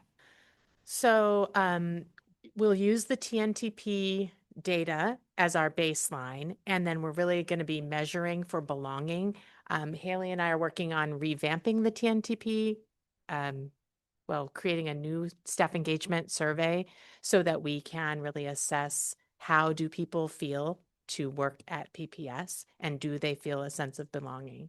And then we'll be able to break that out by demographic data. That will not happen until spring. Okay. But what we're doing at this point is understanding what are the things we need to measure, and then making sure that we've got programming that's supporting that feeling of belonging and connectedness. Okay, thank you. My questions are all over the place, but is it possible to make reporting mandatory or not? Like Demographic yeah, data? demographic data. It is not. That's But not. the employees have to be voluntary. Yeah. Okay. And what is the active bystander point that we discussed? Yes. So active bystander is another training. So we have 2 trainings coming up. One is about intervening with ICE So that is something that came up in the conversation here. And the other is active bystander, which is when you as an individual notice harm being done to another individual, whether that is bias, racism, or ICE. There are steps and practices to intervene and be an active bystander. So being someone who can step in, and have the skills to do so. Okay. And could we get data around where BIPOC staff or students, I mean teachers across the schools, or is that not possible?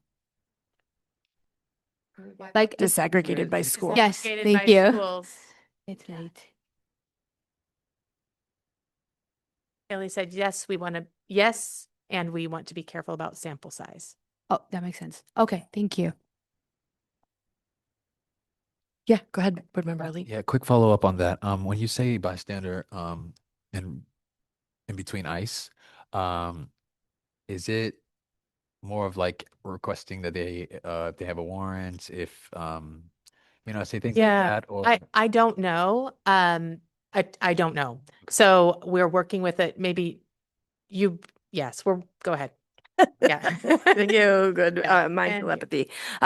Prevention Action Change is the organization that's going to be coming in to do that. So I've taken both trainings myself. The ICE training is about how to bear witness to what's happening, to collect information, and to kind of not escalate things, but to keep the information or keep the situation safe and supported as much as possible. okay, so but it's not like a physical block? No, Never. Okay. it's not. Okay. It's not. And it's also about like how to connect to the ICE hotline that is existent in the state now. Okay. Yeah, great question. Thank you. Was that it, Board Member Ali? I think that's pretty much, I was just trying to understand what that bystander was, but thank you so much. Beautiful. Board Member Lena. Thank you. I had a question about the slide that has the pie chart on it. I just noticed that the Portland Adult Ed unit was not on there. Is that a represented group that we have demographic data on?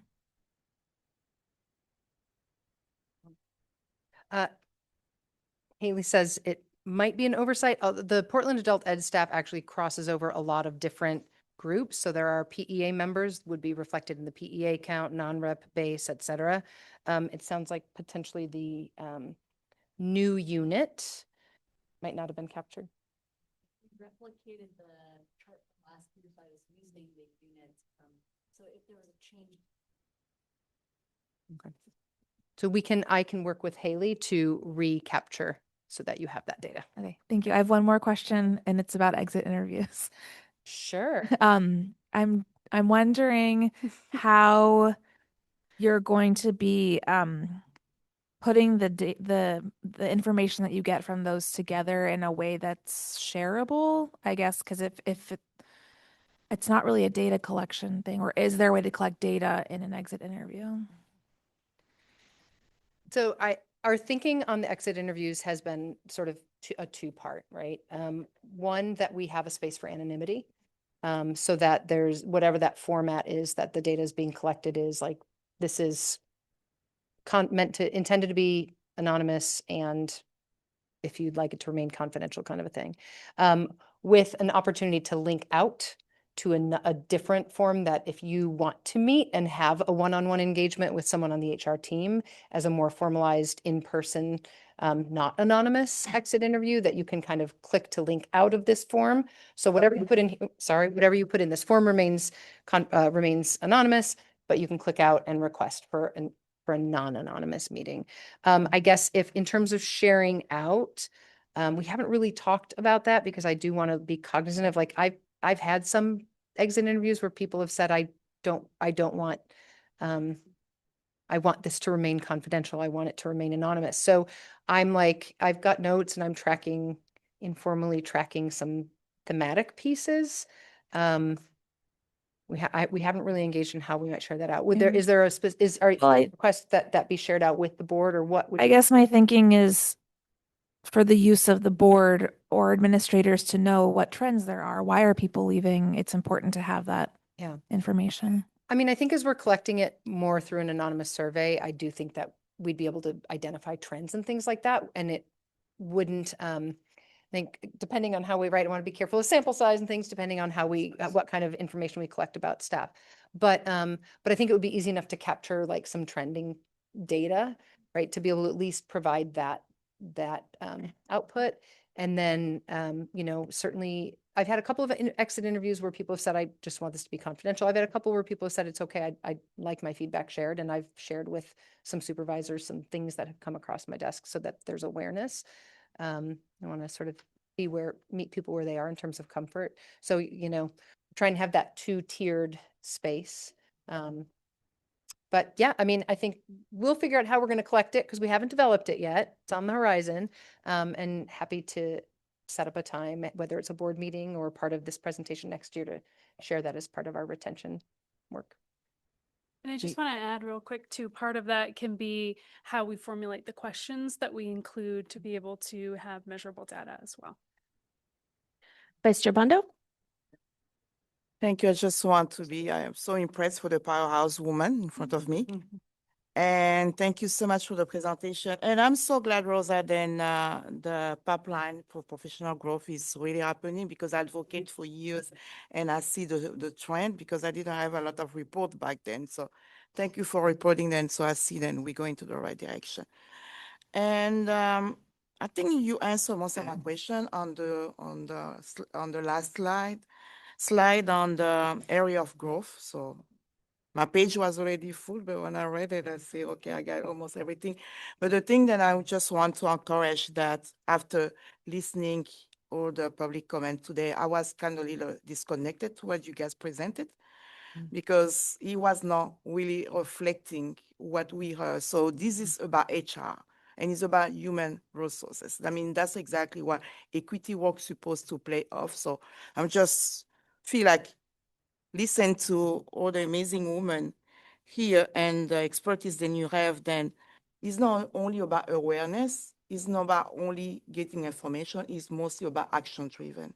And I think what I would like to see is that one, about the staff culture and value survey, everybody inclusive. That's why the equity can be on different level of not only the leadership, but different level of principal office, classroom setting, and also transportation in any area. So that's why I really recommend. The only question I have is on the initiative 4.1. I am so tired. 1.1, I think is page 19. I just wonder about a protocol for naming and addressing biased behaviors. So I saw 59 district leaders participate the first 2 sessions. So I'm just wonder, it's just for leaders and not for staff.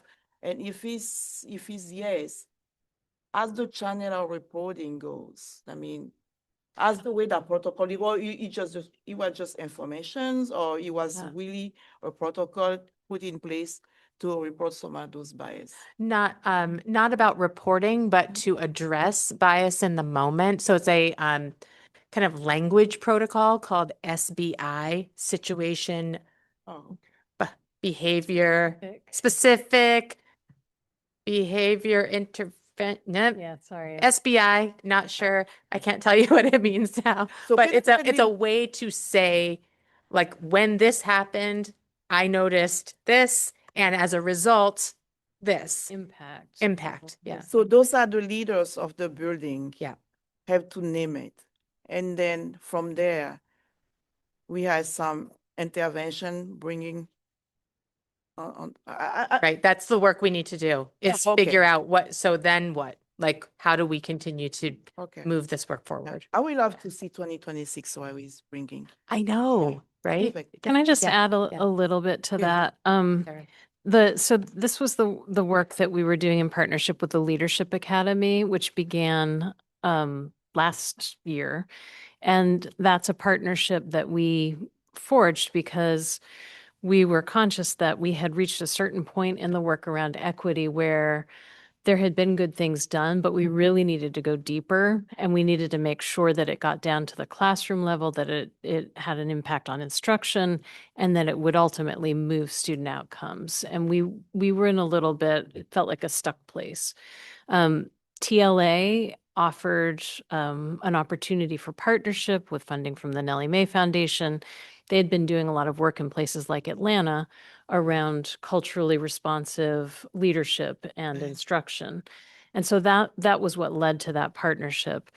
It's been an evolving process with them to lay out an arc of learning, which started with a priority on our leaders, school and district leaders, but then also a lot of work with our network teams and our academic leads, figuring out how to then begin integrating more of that work into the training for instructional coaches so that it doesn't feel like two different layered, disconnected things, but that there is equity-oriented professional learning, focus on culturally responsive work that is integrated in when we're looking at things like literacy and ESOL.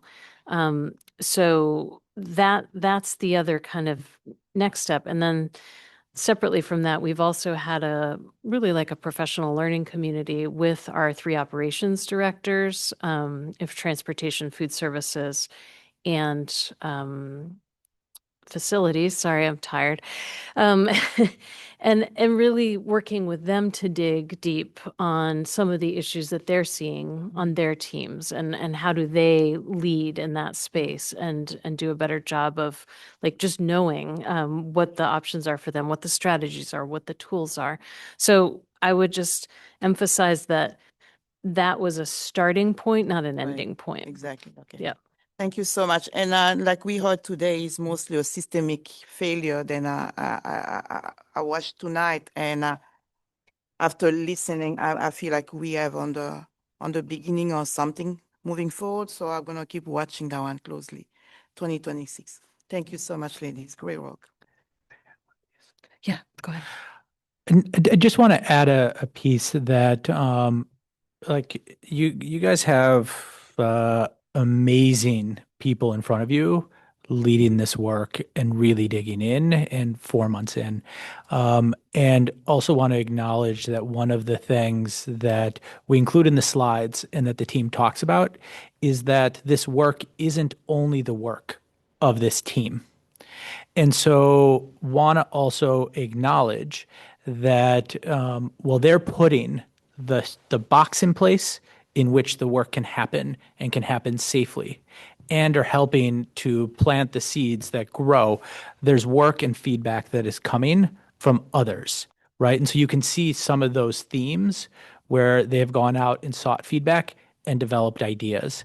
And one example of that is Jen Brady talked about the ICE de-escalation training and about active bystander training. And want to acknowledge that that wasn't an idea that sort of like was plucked out of the air, but came from conversations that Chair Lentz was having with staff, that I was having with staff, that Jen was having with staff, that Carrie Dowdy, our PEA president, was having with staff and advocating around.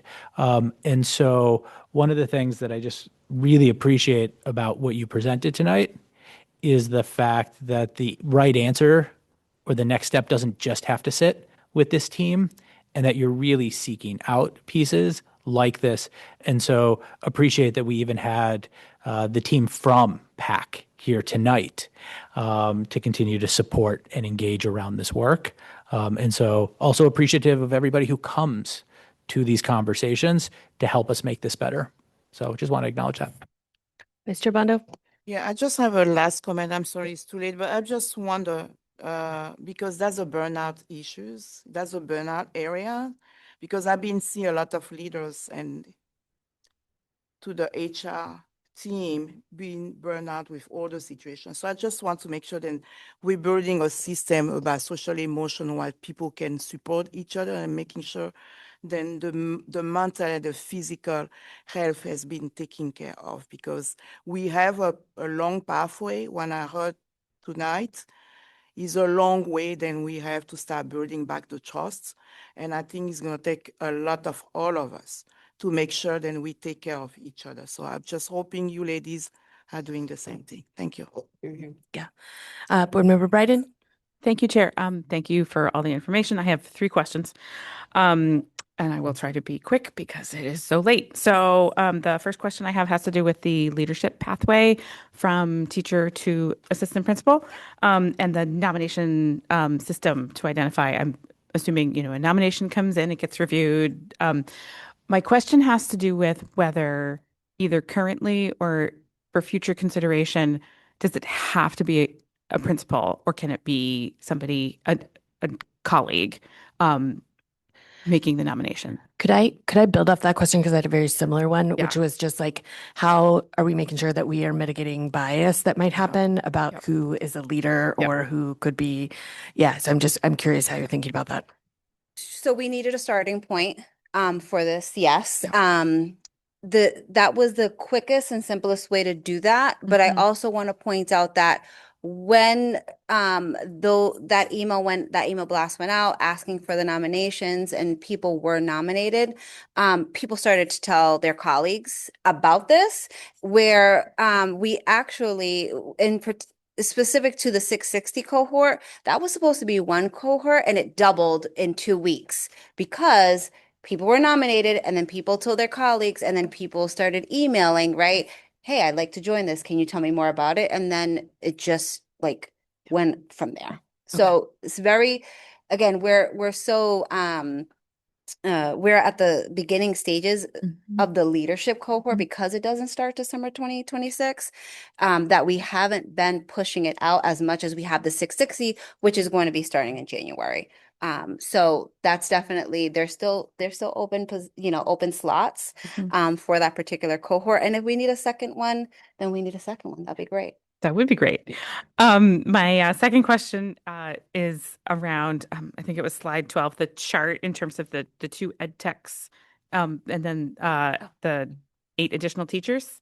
I'm curious whether the 2 ed techs that were down, is that because people left the district or because they became teachers? Oh, do you know? I don't know if, okay. We would have to research that question. Okay. No worries. And then my third question actually has to do with the ICE de-escalation training. The slide says winter, and winter can be December, it can be March. And I want to acknowledge the fact that we want to get this right. And we had people tonight saying we need this now.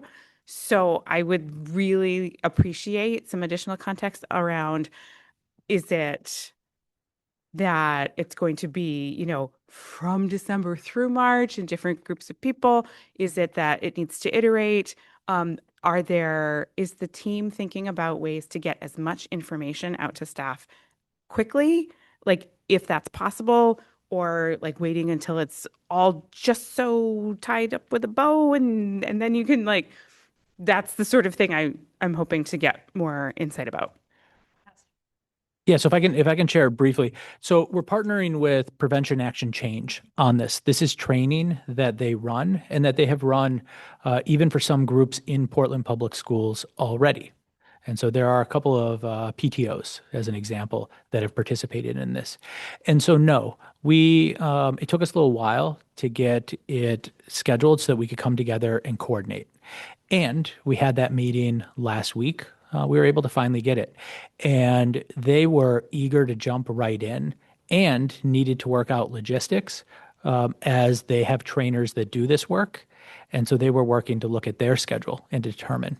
And so right now, our goal is to have the first one of these run on December 17th, and then run them every Wednesday after that, recognizing that there's a couple of conflicts that exist that we'll have to work around. If you think about numbers, right, and you think about just mainland schools, there are 16 buildings that we're talking about. We're also talking about doing this training for all staff.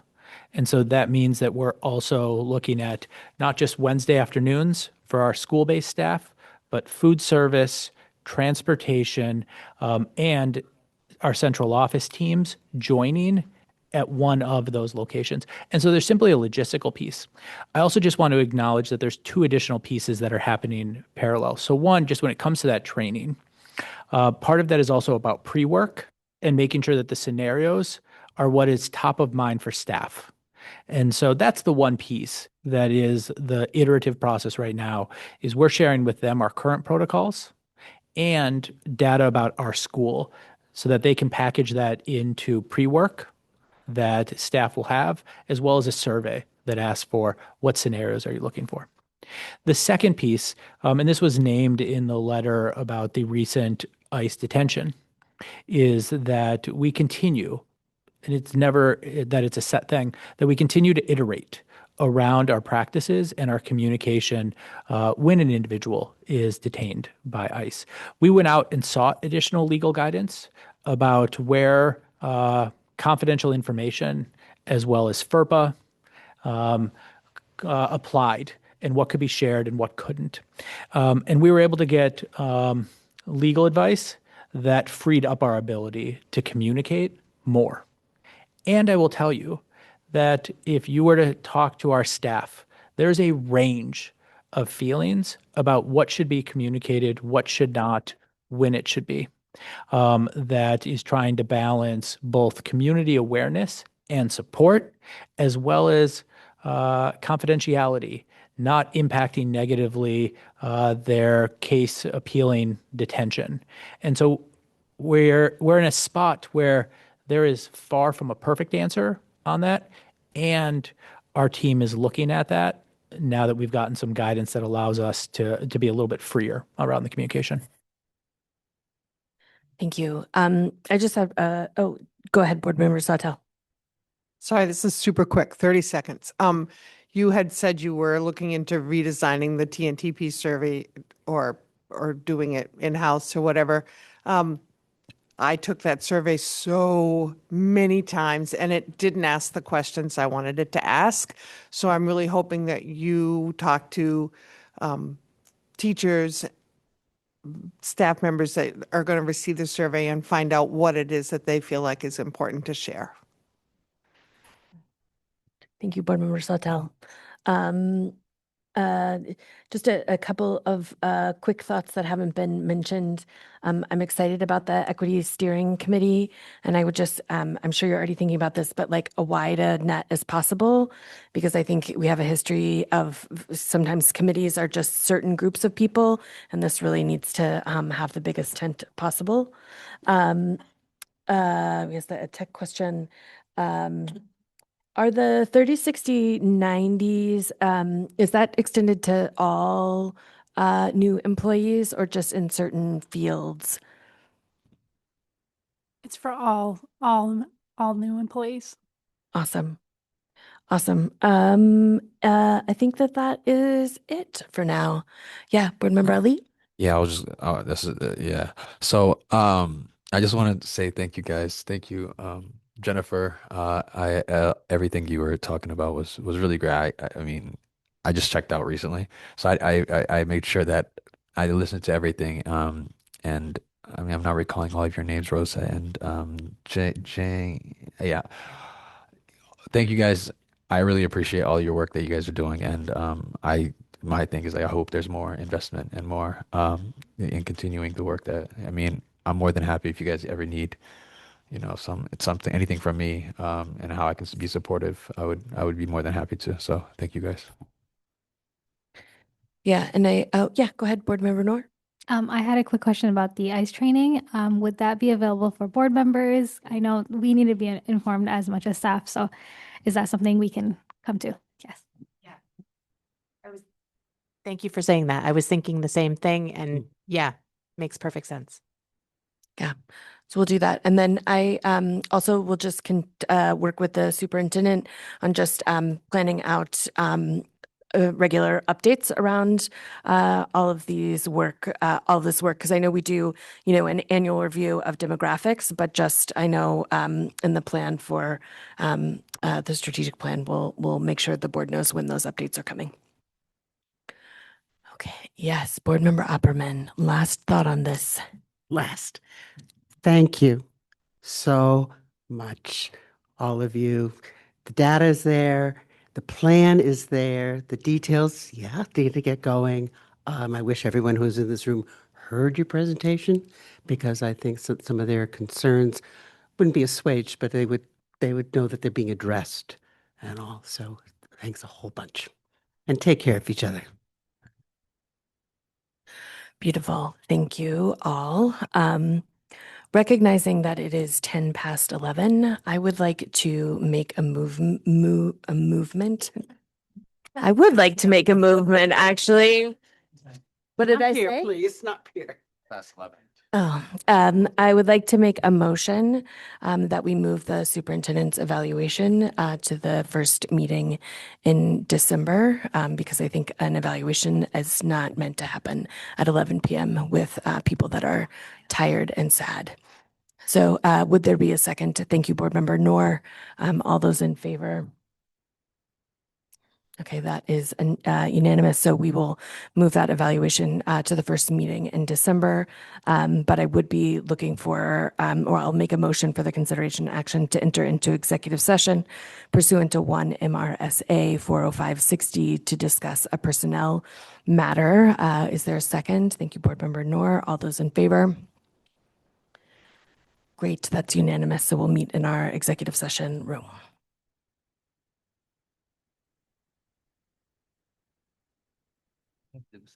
We still have to executive session.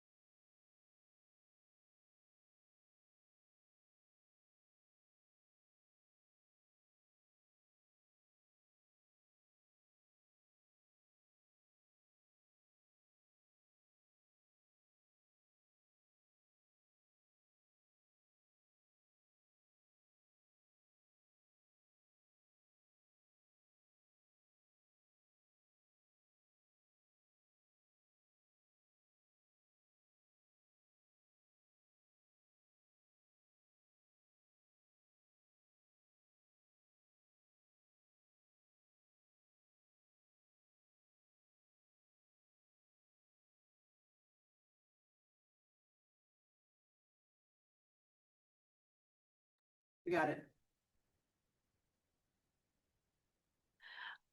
We are back. I'm going to make a motion to adjourn. Is there a second? Thank you, Board Member Opperman. All those in favor? It is not quite unanimous. Is that your hand up? Okay. Unanimous at 12:16 a.m.